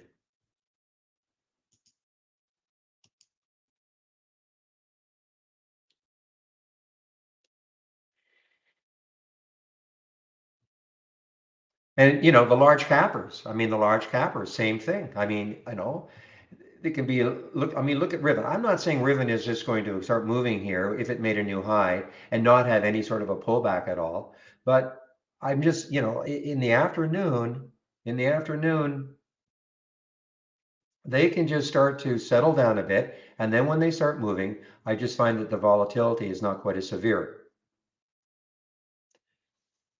I'm making notes anywhere regarding race winners. Notes in what fashion, Iris? I have my top 10 list, which is, constructed for me automatically. As I said before, I can click on at various times of the day and just see what's happening to something that I haven't seen really moving in the list, but, won some races earlier. And so what I'll do is like for the ZFox, I just said, well, let's put an alert at 6:05. There, if that's a note, if that's what you call a note, then fine.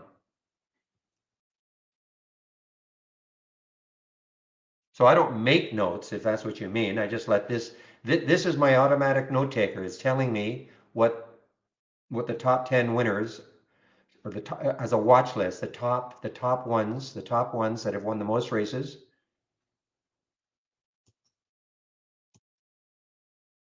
Okay.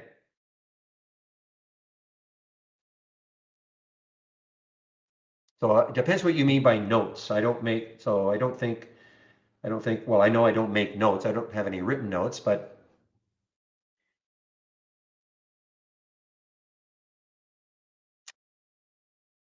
can I share what? These two scans? Sure. I mean, they've been on my watch list forever, or my watch list, my homepage forever, but there they are. If that's what you're talking about.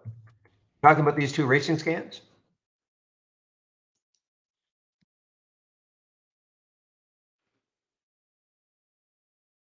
Yeah, okay, just go to my homepage, click on the scan section, and you'll see them right at the top two on the left-hand side. Go to the scan section, top two, left, okay? One is more volatile than the other. These are this is the more volatile. This is a little less stress.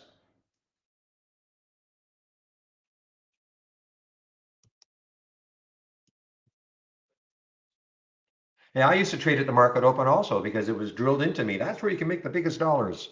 You're absolutely right. You can make the biggest dollars on the market open. If you get lucky and a stock keeps running. but I'm just finding way too much. Then all of a sudden I was realizing, my goodness, I get into something, look good, and all of a sudden it would just reverse in a heartbeat. And and those are the days I didn't even know about stops. So I'd be taking horrible losses right off the bat because I didn't really have a stop. I think, oh, it'll come back, and then it wouldn't. Oh, it'll come back. Keep convincing myself that it would come back because it did so well on the open.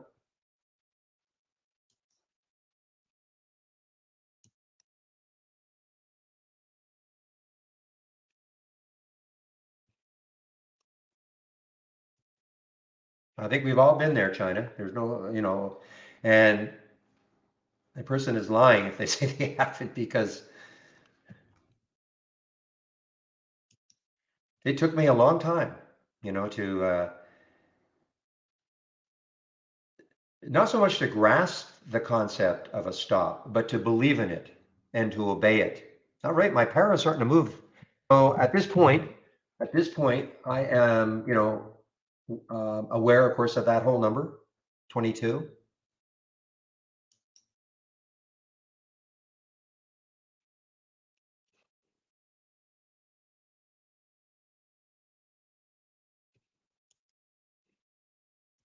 Netflix pop on news, NFLX. Let's see a pop on news. Wow, yeah, nice little. That's our ad-supported tier. Will reach 40 million viewers by late 2023.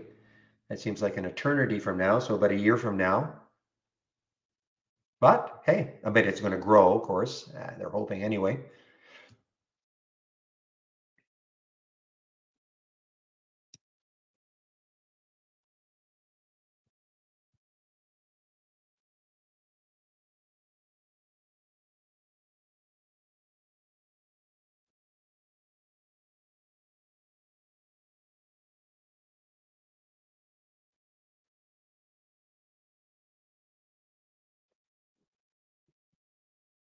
All right, guys, I have just taken a little bit of the para off in case it cannot get through 22. This is giving me way more than I thought it would. I'm in at 2170. Had a pretty tight stop on it. So my risk reward is pretty good right now, even though it's only had a 20-cent move.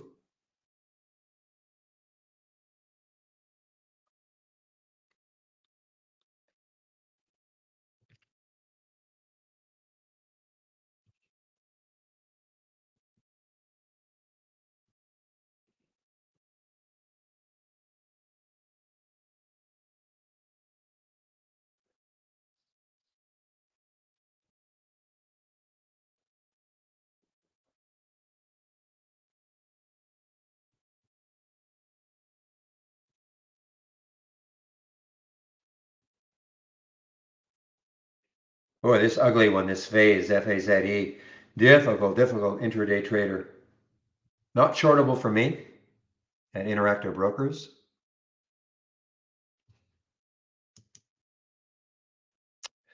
I thought it might be the 20th. Maybe I think next week. Somebody asked when is Powell speaking again. I might be wrong about the date, but I'm pretty sure it's next week. In fact, I know it's next. No, I don't think it's this week. I don't know why, but the 20th seems to stick out in my mind.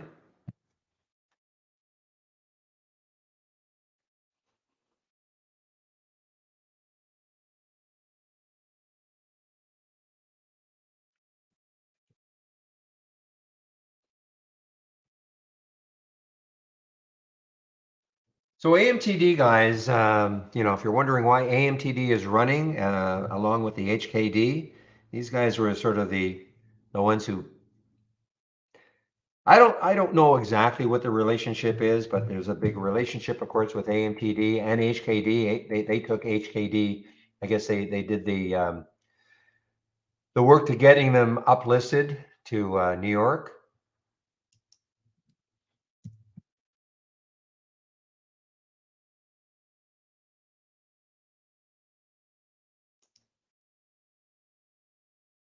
So yeah, I mean it's a joke, but sometimes you just got to trade the joke.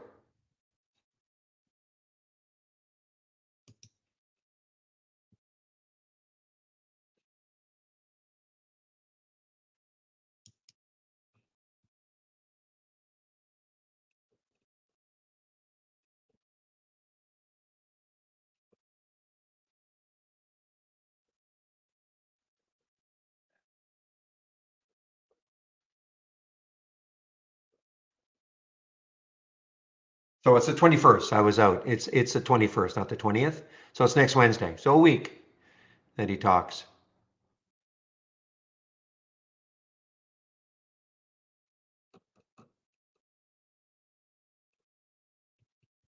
Thank you, Pepe. Always a wealth of knowledge. Well, at least the internet is, and you can find it.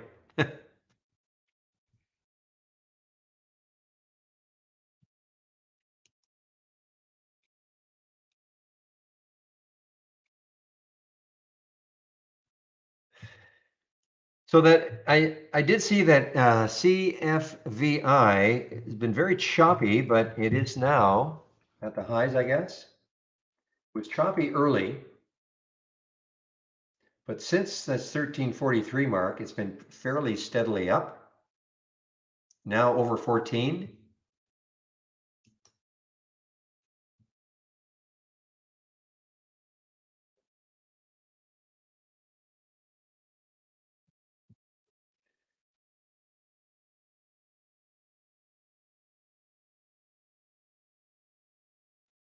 So I think, as somebody pointed out earlier, this merger with Rumble, I still don't see the absolute news on that, but it's supposed to be on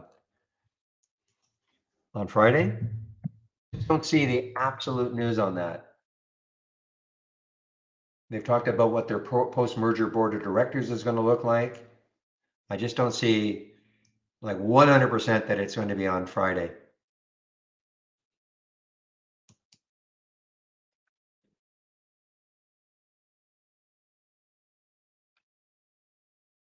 They mentioned it in a video on their site. Okay. It's as early as Friday. Okay. So that means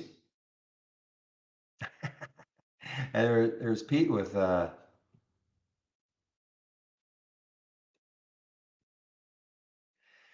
okay, so they vote on the merger tomorrow. Okay, so they vote on the merger tomorrow, which I'm, pretty sure it's going to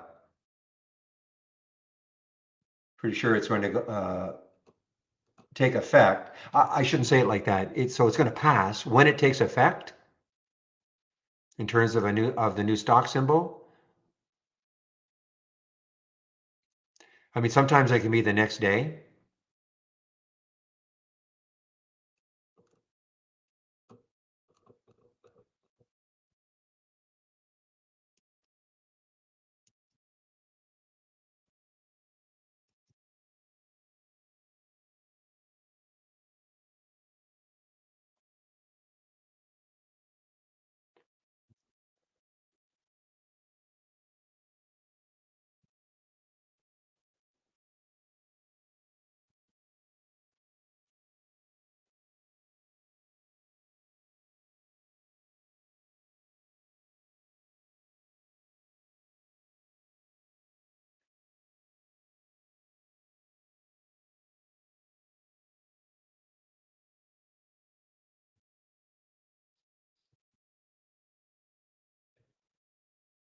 So halted again, HKD halted again. No reason. I don't think there's any reason for this other than just traders are deciding, okay, we'll have a go at you again today. There's a double from 60. Will not be showing up here, guys, in case you're wondering, because it's out of the price range that I have. I think my max is 50.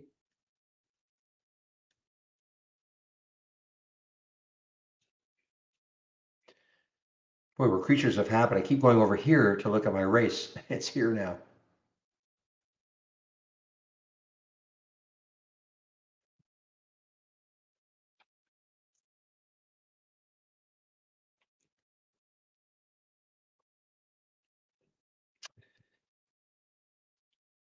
Yeah, so just as I was, in fact, what time is it right here? Yeah, 12 o'clock, guys. Just before I was talking about how ATXG had won some races. It's won more races now, but it was in sort of the middle of the pack. And there's that pullback. That's why I was saying click on the alert, see what's happening. There's argument to be made that taking out that high of that last 15-minute candle, there's an entry, around the 470 mark.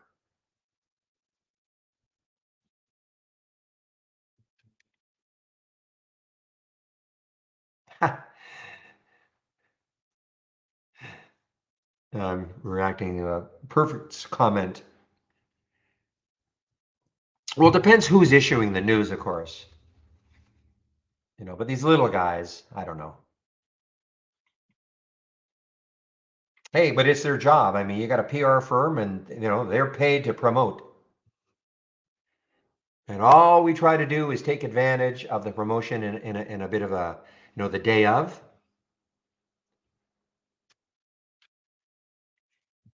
try to get the middle 2/3 of a move.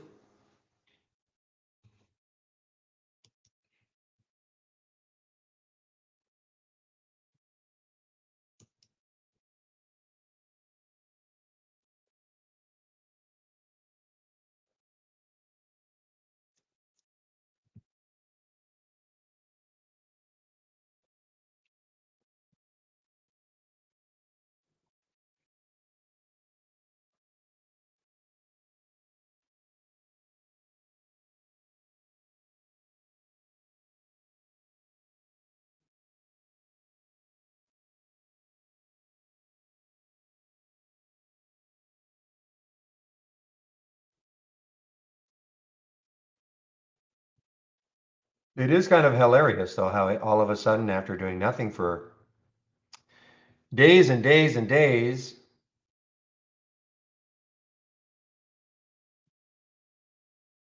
all of a sudden it has become alive again. So, okay, let's analyze this as if this was a real stock. Okay, 189, 127. Just looking at the highs looking left.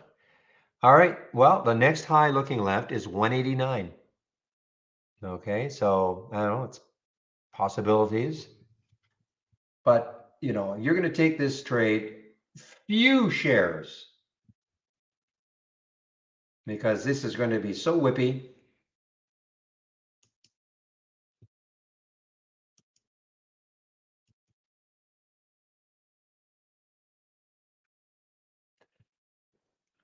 Oh, thank you, William. I didn't know what the questions were, so, but thank you. In fact, I didn't know it was anything about me, to be honest.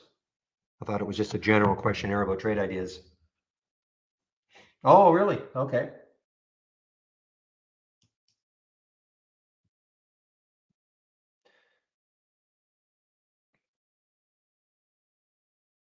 Well, it's a good thing I picked you instead of somebody who might dislike me.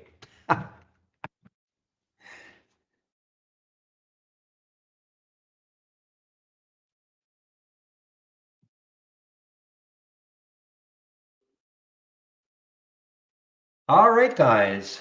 Let's see.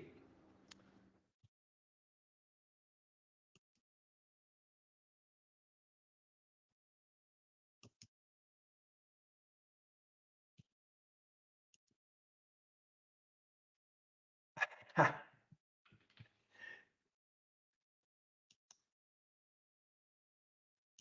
don't know if Pavlin is still posting as under another name now. I know he was before, but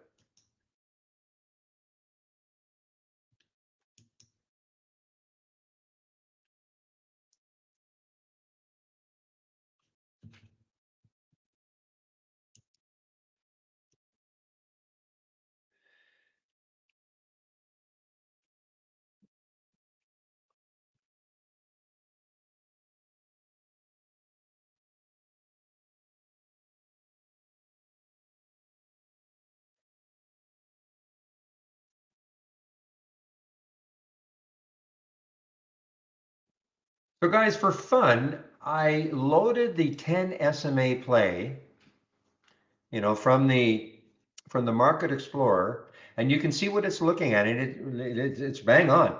So this is looking for a pullback to the 10 SMA on the 15-minute chart. This is from the Market Explorer, 10 SMA play. So when you start clicking on these, you can see exactly, look at the IBRX pulling back to the 10 SMA. Well, they all are, every single one of them. Now, this is late, this is at 1:15. I wonder if, okay, I can see what happens. The 15-minute candle has to close because these are every 15 minutes. So you can kind of see, I mean, that's a favorite setup for Steve Gomez. So, you look at this IBRX, you see how it's holding, if it's going to hold the 10 SMA. If it breaks through, that could turn into a short. If it holds and starts to move, then you can use that as your stop. And again, that is from the Market Explorer. Click on New and Market Explorer window, right click, select the strategy, and there it is. So you have your choice. You've got the 10 SMA play in the daily. So for those of you maybe looking for swing trades, something that I think these are supposed to be reasonably strong stocks that are pulling back to that 10 SMA.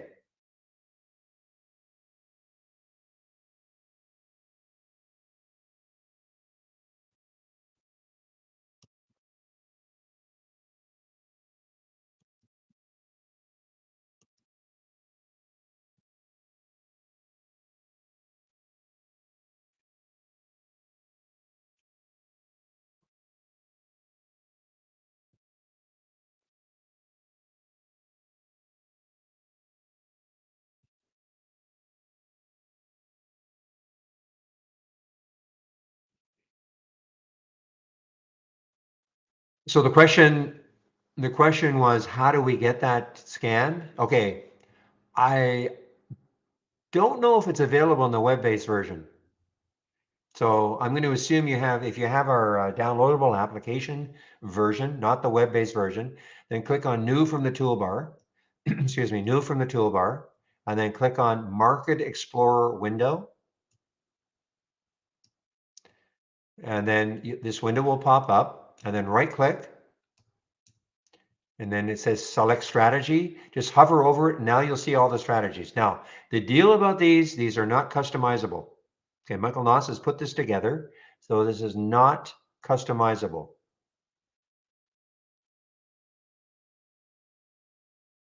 Now, if we get a steady, stream of customers saying, well, we think, what is this looking for? Now, let me see if I've shrunk this window down, so it's possible. Yeah, so there probably is a minimum volume and probably a minimum percent off the highs. Okay. But other than that, there's no price range, I don't think.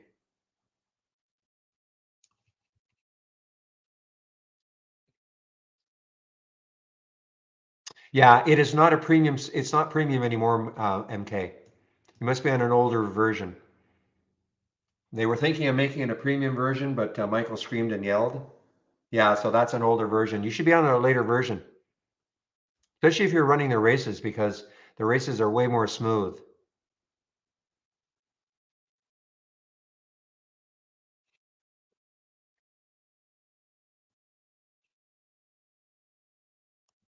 I should load the web-based version and just to see if it's available.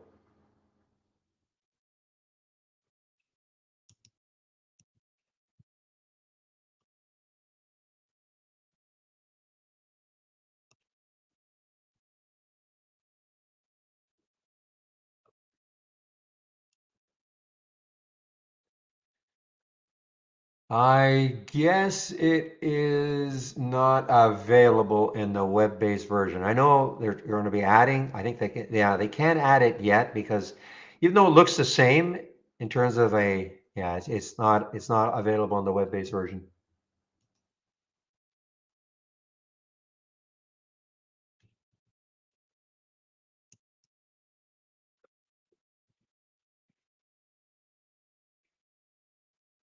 So guys, I mean, talk about a trading plan, okay? So this could be your trading plan. You could look at something like this and say, okay, yeah, I want to see stocks near the 10 SMA and see how they react. If it bounces off, I'll go long. If it breaks down through, in a semi-significant way, I guess, I'll go short. Now, I do use pre-market, but I'm not saying that it's a big difference. I know Steve doesn't, but I'm looking at this and I'm saying that there it is.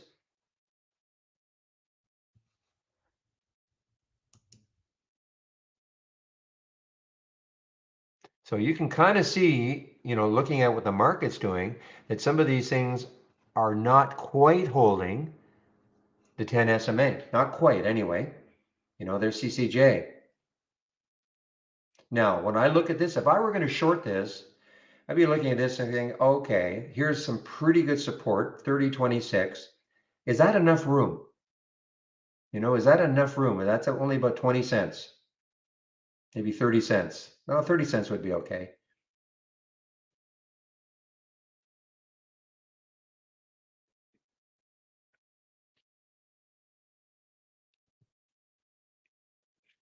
But it's like everything else, how much room until it hits maybe a support area. So to me, there's pretty good support at 30.25 for CCJ.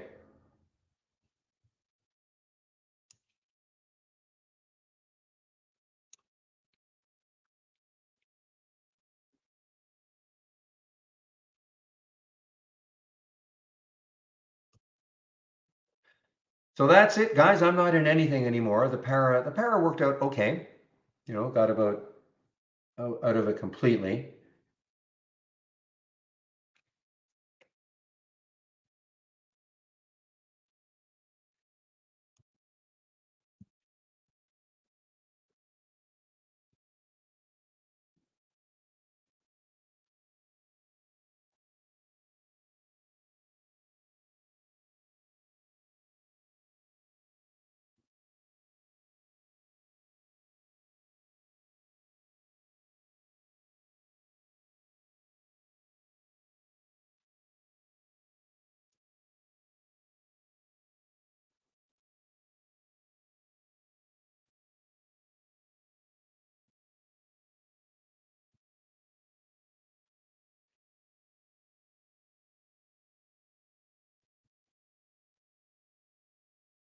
All right, this OST is starting to move here, guys. OST, some volume coming in. Not much volume though, really.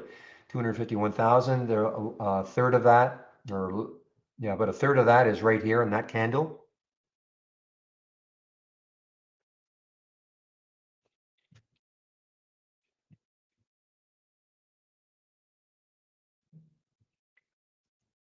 All right, do we dare? ADTX. I'm just noticing that it's trying to hold 13.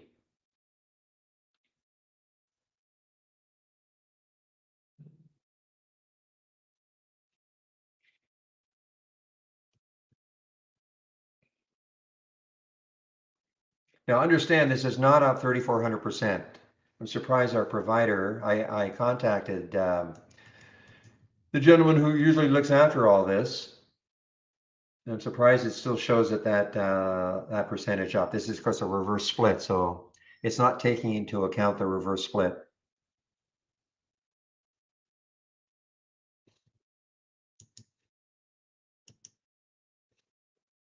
Without me too.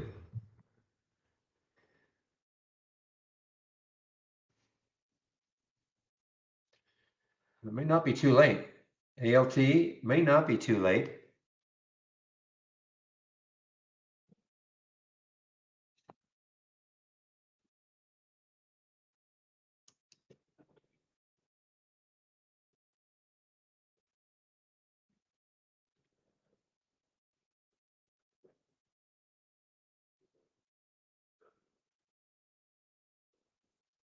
Look at PL. Look how it has been hugging right now that 10 SMA on the 15-minute chart.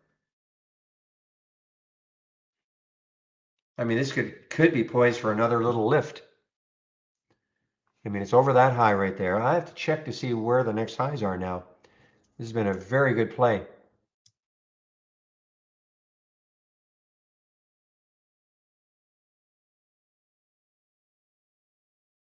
Well, you can kind of see, I mean, this would be the fantasy level to take out that $8, because if it takes out $8, and you know what, this could be, how many times have we seen this? You look back, you see, my goodness, that's been up like 10 candles in a row on the daily chart.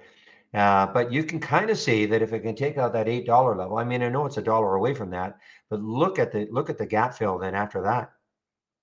I mean, this is pretty impressive because it had to wade through all of this to get to this level right now. It was an earnings play yesterday, so that's what caused the pop yesterday. I'm sure that they were unhappy they released earnings yesterday, what the market did. But PL, I know you mentioned PL, Zach, as being maybe having that rhythm look, the RYTM look.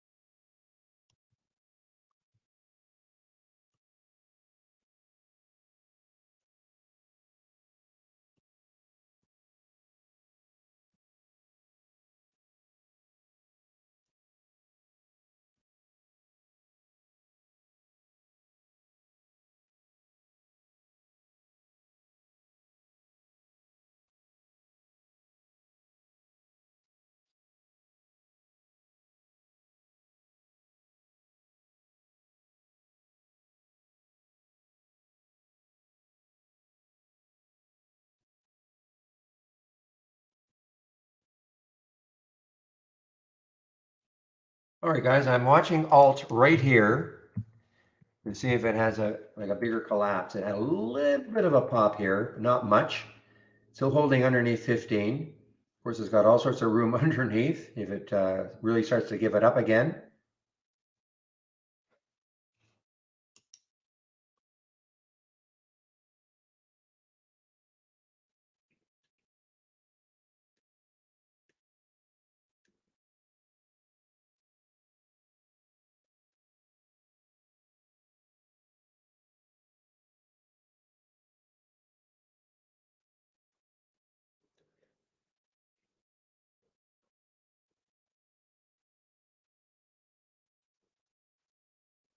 And that should be part of your trading plan, Denver.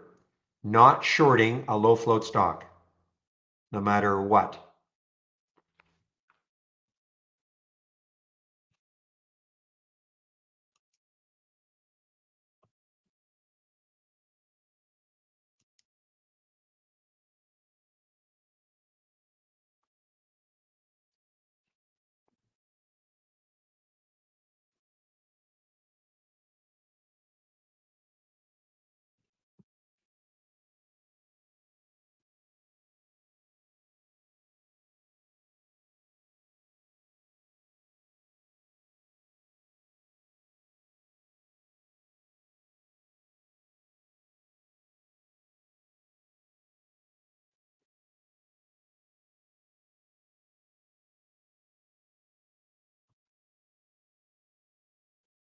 I'm continuing to watch the ALT, guys, just to see if it can really close hard underneath that 15 and continue its way down.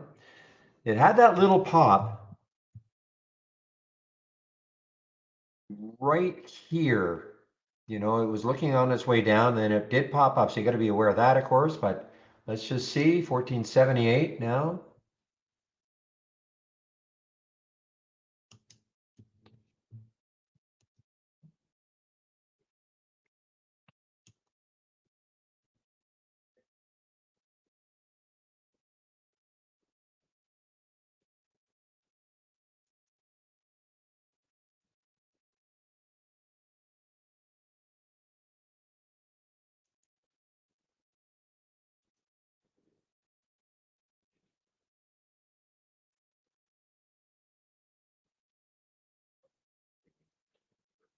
All right, guys. I hope nobody was chasing this one earlier. HKD. Now it's resumed.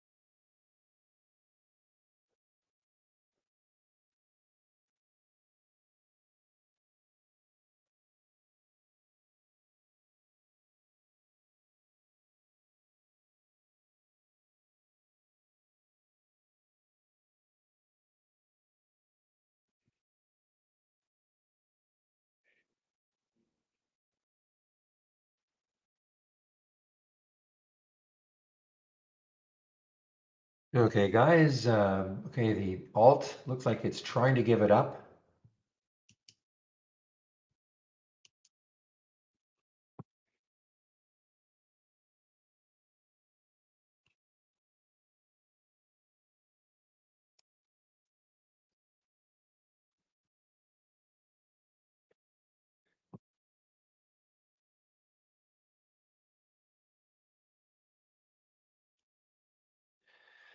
Okay, guys, I mentioned this Z-Fox before. I mean, this is interesting. I mean, the next high is 665. There you go. There's Z-Fox. Am I telling you to take the trade? No, but look how interesting it could be. The next high is 665, and it's at 608 right now. It's been a little bit choppy on this 15-minute candle, a little bit. I don't know if you need the market on your side for this. I doubt it.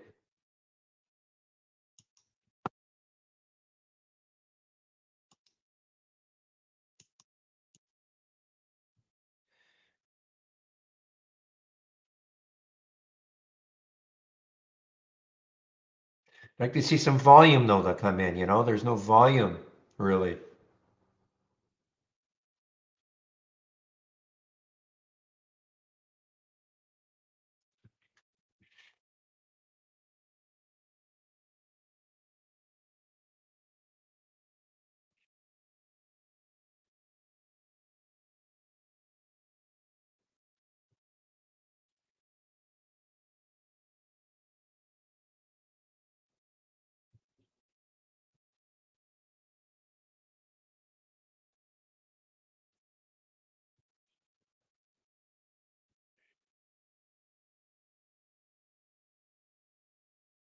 Yeah, this is shortable. Yeah, I'm surprised. It is shortable at Interactive Brokers, MEGL.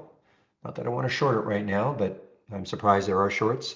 Actually, quite a few, 162,000.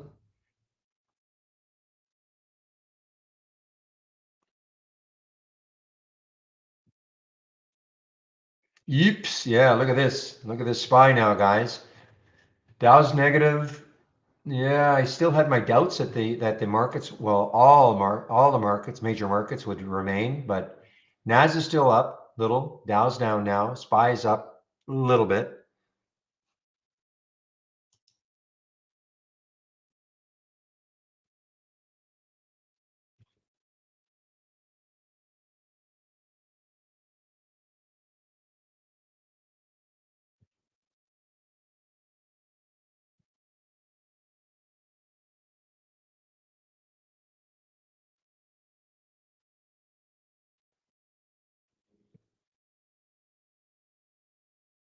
Okay, speaking of that 15-minute, or sorry, the 10 SMA on the 15-minute chart, look at alt now, guys. It's broken down below it just a little bit. Well, 1537. So it's broken down below it as an example.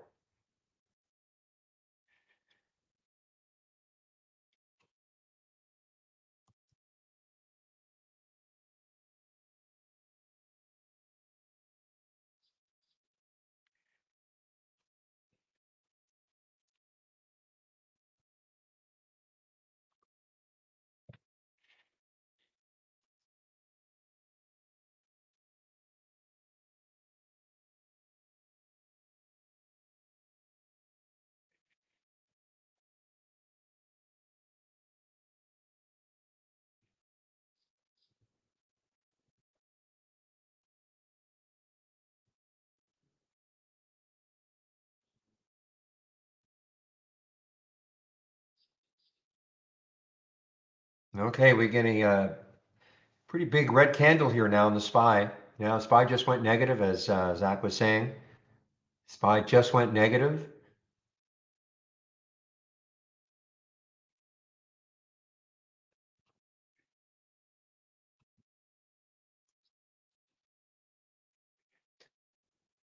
So there's PCG broke down through that 10 SMA on the 15-minute chart.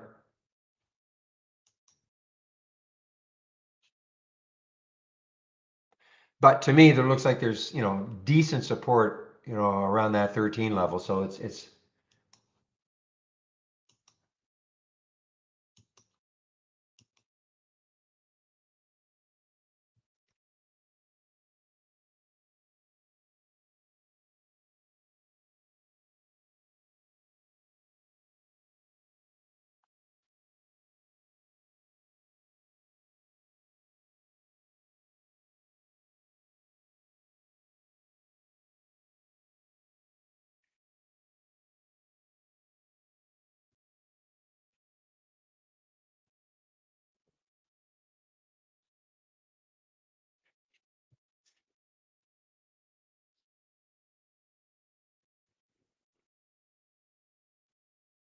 AMBP just showed up on the 10-day daily breakdown. I don't see any new AMBP. I don't have any single stock information. Okay, it's not quite a lifetime low, guys. Not quite. Boy, this looks juicy.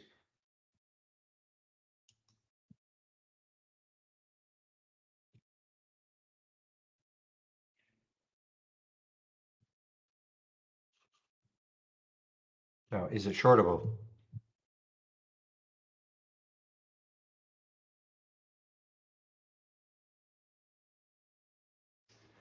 Yeah, lots of shorts available. Interactive Brokers, 2.5 million.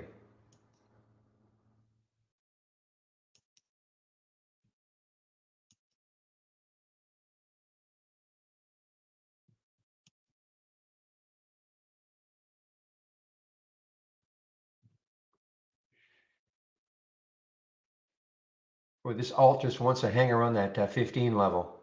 Might have to forget about it.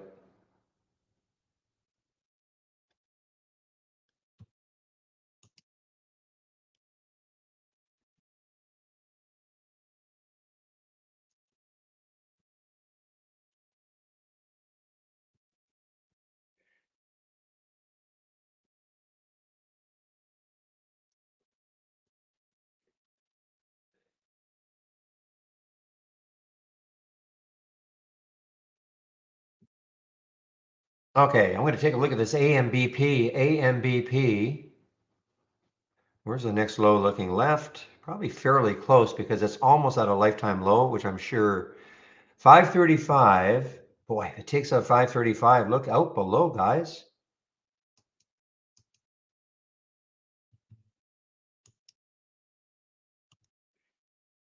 There's nothing holding this one up, AMBP.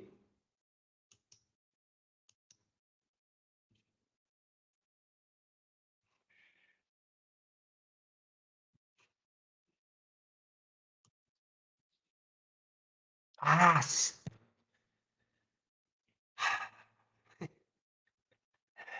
I was so interested in this Z-Fox, and I got hung up watching the alt. Stupid. I don't know if you guys could hear that pounding of the table, but now I will admit it's a terrible spread. 626, 645.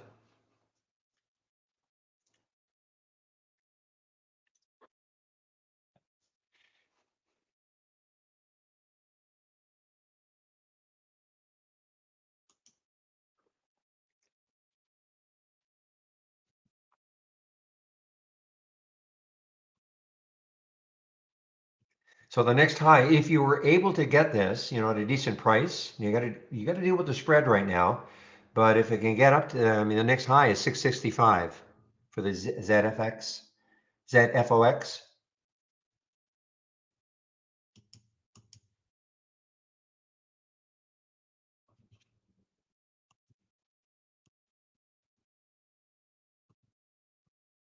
Oh boy, right. Boy, look what it did though. It got all the way down to 100.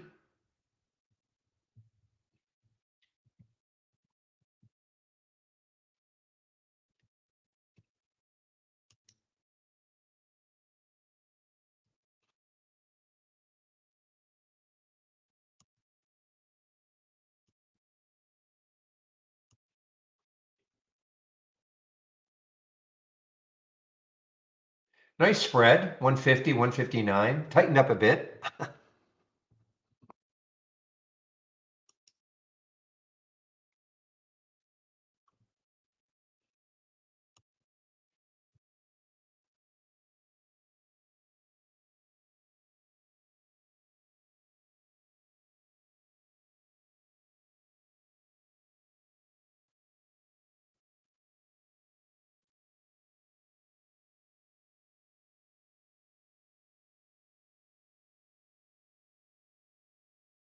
I think it just got halted again.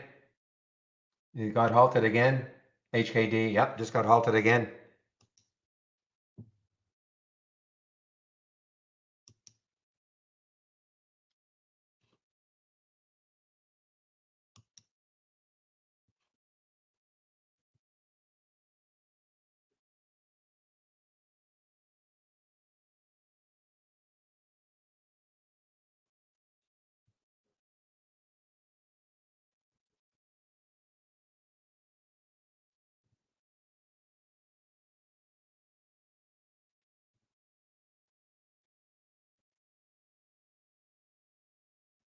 Yeah, still a bad spread. 29.48 is what I'm talking about. You wonder what I'm talking about? 29.48 bid ask for Z Fox, Z Fox.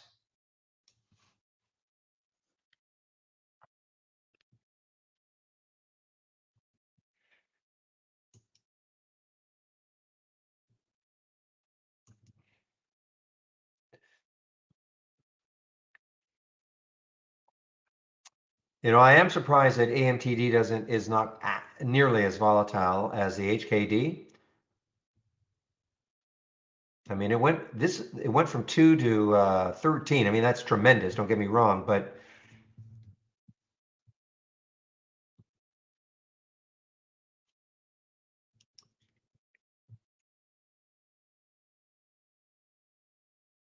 this one is up 241%, and the AMTD is only up 46%.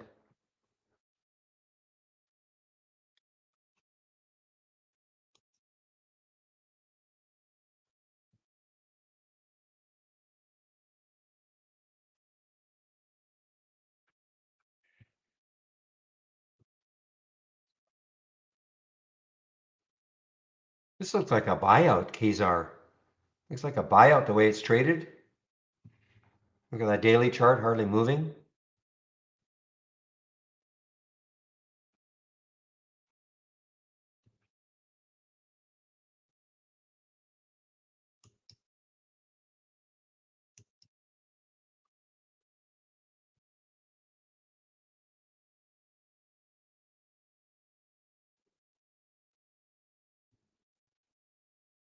All right, I'm looking at alt one last time here. ALT underneath 15 again, 1491, 1494 on the bid ask.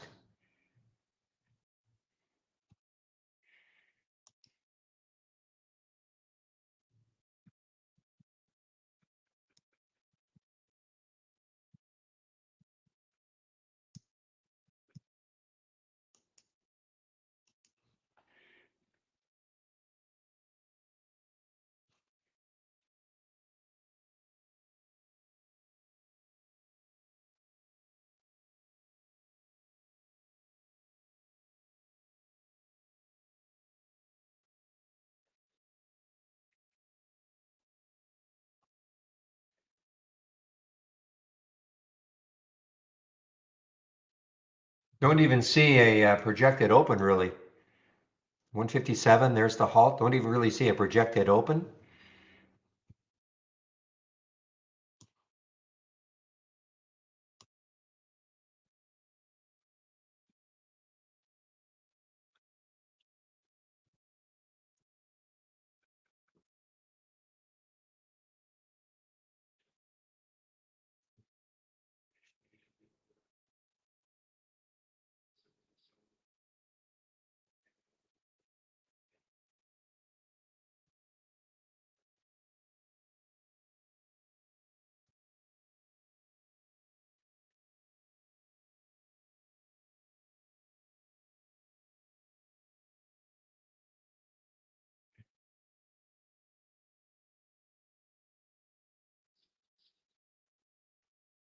Yeah, that's for me trade though, right?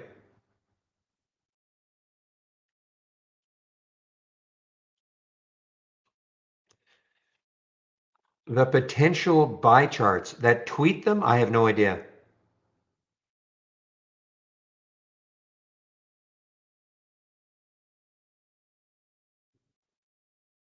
What happened there, Pete?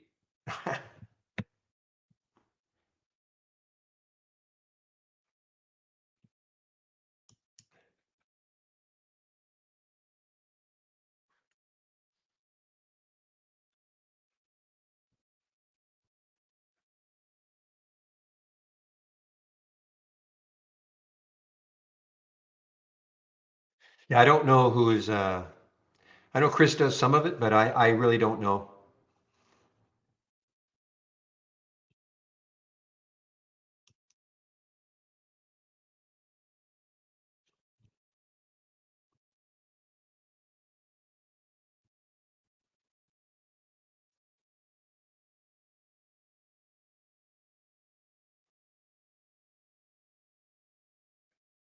Yeah, that's sort of the official Trade Ideas Twitter account.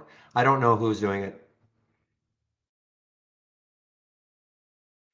Any particular reason why you want to know? Like who's doing it? I know I don't do it, but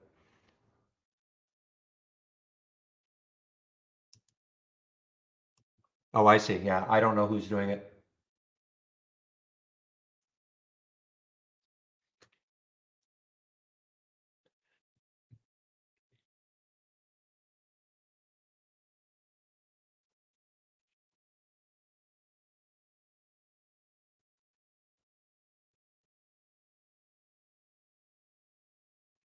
Hey guys, give me a moment. I'll be right back.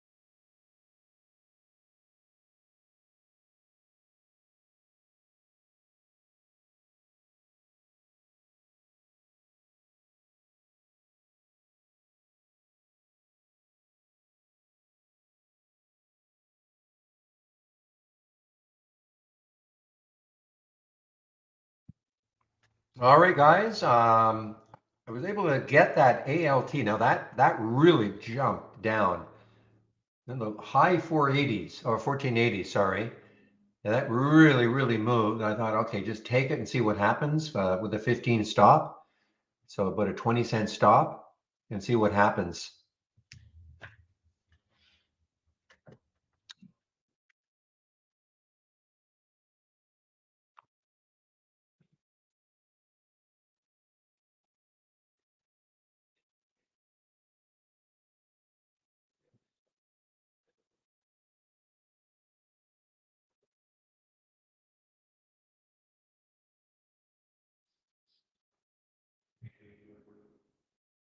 Well, you might want to try that, Miss R. I'm answering somebody in our YouTube room. You might want to try that 10 SMA play, okay? Because when you look, this is the 10 SMA play. So there's fresh as an example. trending, pulling back to a 10 SMA. Now, will it hold? We don't know. So I would probably try that. So if you, hopefully you are you're not using the web-based version. So if you click on new and then click on Market Explorer window and then right click, when you get this window up, right click, and then when it says select strategy, hover over it and all the strategies will come up, and you might want to take a look at that, the 10 SMA play. Whoops. Okay, the 10 SMA play. Because those are stocks that are certainly trending well, and then they're pulling back to the 10 SMA. I say I'm not a big, oh, yes, I'm not a big pullback player, but you know, I was interested to see what sort of alerts it's giving us. So, you know, there's the SWBI trending well, pulling back to a 10 SMA. Okay, you can try that. Did you, first of all, hopefully you could hear me. And did you understand what I was saying about how to get this 10 SMA play from the Market Explorer?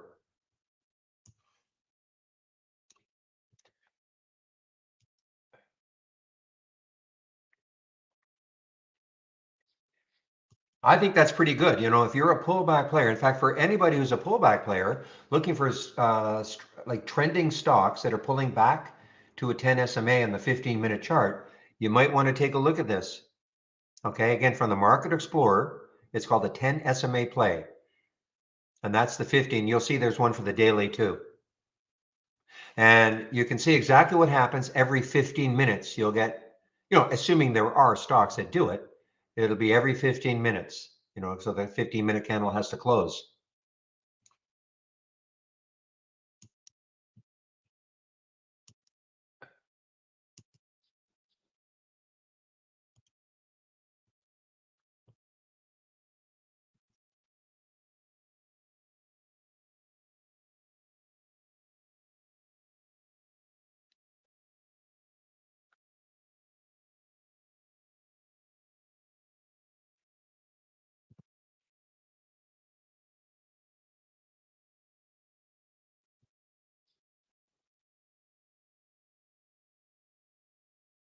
All right, guys, I took some off of the alt, about 40 cents.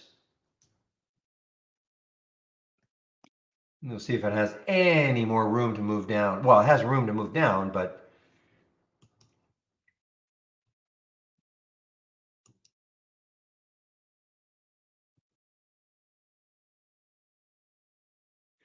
no, I don't think that's what he meant, Denver. I think he meant that he traded it between 65 and 75, I think. And then he got out of the trade and he comes back and sees it's just under 200. I think that's what he meant. He could not have meant that he walked away from his computer. Right, Mohammed?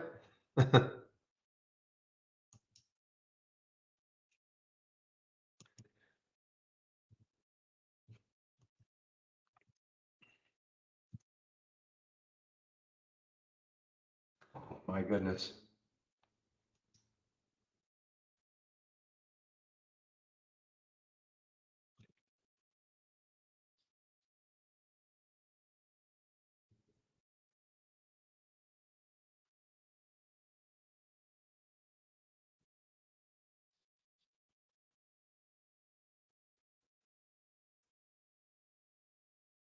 I hope that's not what he meant. He could not have left this HKD trade open. He could not have.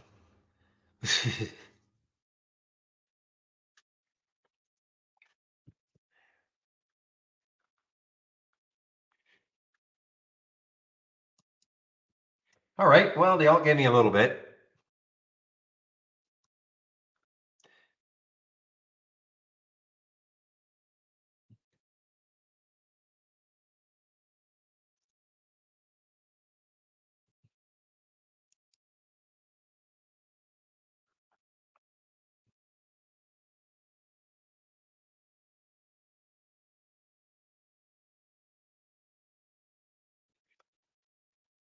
EOSE was on my list this morning.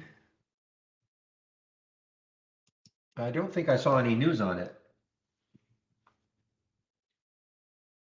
Yeah, I did not see any news on it.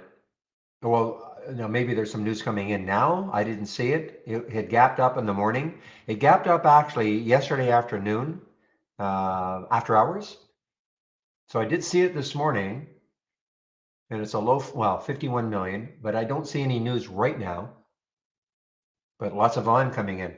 Lots and lots of volume coming in.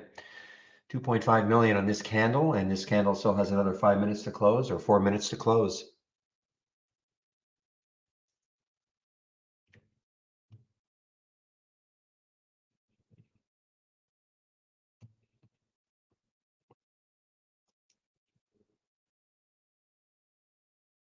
I'm surprised these are only 5 minute halts for HKD. Oh my.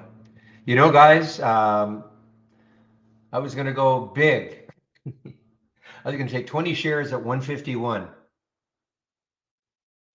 And I had all the time in the world to do that. Just take 20 shares just to see.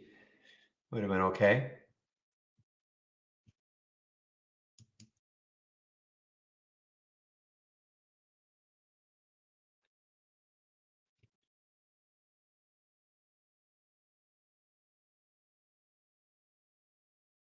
Halted again.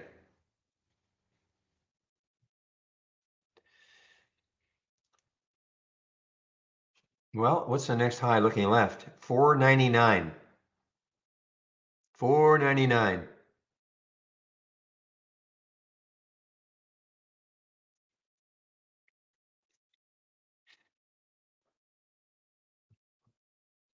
Well, I know Steve swears by it. You know, that pull back to the 10 SMA.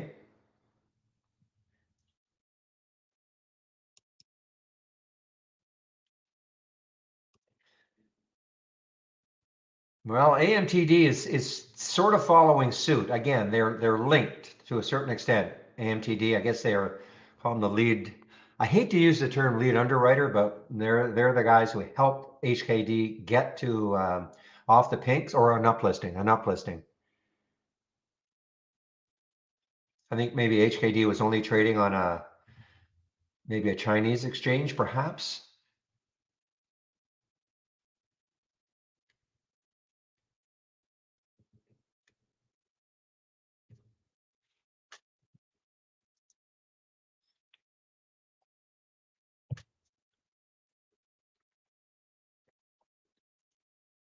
Well, let's back this one out and see what the next highs are for AMTD. See, there's looks like there's a lot to get through.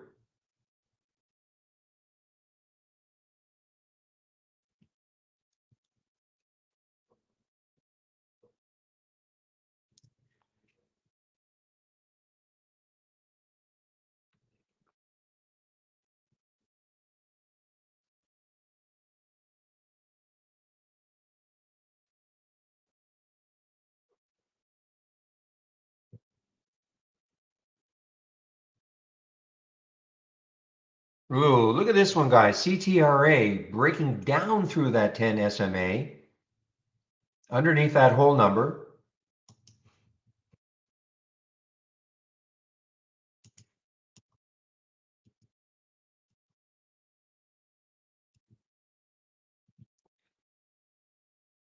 We could experiment with these sort of things, you know.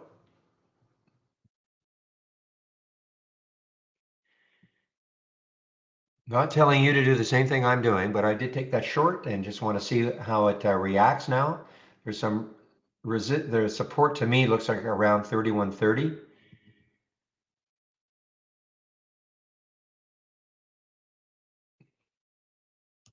And there is the 10 SMA right there. So if it got, you know, close to that, I'm out of the trade.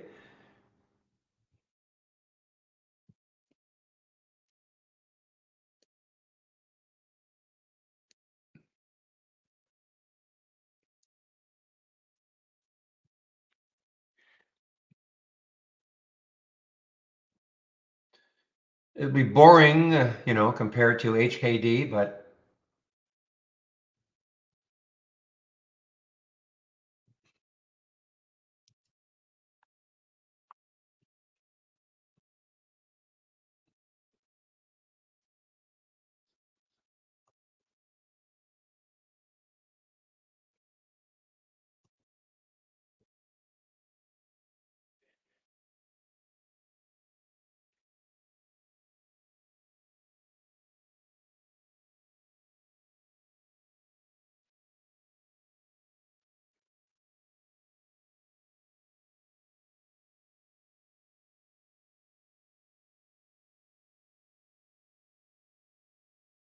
Did it get RS? You mean a reverse split?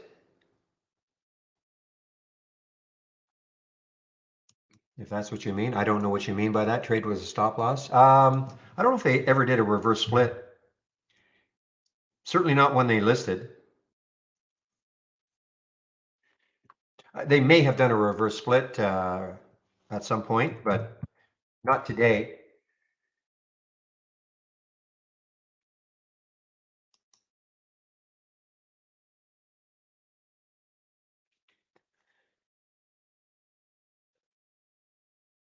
But it is a low float, 19 million for a now a 236 stock.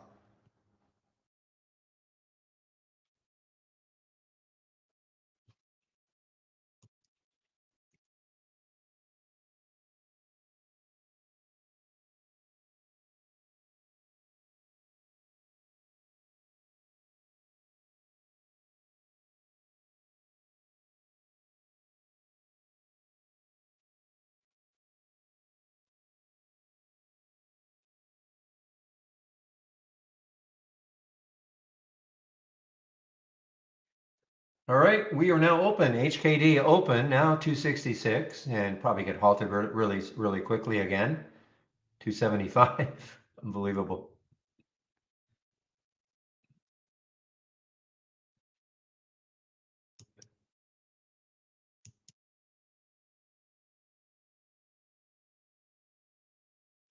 I think it just got halted again.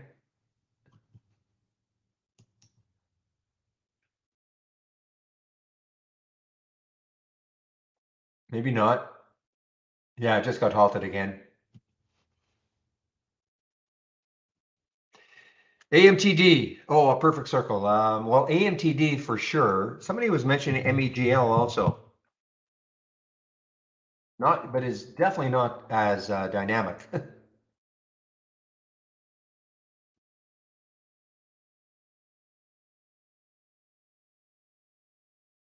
But definitely AMTD because they are the group that took them public or got them the listing, somehow got them the listing on New York.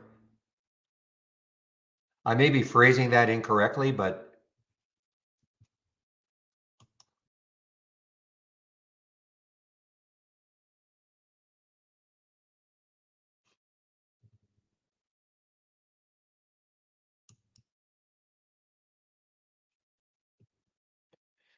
this one could be interesting tomorrow, guys. The AMBP. I mean, if it takes out this low down here, which is 537 or so, that will be an all-time high. So this could be interesting tomorrow.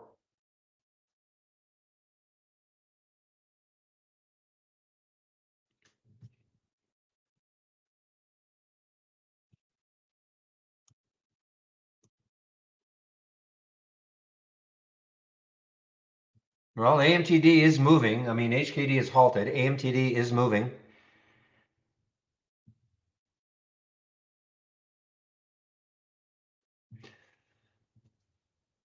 Yeah, according to us anyway, what did I say? AMPB? Yeah, AMBP will be an all-time low at this level right here. Not that far away. 535, it's at 544 right now.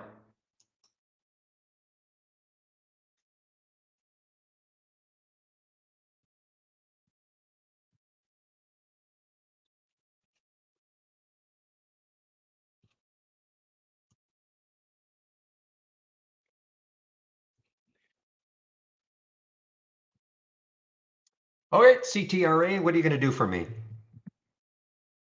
If it has any sort of a move down to this level here, I mean, listen, I'll be ecstatic if it gets down to that 31.32, but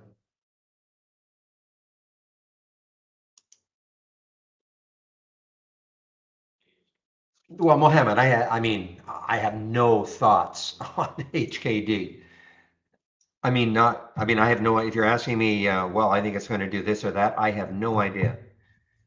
You know, this is just completely run away now. You know, I mean, the high was 2,500 a few days ago, back in early August.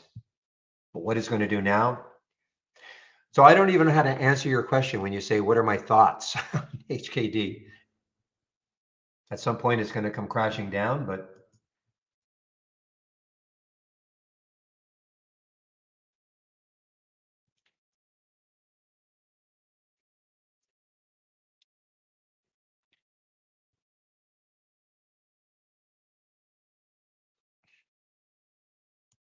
well, I don't know. Again, that's why I'm saying I don't know if I'm using the correct. But if you look at AMTD, they're a China company. There's their profile. Investment holding company, engages in strategic investments, et cetera, et cetera. Okay, investment banking. So they were involved with HKD getting their listing on New York. Okay.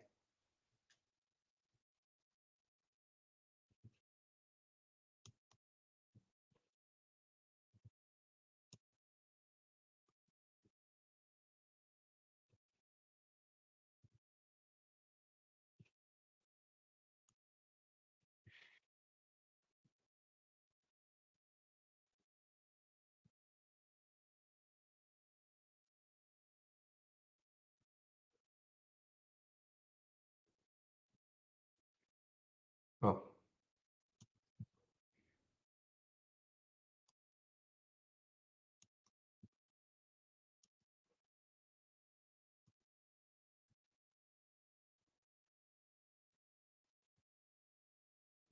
really? KRKR?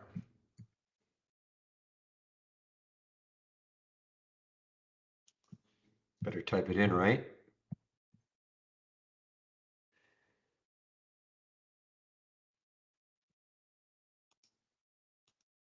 So it's a China company. Okay, so it is a China company.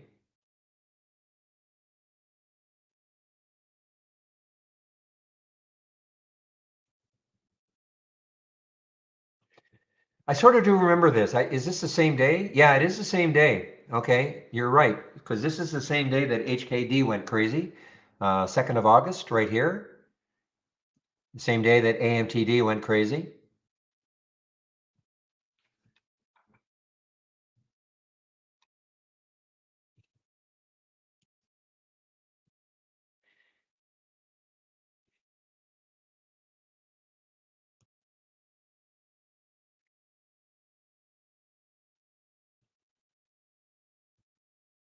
So Megel is a China company. MEGL is a China company.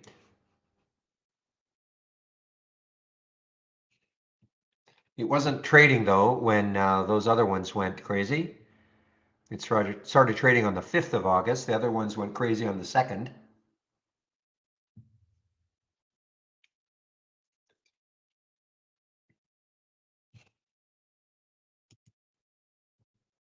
Never a dull day, never a dull day, guys, on the market. Never a dull day.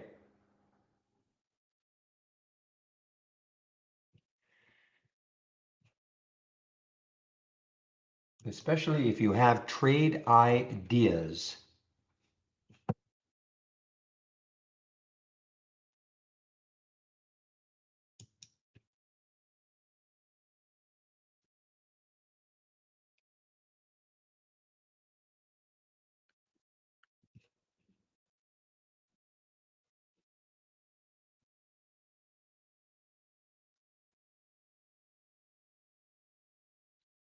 I don't think it's the first halt down one. I think I got halted down here also.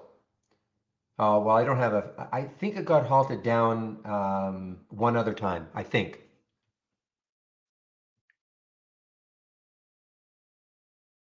I may be wrong.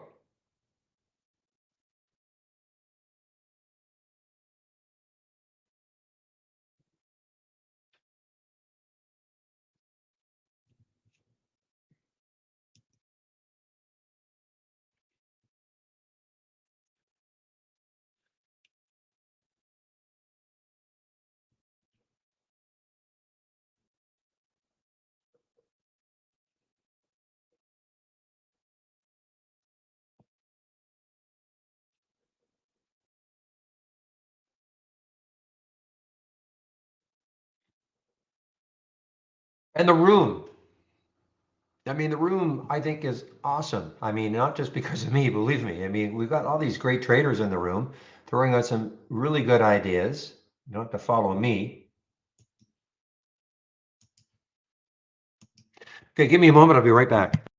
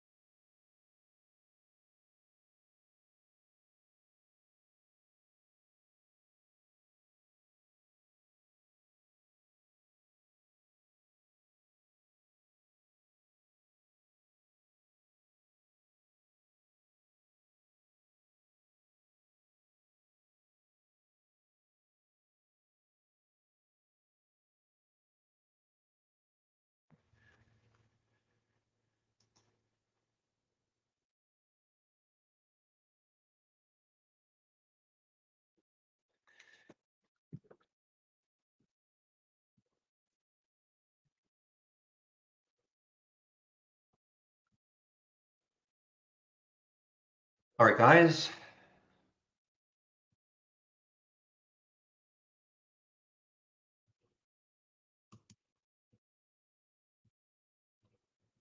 Yeah, Megel. MEGL. There's a nice little red bar, sort of a red bar ignored right there. Another low float.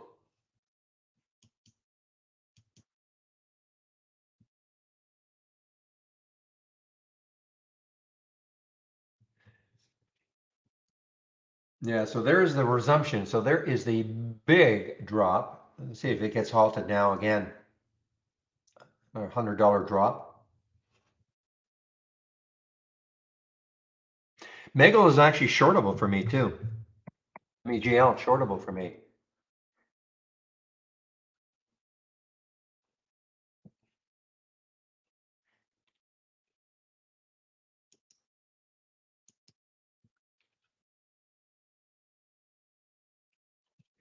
And how is the AMTD doing now? Yeah, so it's kind of following the HKD, guys. Look at that.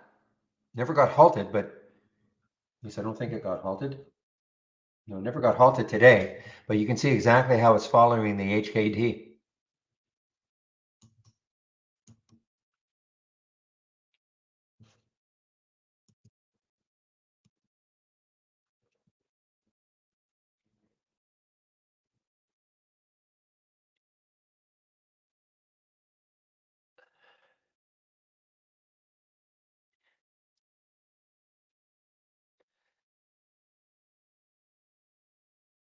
So what Steve Gomez would say is he would wait if he's ever going to trade this to see if it pulled back to the 10 SMA.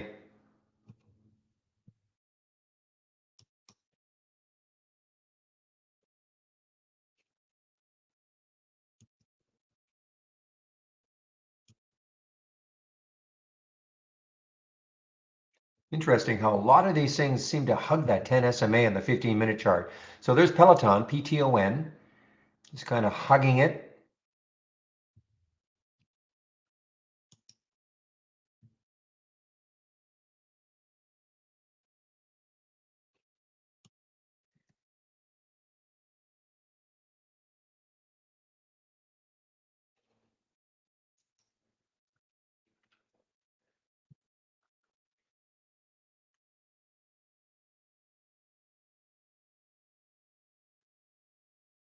Well, let's take a look again where the next high is. Hard to see. So, yeah. So we have a high of 880 here. I have a high of 709. What's it? So it's at 689 now.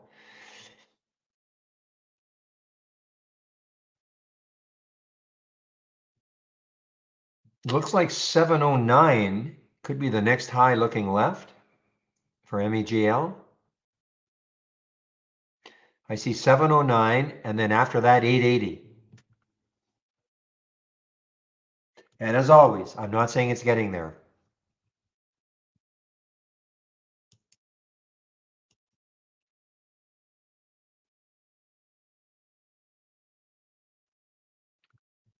Yeah, we do know that trade with stop loss. We do know that HKD is a China stock.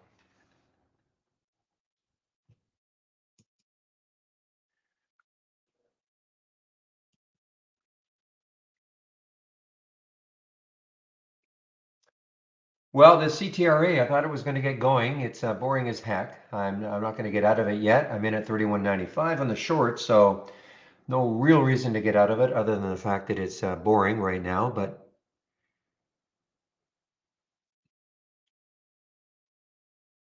wow, 2:30 already. It's been a fast day. Okay, with that being said, one last talk about my homepage.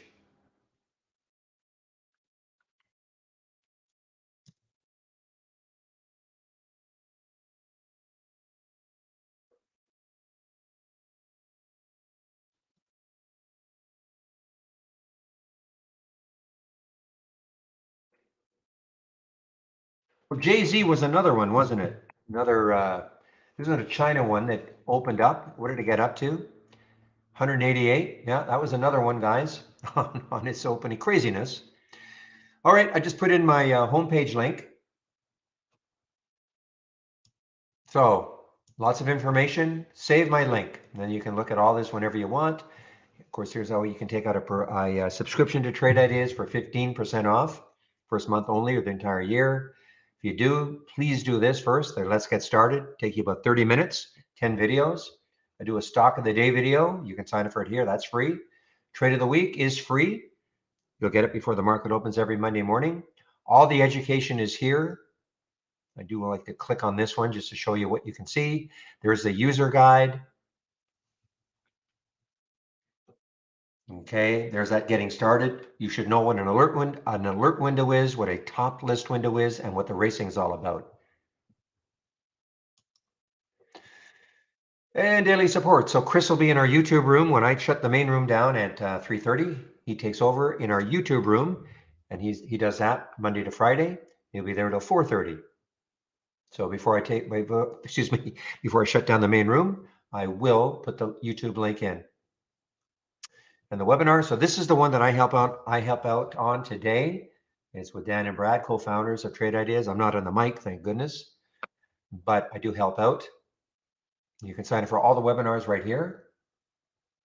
And back to basics, Michael Noss at Trade Ideas put this together. Great little series. If you're new to trading or looking for a refresher, this is a great series that he put together. It's all free. And of course, last, my scans. So you want my two races, there they are. I do have some other scans here, but of course, this is what I concentrate on the most, than my two races. Okay? So save my link, then you can look at all this anytime you want.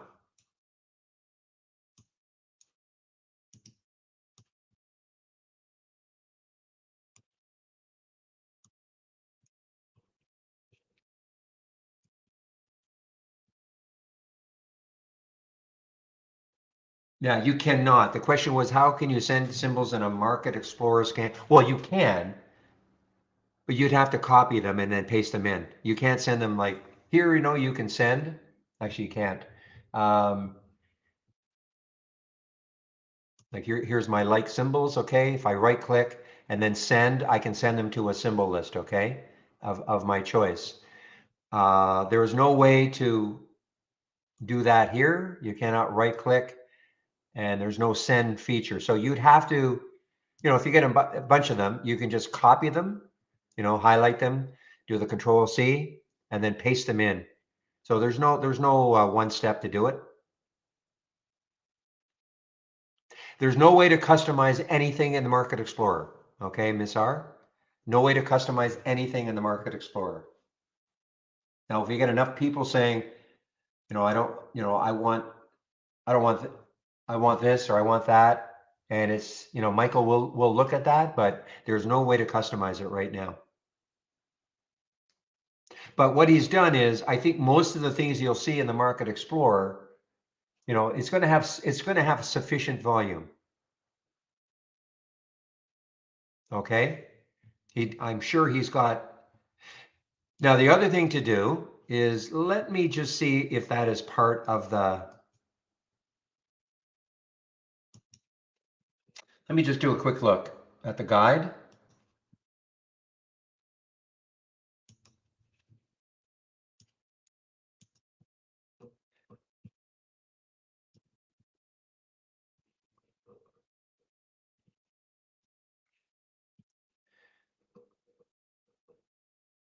Because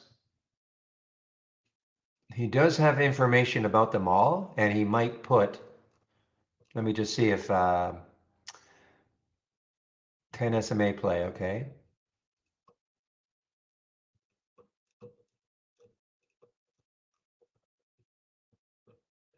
Might have to take a look, try to find it. I don't know why that didn't just show up when I clicked on 10 SMA play.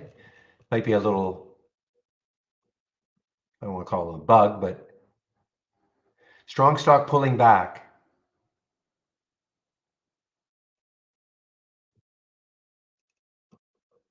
Yeah, so there's no information about, a price range or minimum volume, but Michael always will put some kind of a minimum volume in that should be sufficient, okay? But to really answer your question, there's no way to customize any of the things in the Market Explorer.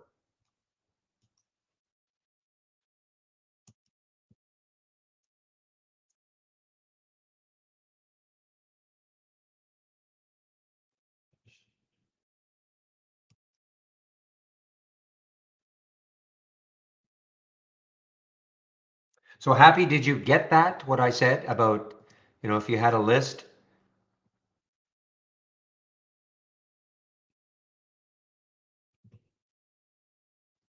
So let's pretend this was in the Market Explorer. You just would highlight the symbols, Control C, copy them, and then you'd have to copy them, paste them into your top list or into your symbol list.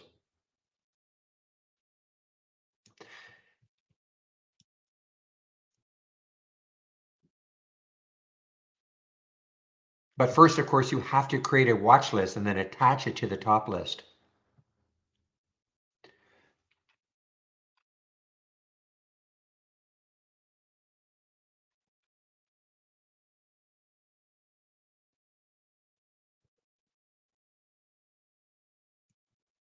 Is it simple?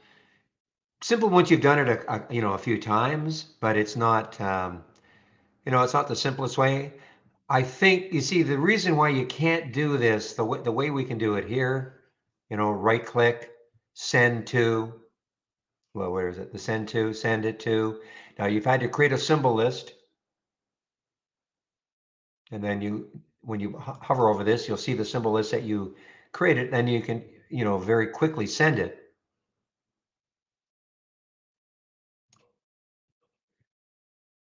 No, it doesn't work that's what I'm saying. It does not work for Market Explorer. So you have to create a symbol list. You have to then attach it to a top list window, which is normal. Normally, that's what you'd have to do anyway.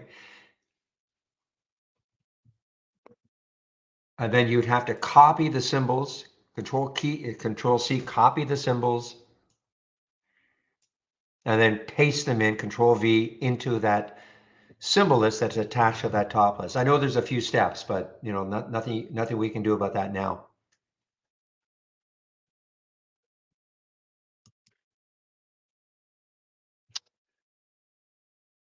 Now, I know enough about French that Renee with two E's means you are a mademoiselle or a madame. Bonjour.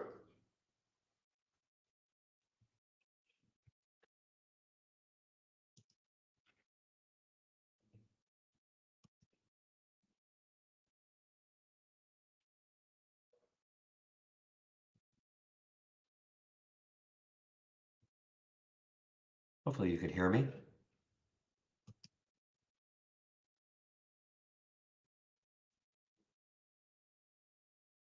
Yeah, some of these little China stocks now are starting to go crazy. I know, Perfect, you mentioned iLag earlier.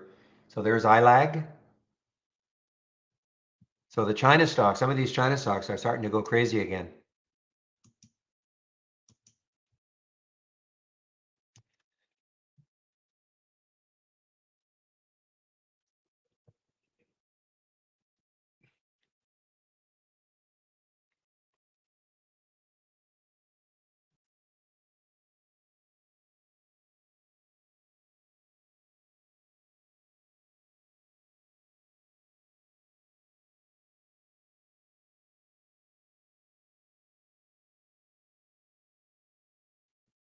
Now, Happy, another thing that you could do, okay, that would actually eliminate, a couple of steps of, well, having to create a symbol list, okay?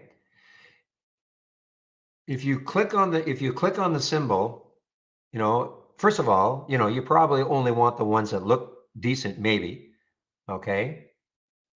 So then if you click on the heart, that'll get sent automatically to a symbol list that we have created for you. I don't know if you used this before, called My Liked Symbol List. So first of all, Happy, can you hear me and understand what I'm saying?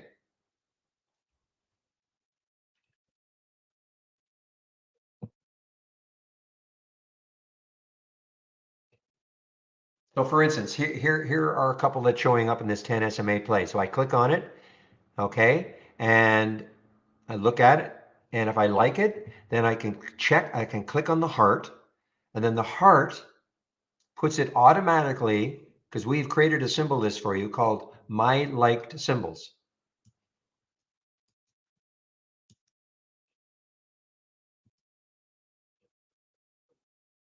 My liked, I guess it's my liked, okay? And then all you have to do is create your top list, and then attach that my liked to your top list how you want to monitor it. So you create your top list, how you want to monitor it, and then make sure then when you right click, configure, and you only have to do this once. And then, click on the symbol list, and this is a drop down menu, and you can say only the following list and check it. So that would mean every time you clicked on a symbol and then you hearted it, it'll automatically go into the top list. Okay. And then to get rid of symbols, because, the whole idea really is, yeah, you hearted them for some reason, but eventually what you probably should be doing is looking at your liked symbol list and going running through them and saying, no, don't like it anymore. So you just uncheck the heart, something like that. Well, then that's okay. Then you have to copy them. You have to copy. So you'll have to, I mean, you can create your own symbol list if you want, give it a name, and then you just have to highlight them, just like an Excel spreadsheet. You just highlight the symbols and then control copy and then paste them into the symbol list. I mean, it's not that much more work, but I also would say, you know what? I think you want to be a little more exclusive than 100. I mean, it's up to you, but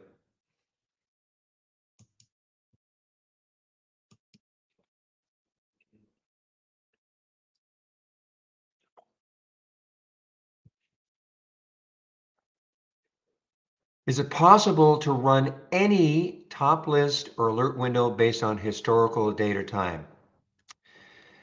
With an alert window, it's a lot easier.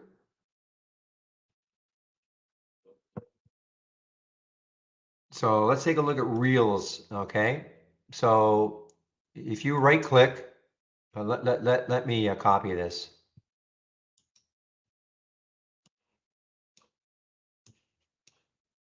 I mean, you can do it with a top list, but So when you right click and then click on his, so right click your alert window, click on history, and then time frame. Now you can have you have a calendar. Okay, and now you can, now I think you can only go back, I believe, like 3 months. So you can't go crazy and say, well, what happened a year ago, in this. But you do have a calendar. But if you just want to do it very quickly, history, today, yesterday, and then otherwise you click on time frame and just use this calendar. And with a top list, you can, but understand that it only gives you in 5-minute chunks. So time frame, use historical date. So you can, on a top list, do the same thing, but it's only going to give you, okay, 1 day. So you can't do a range.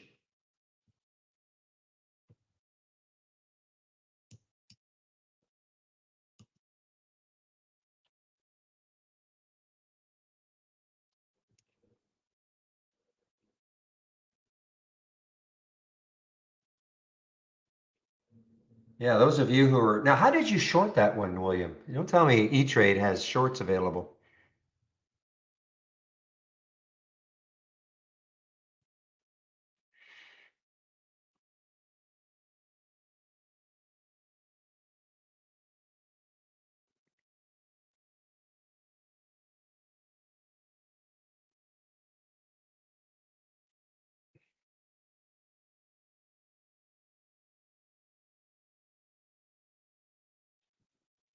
Okay, well, I don't think I don't think Interactive Brokers has really ever had shorts available for HKD, and it's a good thing. I mean, you could have got killed on this day here, because there were many, many, many areas where you thought, okay, this has got to be it, this has got to be it, this has got to be it, on its way up to 2,500.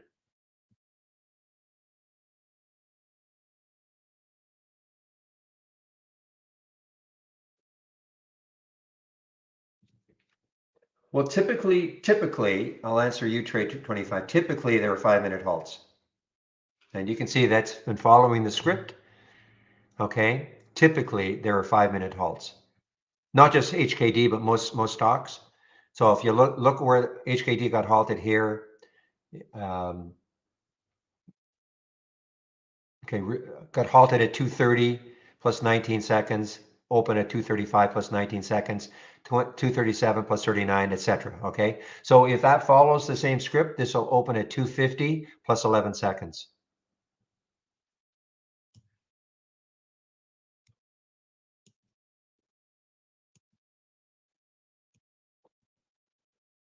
Okay, guys, I might be getting out of my CTRA.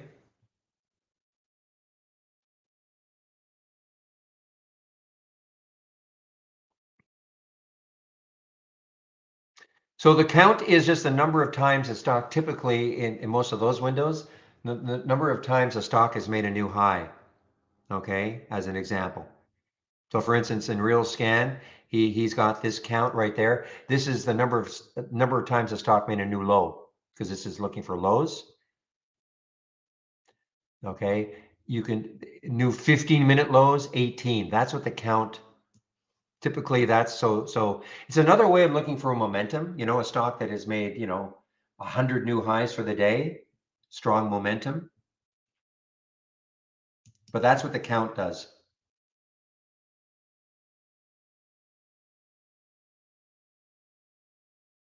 Position and range. Position and range, if it's, I don't have that window up, but the position and range, let's just say a stock has traded as high as $9 and as low as 9. So it's a $1 range. So if it's trading at 9.50, right in between, then it's at 50% of the day's range. If the stock is, again, if the high was 10 and the stock is right now at say 9.95, that's almost at the high. So you might see something like 98%. Okay, because it's almost at the high of the day's range. Okay. Make sense?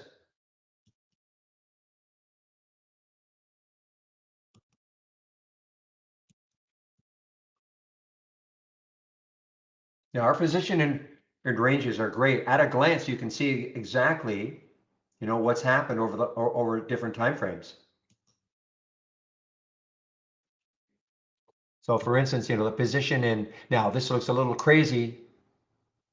I love the position in lifetime range because it's always showing me where a stock is. Now, let's get a different stock though. Okay. Something that's not quite as crazy.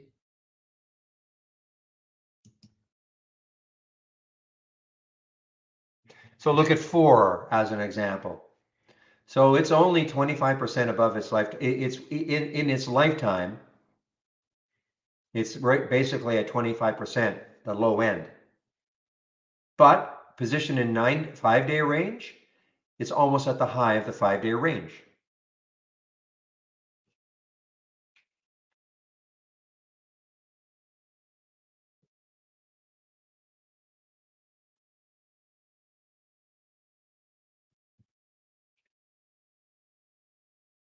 Yeah, if you click on, there might be an easier way. Let me just see if there's an easier way.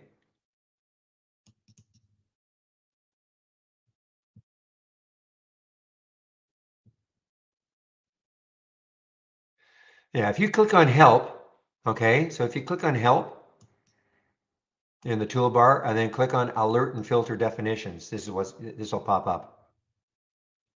Okay. And again, as I always say, you don't have to learn them all, of course, but this is it. Okay, tons and tons of alerts. And when you come to these icons, these are the filter icons. Okay.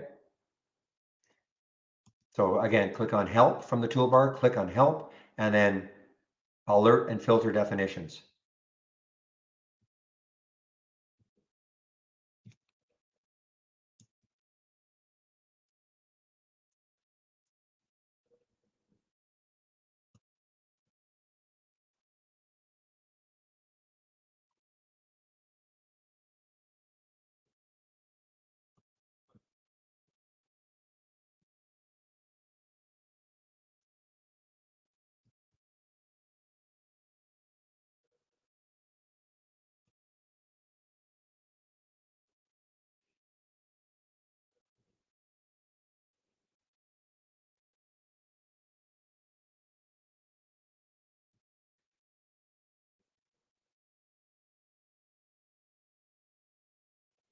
All right, guys.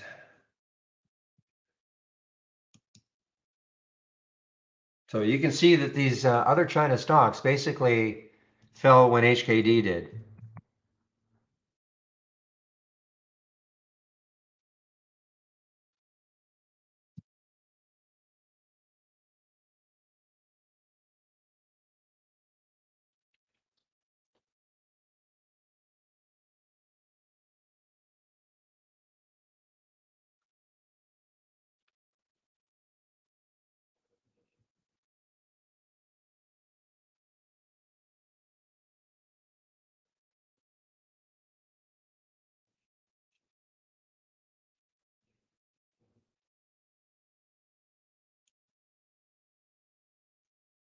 Just kept going. I lost sight of this one. This would have been a nice one. EOSE, Zach mentioned this one. We couldn't see any news on this. It's of course in the races, popped up, rested, and then boom, from 250 all the way up to 275. Great percentage move. Low float probably. Actually not a crazy low float. 51 million.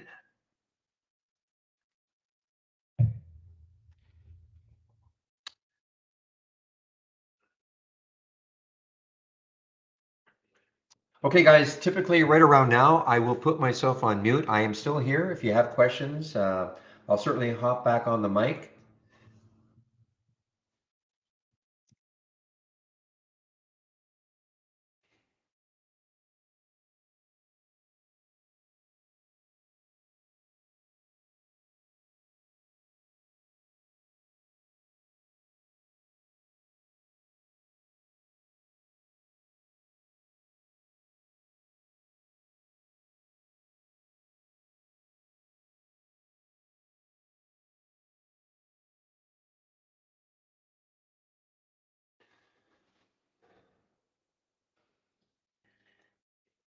or of course, if I see something that might be interesting. Okay, guys, so I'll put myself on mute right now.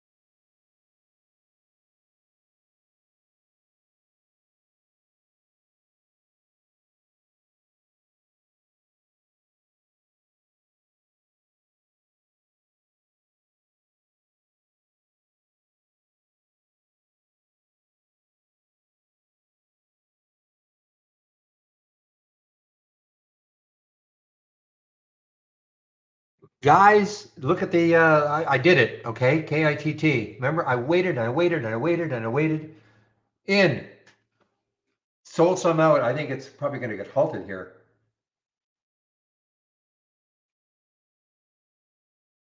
I got to talk to Jamie about that because that's what I was saying. Wait, wait, wait, wait, wait. And the spread was like, it literally got to the 720, 725 that I was looking for. So I got in at 723. I literally put it in between, and lo and behold, yeah, Interactive Brokers filled it for me. So I've traded some out already. I mean, that got up to 772. This is exactly what I'm talking about. Exactly what I'm talking about as a watch list, guys. Out of nowhere, this kit all of a sudden just exploded. Back to mute.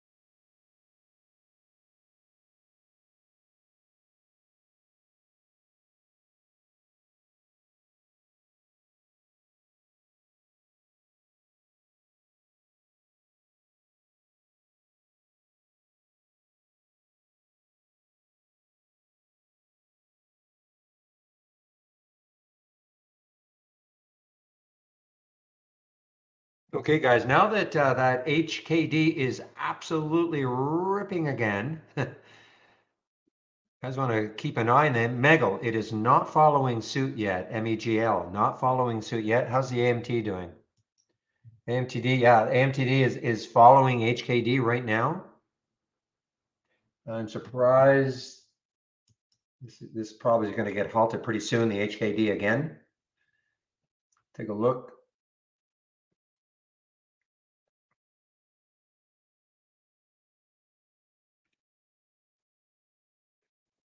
Boy, look at Kit. I'm out of it completely, guys. I was not going to trust it, but wow, what a,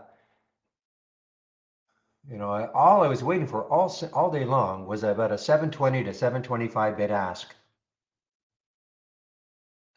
And I was granted it. And then it got up to 772. I didn't quite get out at the top, but pretty darn close. All without hotkeys.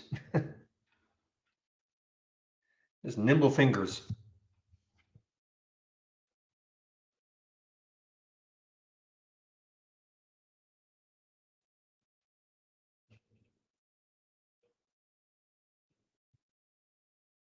Well, it's funny. I was on mute, of course, at the time. I was having a little bowl of cereal, And I just did one of those classic, almost did one of those classic spit takes,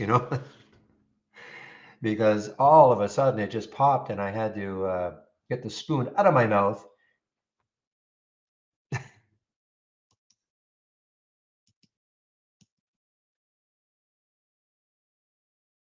Ooh, that's ugly. Yeah, that is ugly on the Megal.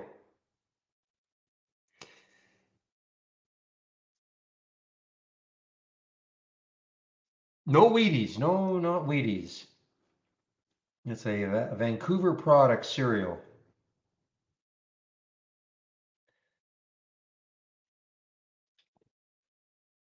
Yeah, that's ugly on the Megal, guys. I mean, that is really ugly. I would have thought it would follow the HKD a little bit better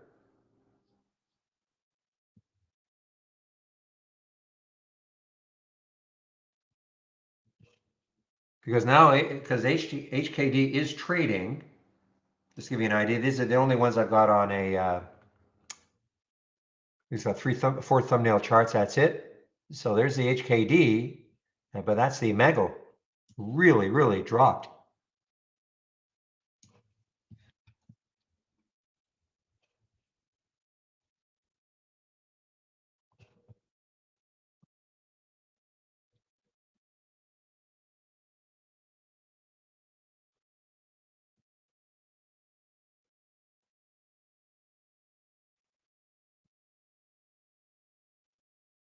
And the other one, the KRKR, that kind of see. This is no, I'm sorry, wrong.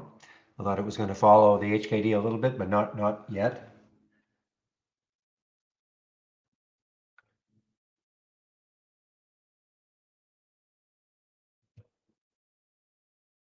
Well, is it going to surprise anybody if HKD somehow challenges the high of the day? Only $100 to go.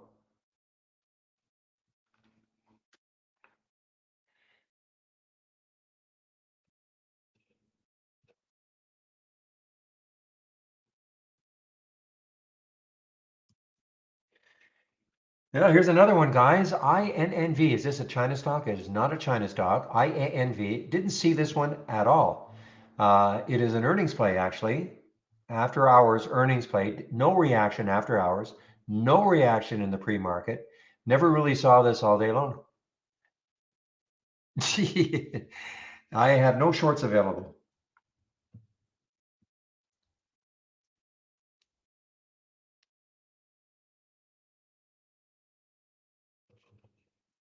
So this is yeah, another low float, 18 million in the float, coming fairly close to that 200-day moving average though. So a couple of hurdles, that number five whole number plus the 200-day. Give me, okay, at 300, because that's where you're saying you're going to short it. Give me 10, 20, give me 20, give me 25.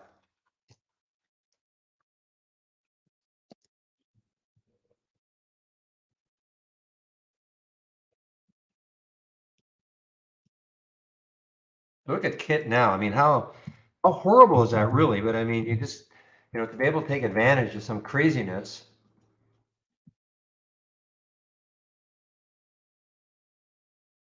I mean, it's just ridiculous, but it is what it is.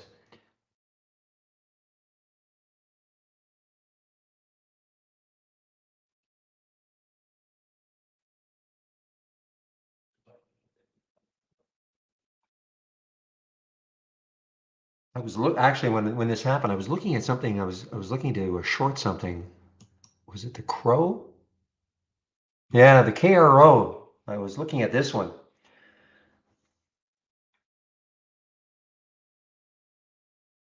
Lots of room underneath. I don't even know where the next low is. It's lots of room. I'm not going to do it now, but look at the market. Ugly again. So we were positive most of the day, but now we're giving it up. Dow's down again, SPY's down again, Nas is down again, HKD up again.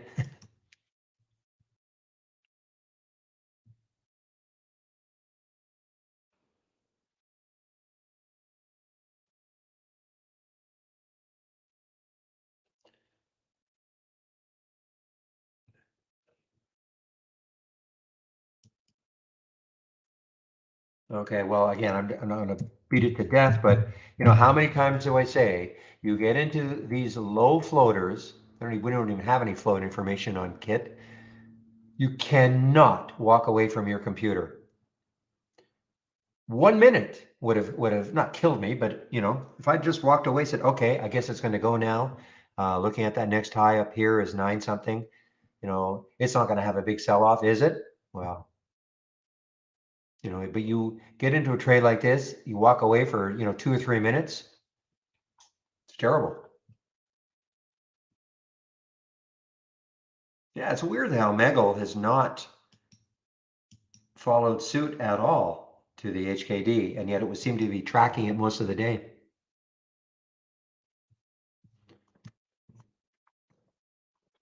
Ugh.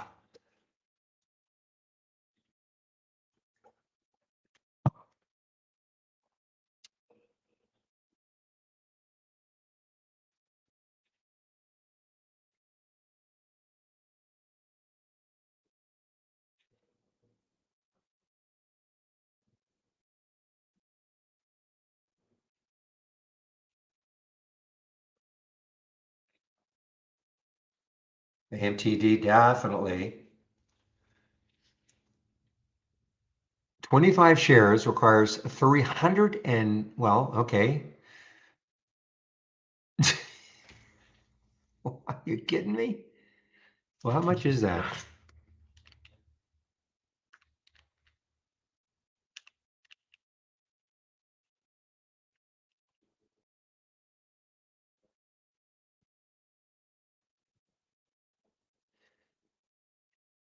So for $7,500,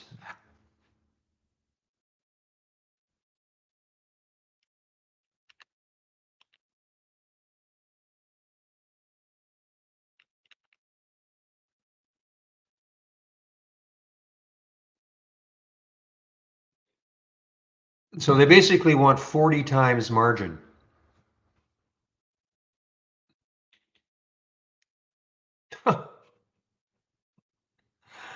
Oh my gosh. Well, how about one share? Okay, I'll do one share at 300. That should be 125th.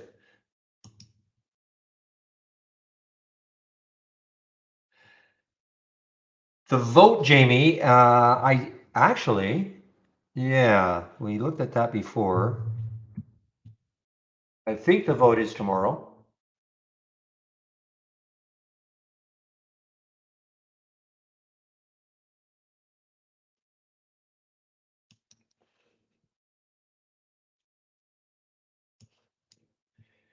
I think the vote is tomorrow, yes. Take office effective the closing, subject to receipt of stockholder approval at the upcoming special September 15th. Yeah, that's tomorrow. That is tomorrow. So assuming, I can't imagine that it's not going to pass. So it could start trading on Friday, I suppose, as a new symbol. But, you would think certainly by next week. Yeah, so unfortunately, I cannot give trading advice like that. Question from a YouTube room is about PYPD. Shall I keep holding it? It's not moving. As always, where did you get in and where was your stop? Now, by your question, it probably means you didn't have a stop.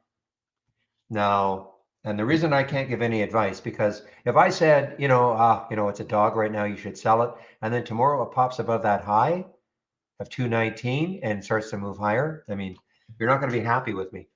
But the bottom line, though, is when you got into this trade, where was the price you were going to get out if it wasn't working? And I think I know the answer to the question. I'm not trying to be mean or anything, but sounds like you didn't have. But maybe you do. When you're saying it's not moving, I mean, I'm in trades that don't move very much, but it hasn't hit my stop. But where is your stop? Like, where would you get out of this trade? Obviously right down there at $1, but where would you get out of the trade when you got into it if it's not moving, I'm sorry, if you get stopped out, and how much were you willing to risk on the trade?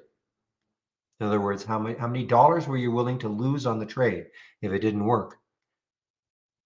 Those are all questions that have to be asked before you get into a trade. When I say asked, you have to ask yourself, okay, not every trade's going to work. Where am I going to get out of the trade? Number one, what price am I going to get out at? And then, but that also will tie into how much are you willing to actually risk on the trade if it doesn't work? Is it $100? Is it $200? And am I talking to myself? Can you hear me?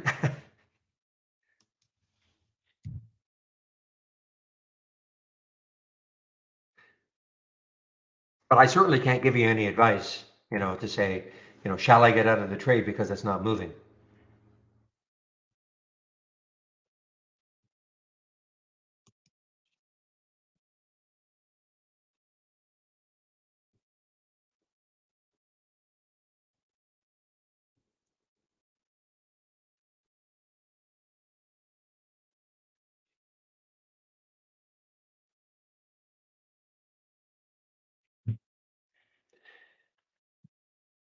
Yeah, I mean it's hard. I know, if you're especially if you're starting out, the whole concept of risk.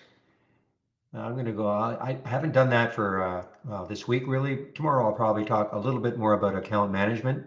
A lot of new traders don't quite understand the idea of a trade not working. Where are you going to get out? How much you're actually willing to risk on the trade if it doesn't work. In other words, if you had a $5,000 account, I'm not just talking to you, of course, but I mean, if a person has a $5,000 account, hopefully it makes sense that you shouldn't be risking $1,000 a trade. Now, how much you're going to risk on a trade? A lot of people say 2% of your account. I mean, I'm not going to say that that's the right or the wrong way, but if you had a $5,000 account, 2%, I can do some math, $100.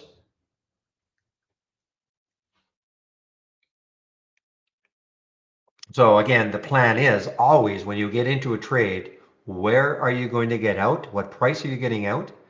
And that price should be based on something. It shouldn't be just, well, every trade I get into, I'm going to have a stop at 10 cents away or 20 cents away.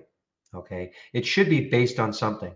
Maybe the breaking down of a moving average, maybe the low of the previous 5-minute candle, maybe the low, or maybe if it breaks down what you would consider a support area on the chart, it has to be based on something rather than just, oh, well, I'll risk 10 cents a trade.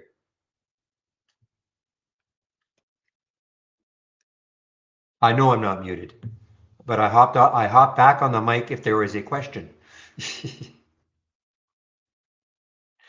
Well, Jens, the question is this platform good for finding tickers for long-term investing? Now, first of all, long-term investing in this market, the type of market we're in, pretty dicey. Okay. Pretty dicey right now.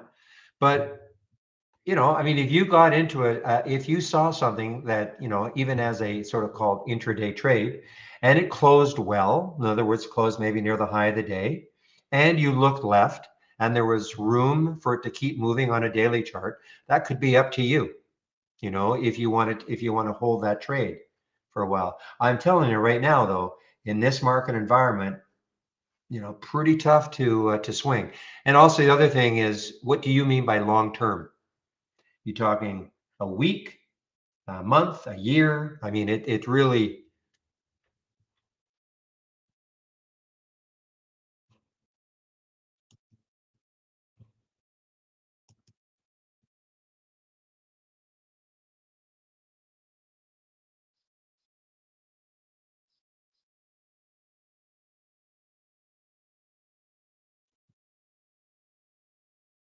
I have a scan that shows you stocks that are,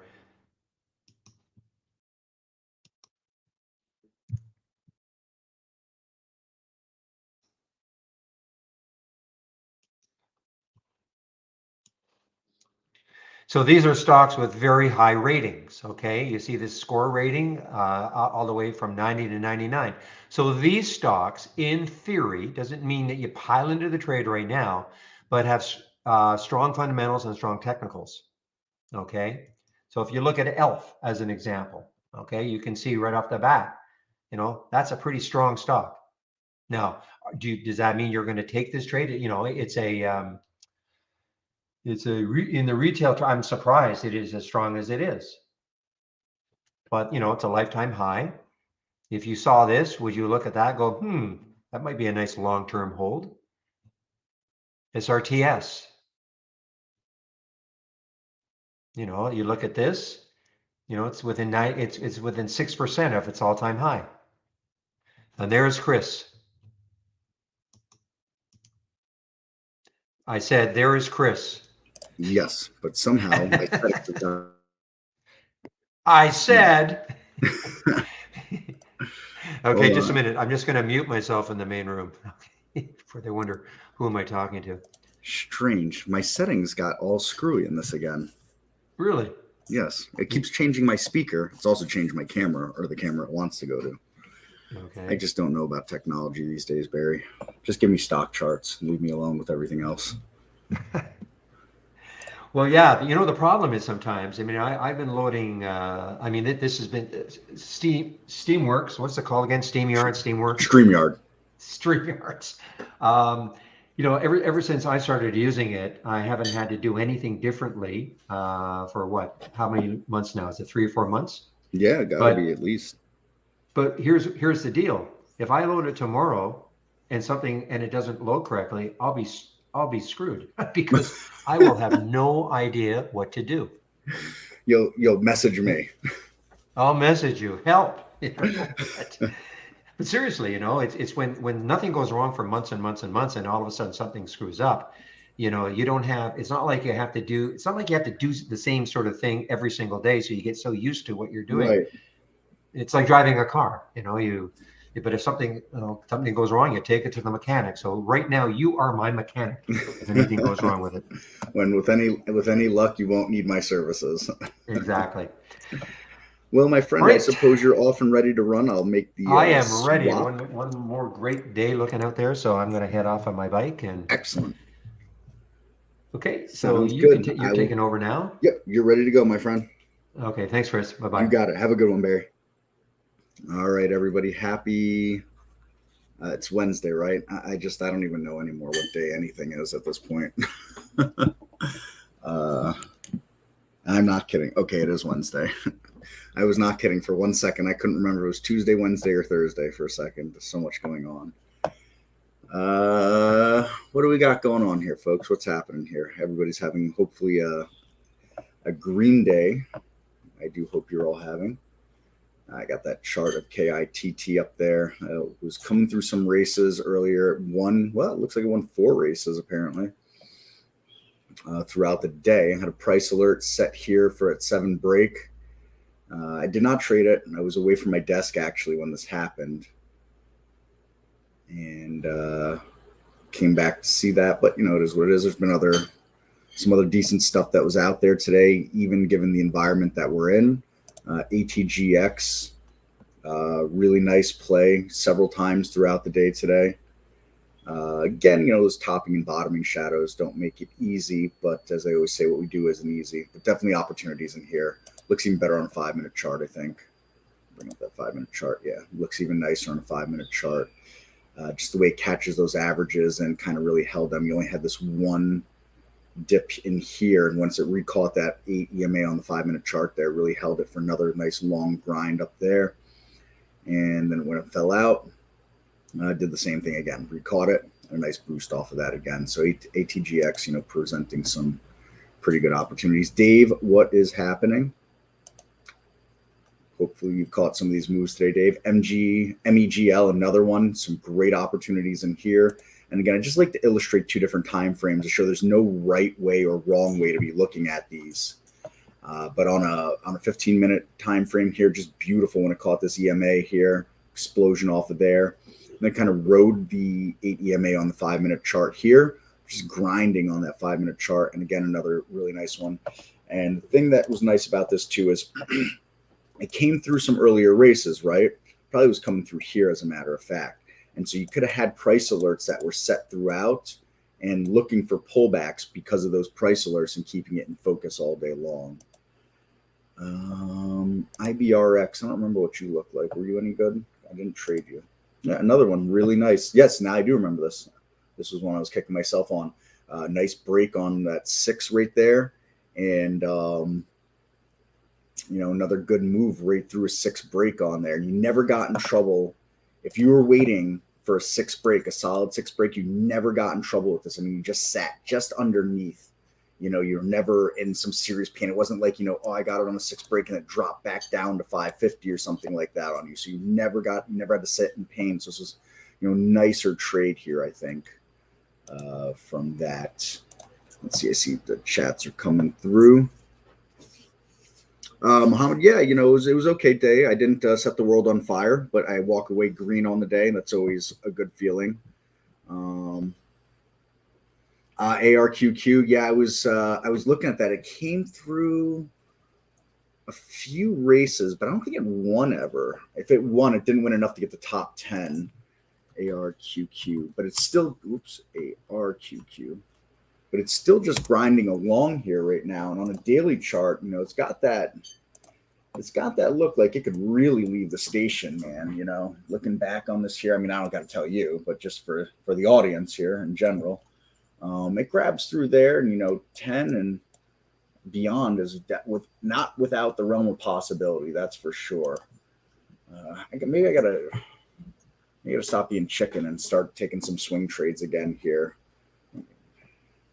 Hard. I just don't want to have to check the futures overnight and wonder, am I going to be affected by these gap downs? I always hope I'm affected by the gap up, not the gap down. But after this move here, just a grinding higher here on ARQQ, and it's a really nice setup. Actually, it looks like a really nice setup. CMT pursuits, they're in a holding pattern. I need to do some serious review. I haven't done a lot of review in the last couple of months. I mean, I still have most of curriculum 1 in my head, anyways, and then I'll get my my test on in beginning. I think it's the beginning of December. I got to look again. Something like December 8th, I think, is my test.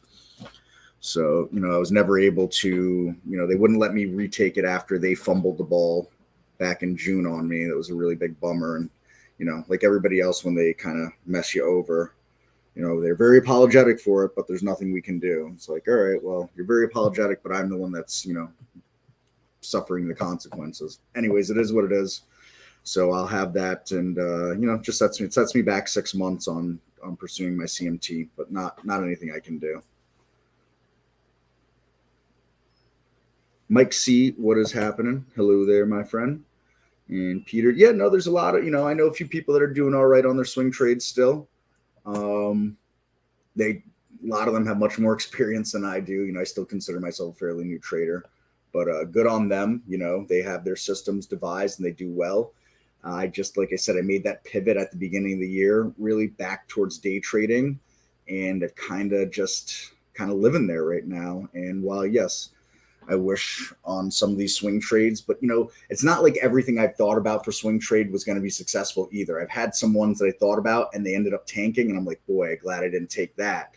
So it's been more of a mixed bag that, like I was saying, I don't know, I guess, was it Monday this week, or was it? I think it was Monday this week when I said I just wasn't feeling it. I missed a lot of good day trades. I just haven't been feeling it the same from the swing side of things. And that's telling me, if you're not feeling it, you shouldn't be touching it.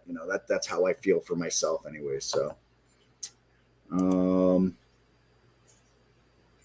just the way it is. So,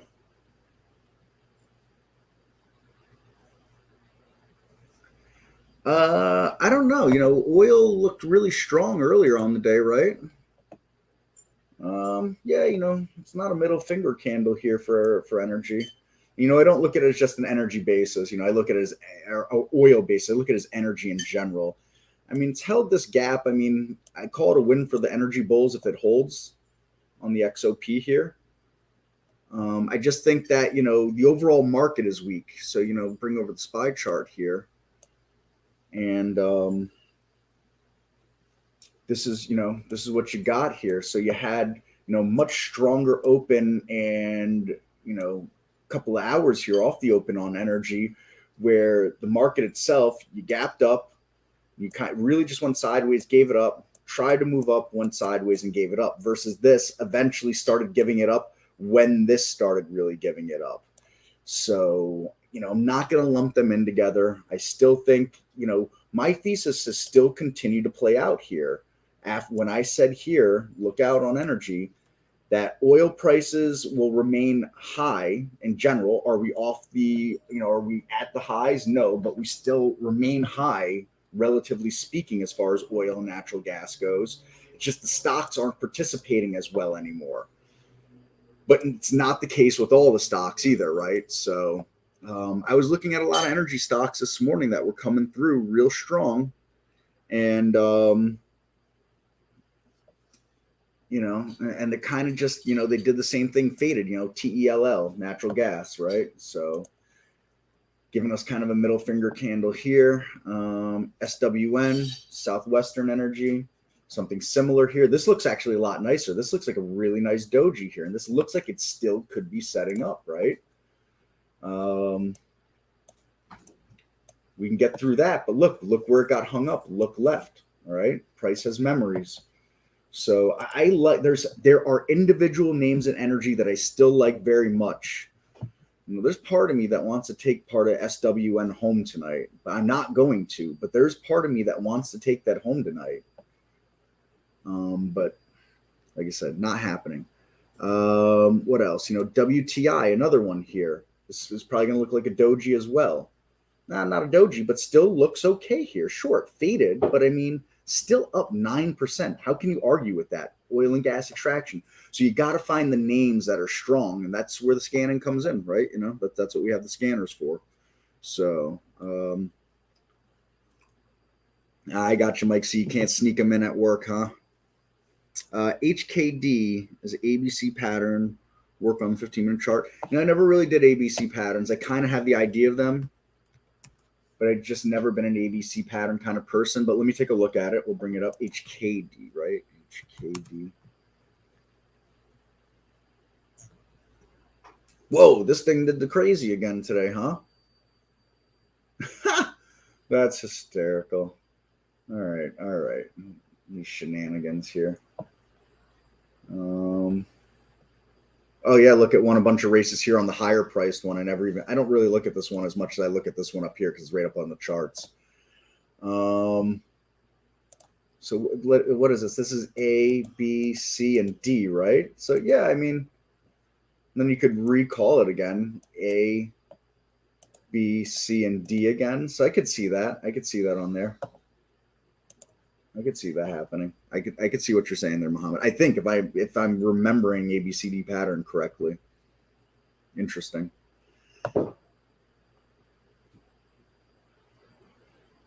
Yeah, I'm not surprised, Peter. MRO is coming through my scanners as well. I don't know if it won races, but it was coming through for sure. Marathon Corporation here. So same thing, still up 2 1/3%, right? That we could see here. Where's my writing tool? And it's 63 cents. So I mean, nothing to sneeze about. Defended this 27 line here. So does that set it up for the next boost for tomorrow, especially if the market opens strong tomorrow? Very, very well within the realm of possibility. It's a good looking chart overall here. Nice trend. That was a terrible trend line, but I think you get the point that I'm illustrating here. Let me draw it with actual tools here.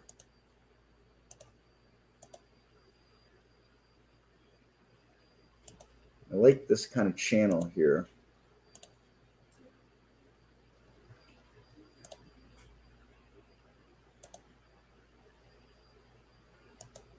And I like this channel that it's in. It feels like it wants to push on the top of the channel here. Is it going to? I have no idea, but I like what's happening here. Now, someone else might look at this, and I couldn't argue it. They see that, and they can say, oh, that's a bear flag. I mean, I feel like that's a really long to be a bear flag, but all right. Back here, they would have had it because look at that fall. So they would have, that would have been a correct call on a bear flag. If you had looked at price to here off of this, that was a bear flag, and it executed as that afterwards. But it caught the trend and held the trend. So, still good looking overall.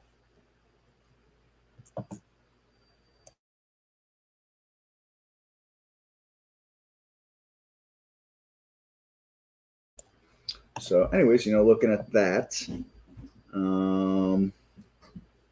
So yeah.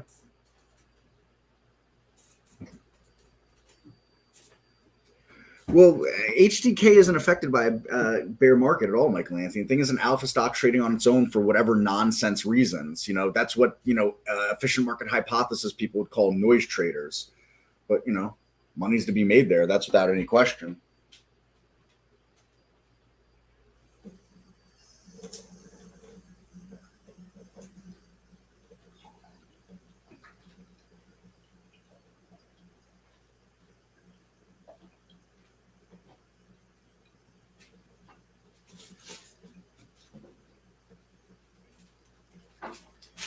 To bring it back up, HDK is, it's not affected by what the market's doing. HKD, right? Not HDK.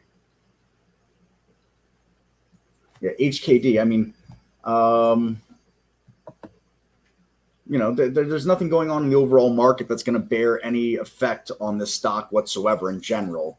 It's, for whatever reason, traders are getting a hold of it and pulling away with it, essentially, where the market itself and stocks that are trading along with the market, this thing hasn't traded with the market at all.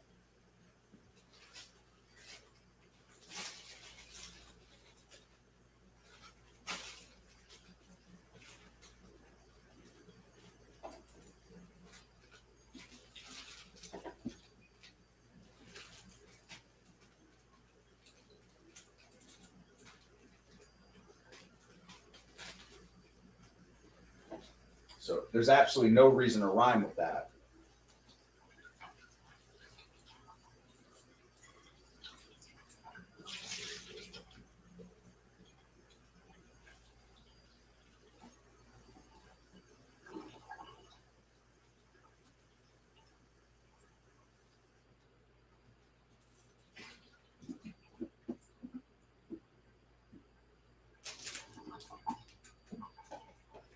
So let's take a look here. What else was going on today? Give me a second to adjust something on my other screen here.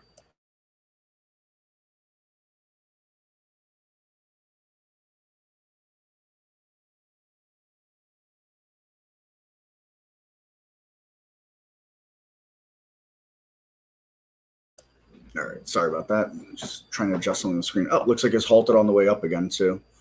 So there you go. So yeah, I mean, this is completely different. This is just day traders. There's nobody trying to invest. Michael Anthony, I gather from our interactions back and forth, you're more of an investor and, I would say a position swing trader where there's no position swing trading in this. This is just nonsense and noise and chase the fun until it's, you don't be the last one on the merry-go-round when it stops type of thing here. So what else is happening?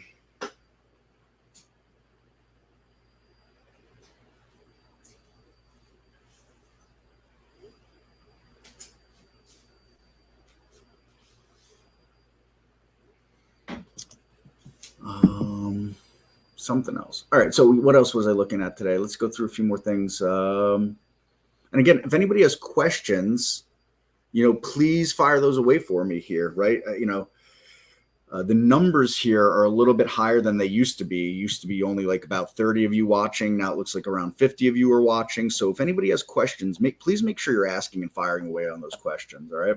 I just don't want anybody hanging there and, if they got a question on the software, they don't understand something, I think it's really important that you get those out there. But let me continue until I see something else come in, pile through some of these here. So we talked about the first top three, Z-Fox. What happened here with you today? Must have come on later in the day. Big move, right? 25%. $1.25, but that's tough. That's really tough. Not impossible. It looks actually nicer on a 15-minute chart than it does on a 5-minute chart. Not impossible. Huge moves in it. Huge swings. You got a big spread in this, though. Look at that right now. You got a 20-cent spread going on right now. I've seen it come down as much as 5 cents, but that doesn't make it easy, right? So, again, always going back to what we do is hard.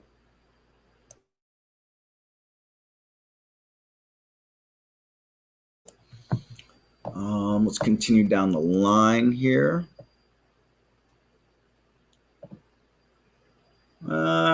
LR, yeah, not really crazy about this one. Great liquidity. I mean, 2.7 million shares traded, doing nearly 25 times what it's normally doing for volume.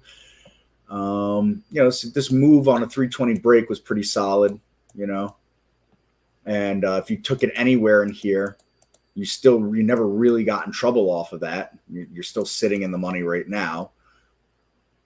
Overall, okay, sitting up still 9%, from the close, 12% from the open because the gap down. So, overall, not too shabby at all.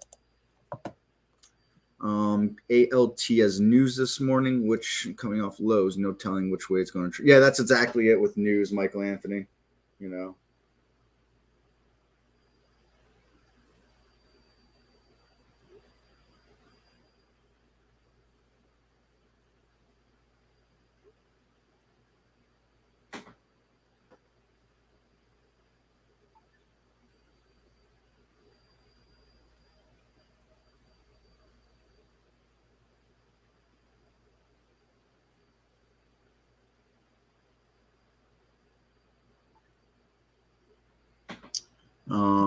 Yeah, no telling when there's news involved.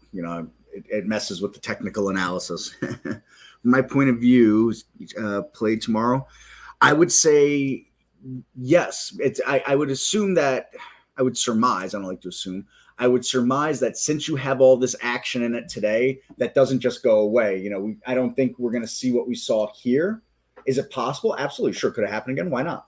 Right? Do we think it's likely? No. But I would suspect that we see something tomorrow, some kind of nonsense tomorrow, whether it's actionable from the short side or from the long side, or even both sides. I mean, someone could have very well grabbed a short here, rode this out, and rode it back down. Is that possible? Sure. Is it likely? No. Is it comfortable? Also no. But all possible things. But I don't think that this volume will just disappear tomorrow, and there'll probably be a big range. I would say that if it is less liquid tomorrow, let's say, trades, only 3/4 of what it trades tomorrow, only trades a little less than 1 million shares, let's say tomorrow, I would say that would make it a more difficult trader, and that the range would probably be smaller, but the spreads might be larger on it. So just open back up. You got a $2 spread on it right now, Now you got an $8 spread. Holy cow, I just saw it jump to an $8 spread. Here's a $2, here's a $7 spread.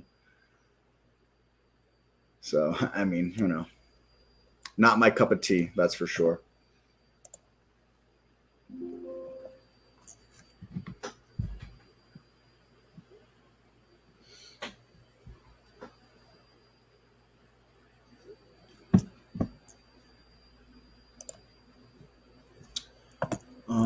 What else do we have here? So, yeah, I mean, there'll definitely be action in it tomorrow. How tradable that action, we won't know till tomorrow. So what came through? EOSC came through. Here's another one about being patient, right? Gaps up. It was winning some races earlier, never really took off, right? And then finally makes a break here. Yeah, nice little move here. Not setting the world on fire, but not bad either. So with price alerts, had you been patient, definitely tradable. BIAF. Not bad here either, because look, we got this early stuff, but if we were paying attention, you can see I was moving price alerts around here. Nice little move off of that through $6 again. Again, are we setting the world on fire? No, but what if I got a 605 fill and I wrote it up to 630? Reasonably, went up to 640. But what if I caught 30 cents of that, 27 cents of that? Not a bad move, right? INDO, I actually took a trade in, and illustrating just catching part of a move here. Got in here, got out there, and I actually did that. I think I got in on this candle. I think I got out on this candle, but don't quote me on that. Now, it ends up making a nice move, but I didn't have the patience with the market the way it was to stick around and see if I could get a few extra cents on it, right? And we cut this EMA here, nice boost off of it. I just didn't like the price action after I got in it. But, I know it's one of those real low float stocks. Energy was hot. I thought perhaps, this might have a decent run in it with energy. But energy I could see was starting to top out. And I figured this was going to do the same with the rest of energy, which it mostly did. And, I was never really in trouble off my entry. But, there's I was up a couple dollars. I decided I wasn't going to hand it back and, worked out well. KITT, we talked about this right when it came in.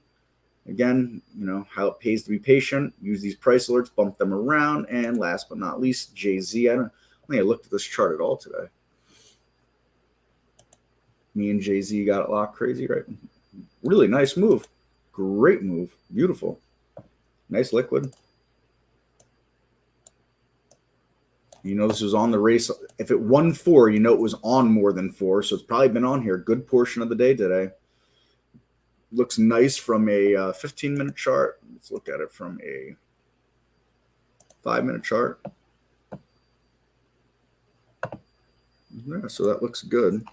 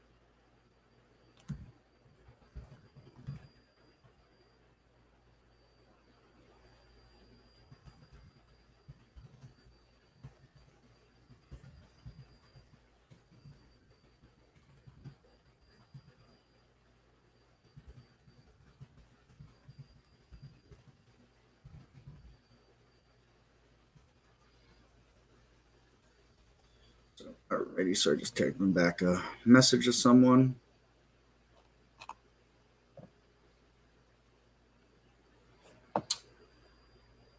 What else? I do have a support meeting. It's the every other Wednesday one here, so I might go back and forth between listening to them and participating, and also with you folks here. So let's see. I have no idea on that, Muhammad, if it'll rip after the market. That's tough to say. Really couldn't say on that side of things. Is it possible? Sure. But I have no edge on whether it could or would. Yeah. That's why these things are day traders as far as I'm concerned. Have that plan, ride them up. Don't hand back the profits, right? For sure there, Hans. It's not that I don't like China stocks. Like I was bullish China for like a couple of weeks, and then, it just, let me down. But let's SJ, let's take a look. Interesting. Good volume, good liquidity. Interesting level right there. Make a move through. Low float. No short float, no short and massive negative short growth. Very interesting. Look at the volume too. It's not like it's this has been increasing volume generally speaking. Very interesting. The volume comes in spurts too. Just looking at the 15-minute chart here. Nice move up, sideways, trying to get through this area from the other day. That's not bad. And it presents, depending on how you want to slice it and dice it, but that presents a really good risk reward because look here, looks like $4 is pretty significant, and we could even say that this is significant coming back through here as well. So depending on how you want to play a stop and how tight you want to keep that stop or loose you want to make that stop, and whether you're looking at it as a day trade or a swing trade, and if you really want to go with the loose stop, that's really significant, this level down here, right? You could even call this level down here significant, the bottom of that tail from, let's see, today's Wednesday, Tuesday, Monday, last Friday even. towards the bottom of that tail is pretty significant as well. So a lot of different ways you could manage risk on this. No clear way to call it right or wrong, right? And your potential upside somewhere into here, and with a low float, you know, thing could go. Got some volume still coming right into it right now. Look at that. That's interesting. No, that's really interesting, Dave. That's an interesting one. Thanks for throwing that out there.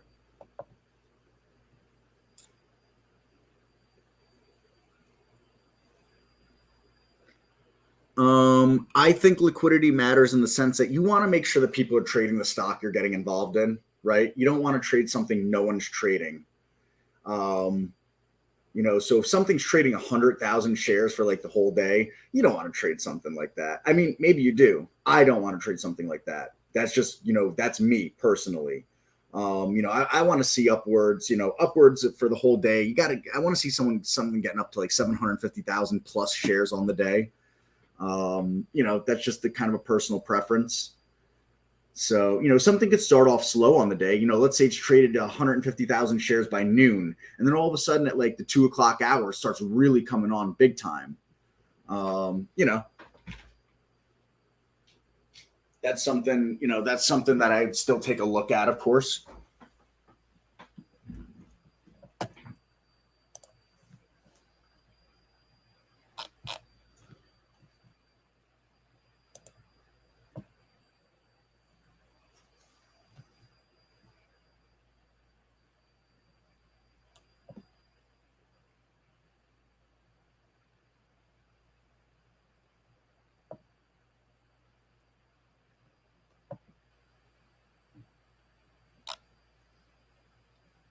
So yeah, Dave. Of course, yeah, I'm always happy to look at charts. Michael Anthony throwing out REBN. REBN reminds me of Ruben and makes me hungry. REBN. I love a good Ruben.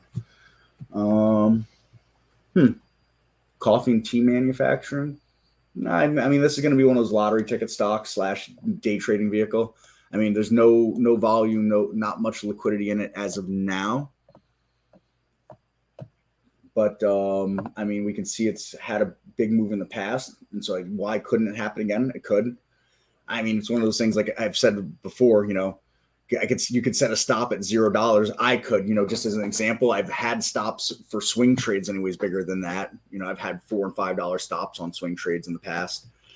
You know, it's not something. This is not something I'm interested in at all now. But you know, you kind of got a defined level towards that bottom level that's there. So, you know. Definitely something worth noting, that's for sure. There, Michael Anthony, but you know, not anything real to comment as far as that goes. PR.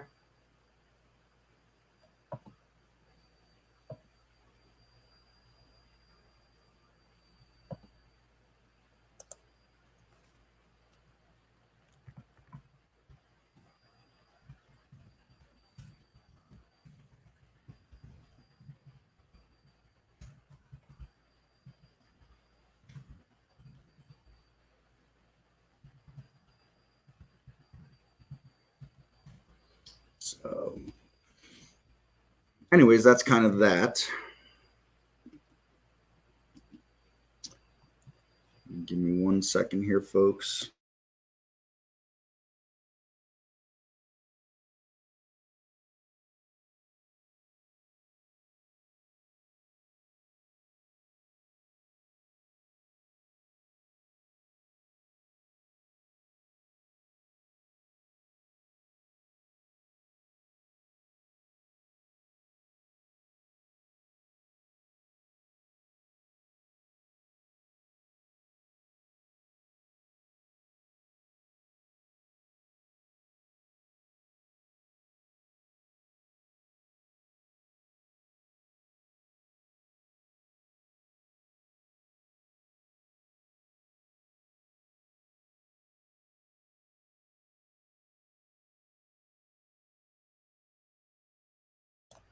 All right, sorry. So I just want to join that support meeting that I have to join so I can listen in, but still give you folks some attention as well.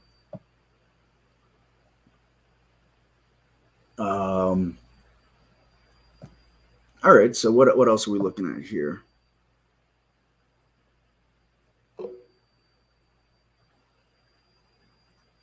Yeah, Dave, I'm the same way. I don't need to know much about it. Is it hitting the scanner? That's all that matters to me.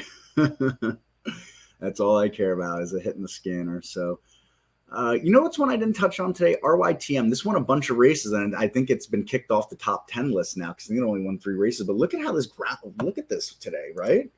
2 million shares traded. Great move up, consolidation. Great move up, consolidation, and another move up. So beautiful. And this, I know this won a few races today for sure. But, you know, the change from open now, other things percent-wise have taken it over. So that's why, you know, we're not seeing it there. So anyways, just, you know, kind of food for thought here. CFVI, I took trade in this. I didn't like the price action. And then, of course, so I got out quickly, you know, through here. I took it here on this bar, then a big up and a big down, and this. And, you know, I don't know, you know, I didn't have it in me to stick it out. And I was up a little bit and I just said, you know, I'm going to pay for dinner with this tonight. And so that's kind of what I did too. Oh, our RYTM did an offering just now. Wow. Those dirty, rotten people.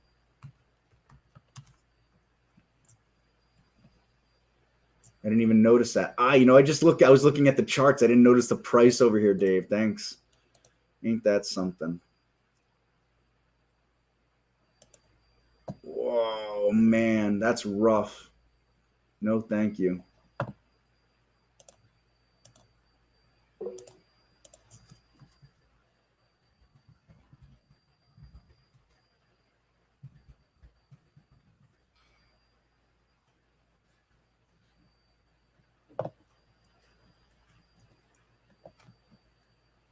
So, anyways, that's kind of dirty.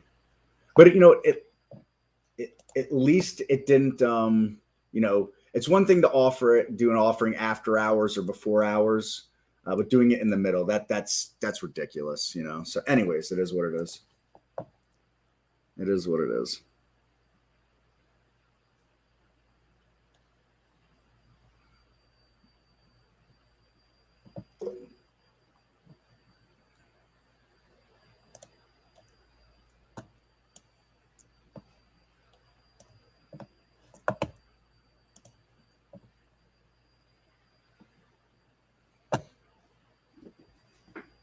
Okay, so there we go. So what else? I just want to go through. Oh, PL was another one. Won a bunch of races and kicked off again. Get rid of this here. Beautiful grinder all day long. It's really nice. Never getting you in trouble either. And once, you know, when we really cleared that level, that 650 level, you know, going back, not bad, right?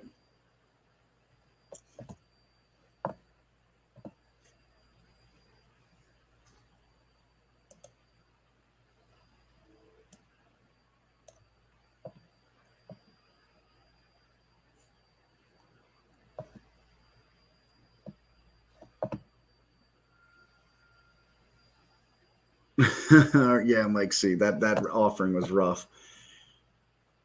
So, and again, anybody with questions, please fire those away for me here, right?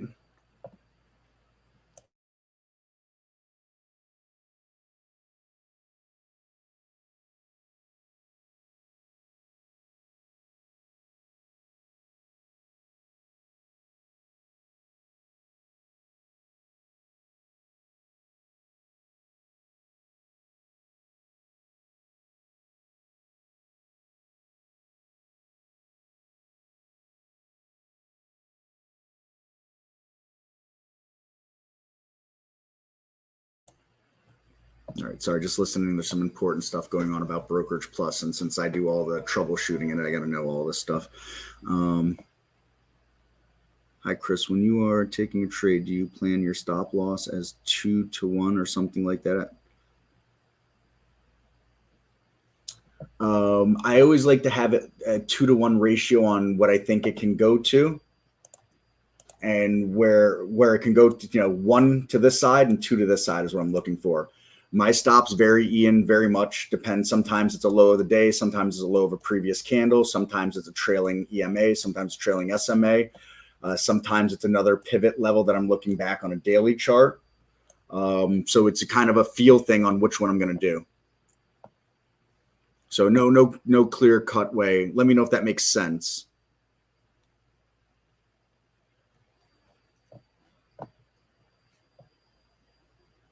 Yeah, exactly. And it can vary a lot for me. Correct.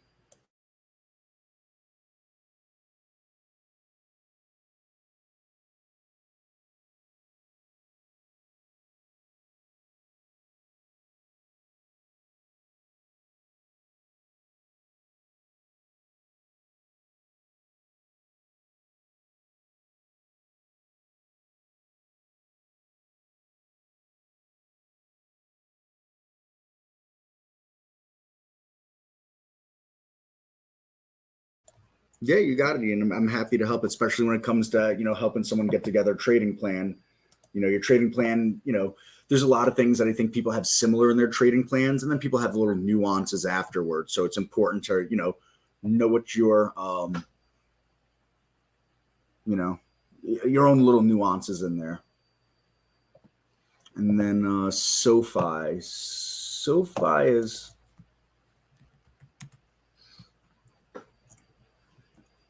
yeah, SoFi just can't seem to get out of its own way every time it gets up,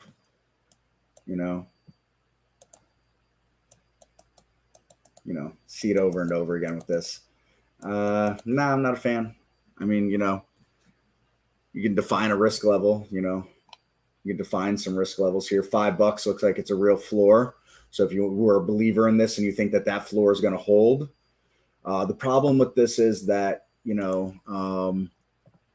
in banking and the overall economy, things look soft and inflation, all those things like that. And I think SoFi is some kind of banking thing, you know what I mean? So, there's no day trading to be done in that as far as I'm concerned. I don't like it.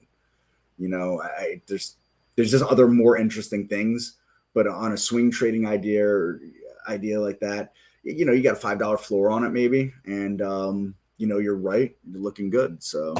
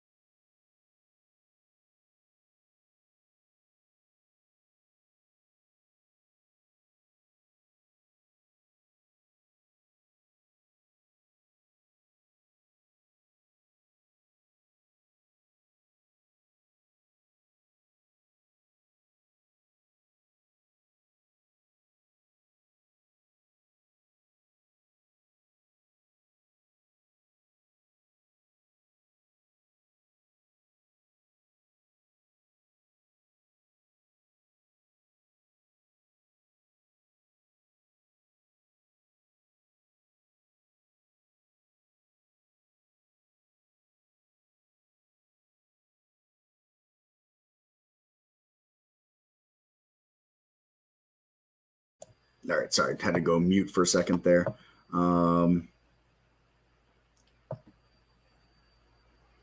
Mike C, I'm just naturally one high-strung person, to say the least, just the way I roll. So, I'm doing a support meeting and some stuff like that. And, I answer emails late into the night, and I'm up, I'm up by the time the first hour of the futures close usually.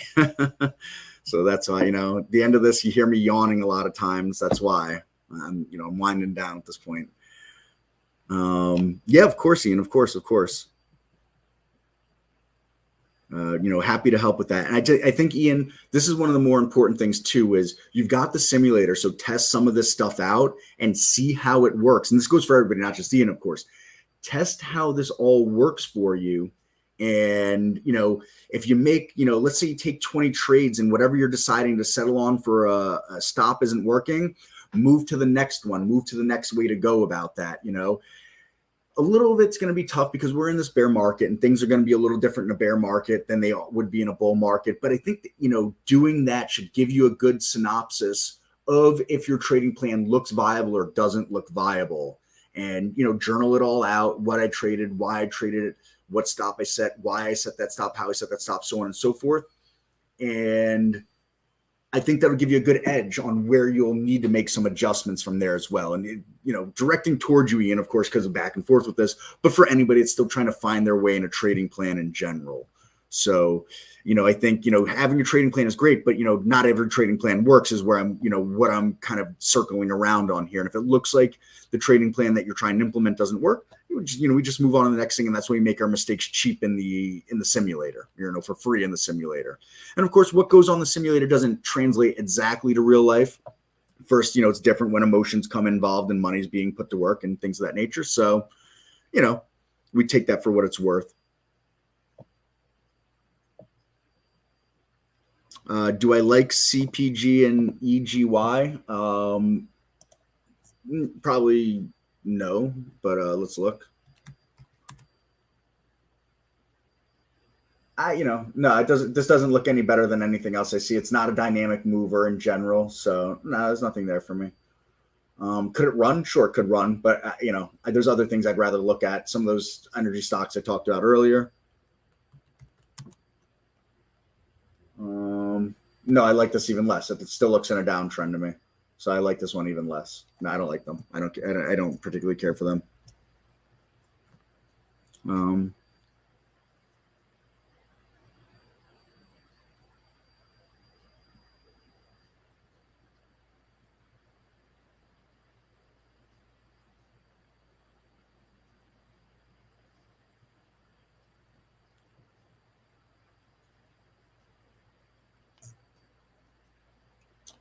Generally speaking, and yeah, I think it's a good. So I'm reading all Ian's comments here. I think it is a good thing to plan and be rigid. The one thing you should really, really, really be rigid on is your stop. Your stop has got to be. There's no moving your goalpost back. What you're risking is what you're risking. That's the end of it. What you can be flexible with, and what I am flexible with, is my targets. Right. So let's just say, for example, it's I did it today, as a matter of fact, CFVI. All right. I expected a move and then to kind of hold the move here. It didn't. So when we got this, I got in here and we got this move up and we pulled back, and I didn't like the price action that was going on here. My target, I was really looking at something to break this here, that 1350 and go. It didn't do it. And so I said, you know what? I'm not going to hang around anymore. I'm just going to get out. My stop was 13. My target was moving up towards the 14. And, I got in at 1328, but so, it felt like it was a fairly good risk to reward. I was risking 30 cents, looking to try to make 70 cents.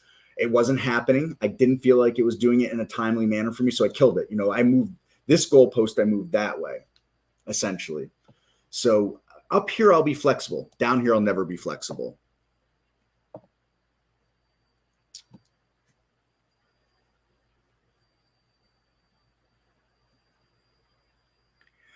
Todd, you just have to make sure that whatever strategies are loaded into the multi-window don't have things like relative volume in them. I guess that's the main one I would say, Todd. Just make sure the strategy doesn't have any of that stuff in there. So like if we take a multi-window,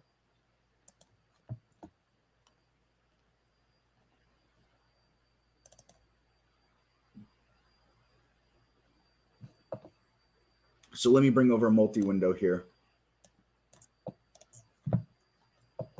So if we come in here and I pull any one of these up, we can see that, all these strategies that are in here. You can come here and go to the configure, go click strategy and go to the configure of that specific strategy, and just make sure it's not using any of the filters that don't work in the pre-market. So for example, relative volume, although popular, doesn't work in the pre-market. Any strategy within in there data will be blocked. All right.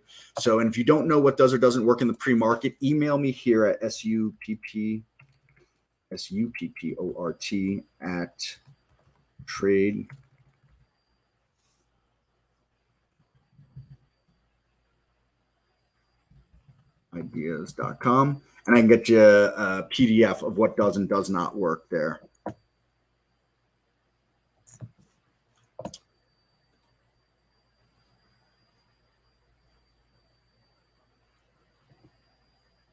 Yeah, the plan shouldn't be overly complicated either. Yeah, definitely. If your plan's got like 30 steps, too complicated. My pleasure, Ian. My pleasure to, as I tell everybody, I've got an agenda. My agenda is to get everybody to subscribe to Trade Ideas. Not everybody, but you folks that are either here thinking about it or have subscribed. I want you to go back and tell your friends and your cousins and your brothers and your mothers and your sisters and your dogs and your wives and your husbands and your boyfriends and your girlfriends and your dog walkers. Hey, this software, and they do all the support. And I want you to get these people in here because I want them to be subscribers too. But it only works like this.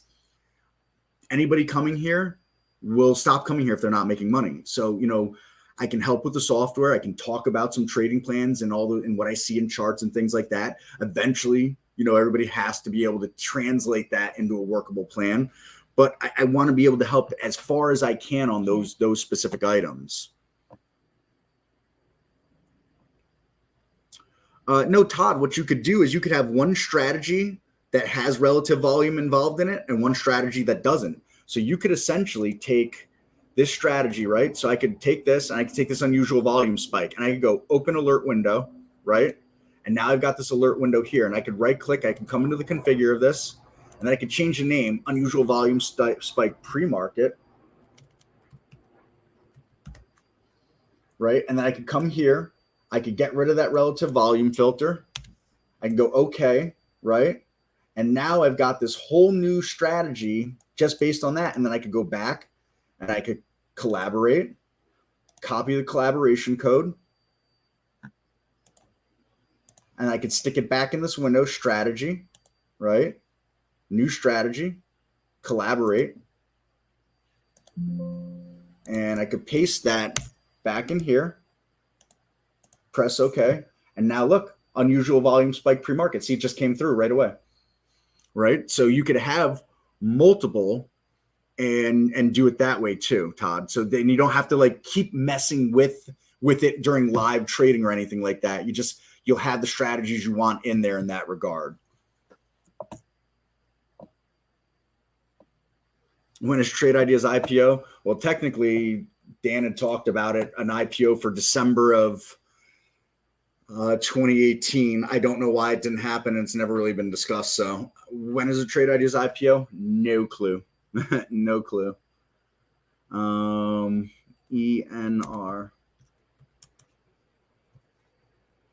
No, Michael Anthony, there's nothing I like about that. Traded 600,000 shares on the day. It's overall in a downtrend. I mean, again, could it, no advice. Could it wake up at 35? Sure. Could I wake up and it's at 25? Sure. There's nothing here. There's nothing here.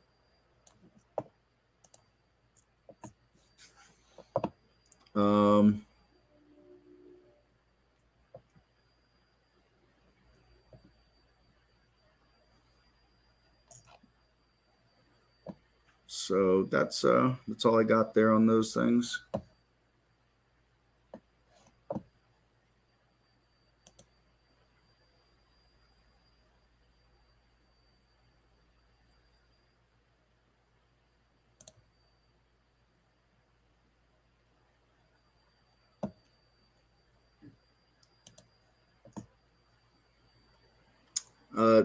As far as chip stocks go, the only things that I look at are the SMH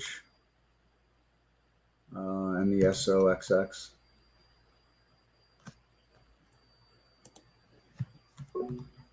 That's all I'm looking at there.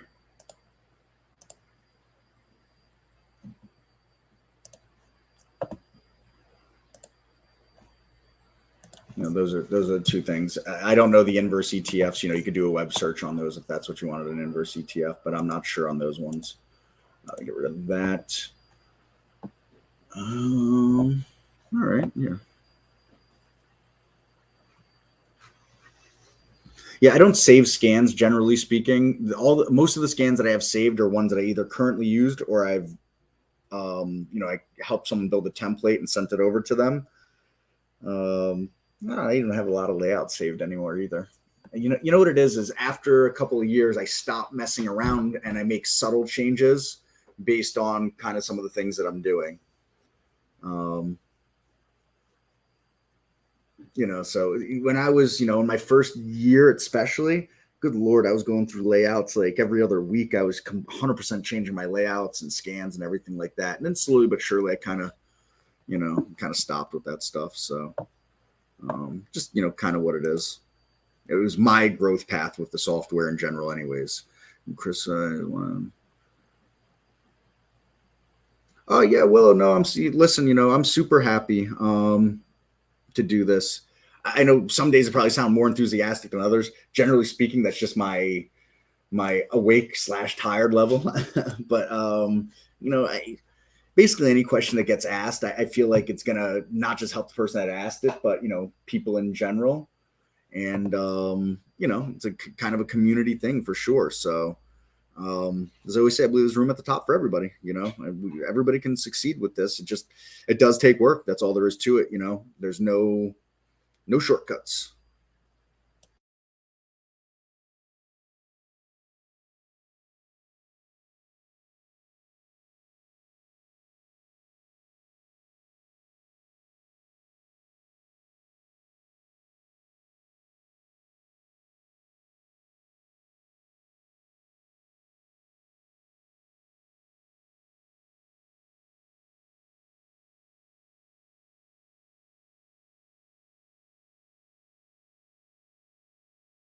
So yeah, I do very much appreciate the kind words though, Willow.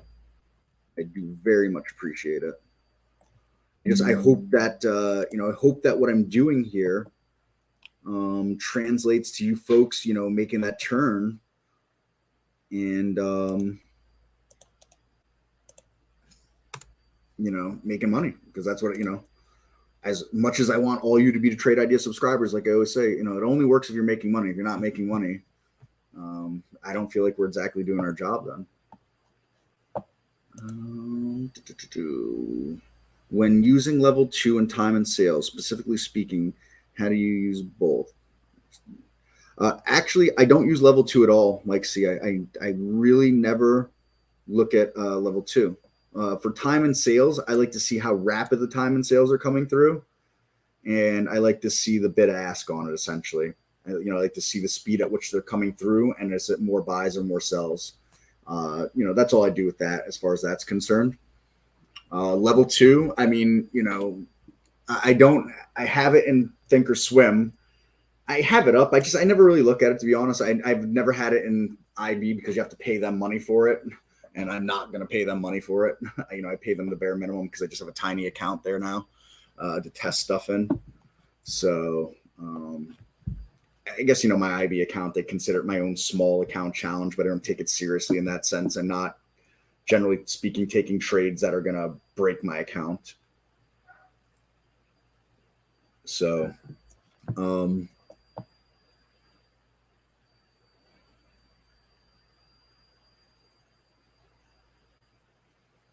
yeah, I like it clean, Hans. I have the strength alerts here. I have it on another screen. I just like it over there. I like to look at less stuff. This is like my active screen here. This is my active trading screen, and everything else is, I do have my price alerts. My price alerts live directly across from there, actually, because I work on a left to right flow. So I like, I do the scanning here. I set the price alerts that way, and then I do my charting that way. So it's like kind of, this is like the middle ground. And then I work left to right off the scan. And just adding anything here becomes noise. I have this one down here just because I want to have the $100 max scan, because I know a lot of people use it, so I can go back and just look if anybody's commenting on that. And I have this one here, which is the same as this one here, but this is top 10 winners, and this is all winners. But I almost never look at this in general anyways. I really, almost all my eyes are up on this area of my screen only, and they venture down here a little bit. That's it. Everything else, I just don't look at it. I don't need anything else right now. I'll probably readjust some of my layout when we move back into a bull market again, or I feel more comfortable swing trading again. I used to have like my liked symbols here, which is what I use for swing trading on a top list, but I'm not really doing that right now. So I just took it away just to kind of lighten my load for the day trading stuff. I saw, what's funny? You mentioned that. about Jamie's screen. I saw it today. I popped into the YouTube channel for just a moment there when he was doing his live stream, and I was just like, good Lord, I can't do that. I'm one of those people. I don't like too many flashing lights. I'm like a deer in headlights. Like I'm gonna get run over by the Mack truck.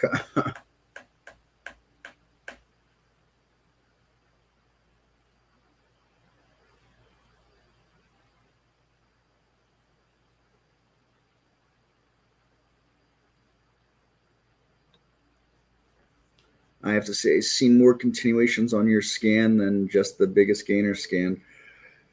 Yeah, perfect circle. I'm in a kind of an internal battle with people that I keep telling them my scan is the best. That you guys can all use whatever other scan you want. That's fine. Explosive Winners channel and whatever else. I think my scan is the best. One of the few times I'm probably going to be biased in life.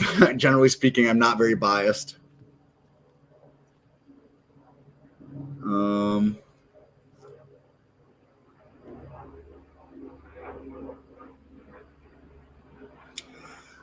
I'm not sure why it is. I think it's just honestly perfect circle. I think it's a combination of the two. The change from open, and it's like now I'm getting a little extra juice of the change from open by using the Bollinger Band to make sure it's got to stay up there. It can't get too weak on me. If it gets too weak below the top band, or it moves too far close to the lower band, it just comes off the scanner anyways. So it helps keep noise out and keep focused on the things that are moving. So something could consolidate for a little bit, because it can consolidate and sit up by the upper band and still be on the scan essentially. So I think it's like a kind of a double-edged sword in that way, if I think about it, and why my scan works as well as it seems to. Yeah, exactly, Hans. I like clean screens. I really like clean screens.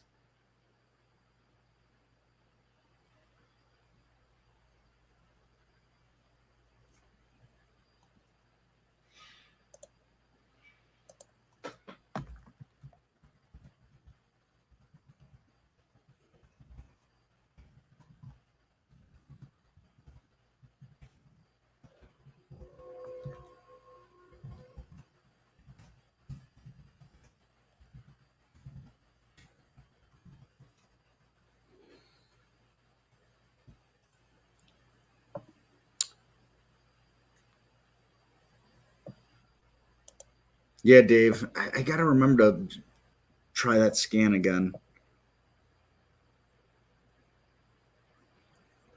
I got to remember that again. Because there's another scan that I built that was something with an 8 EMA involved in it, or 8 SMA involved in it. And it was doing well too. But like I said, this was giving me so many winners that I was like, I'm just going to focus on the one, and I'm pretty good to go there. But I should come out of my comfort zone again. So. All right, everybody, it's 4:30. I do have to run today. 13 or 16 a day circle. Nice. Good to hear that, Dave. I like that very much. I like that. I like those win rates. So yeah, I'm gonna roll here, folks. As always, I can never stress how much I appreciate everybody coming in, the questions, the comments, the interactions. I just hope that the numbers here continue to grow eventually. More people can stumble upon this. Yeah, you too, Dave. Have a great night. Appreciate you popping in here, taking the time to hang out with us. Like I always say, there's room at the top for everybody. So, just anything I can do to help, best that I can do anyways, outside of, taking the trades for you, of course. So, as I said before, again, bear market, we're still in it, chop and slop sideways, and very much possible. It's very much a possibility. We put in the lows in June and we still never get out of this bear market for a long time, right? We could run sideways forever. Not forever, obviously, but it's more than possible. So, have that plan and execute it. Make sure you got a stop in mind as you're getting into a trade. You stick to that stop. You got a tentative target in mind. The target and stop makes sense for a reason, and all those things like that. And that's everything. So again, thank you everybody for popping in. As always, selfless plug. Please tell everybody about us. Get everybody in here that Get them into this live stream. It's free. And then let us work our magic from there. So All right, everybody. I thank you very kindly. I hope you all have a wonderful rest of your Wednesday, wherever you are in the spinning globe we call Earth. And you'll get Steve at noon tomorrow. Barry has this open at 9 a.m. tomorrow, and I'll be back here at 3:30. Take care, everyone. Bye-bye.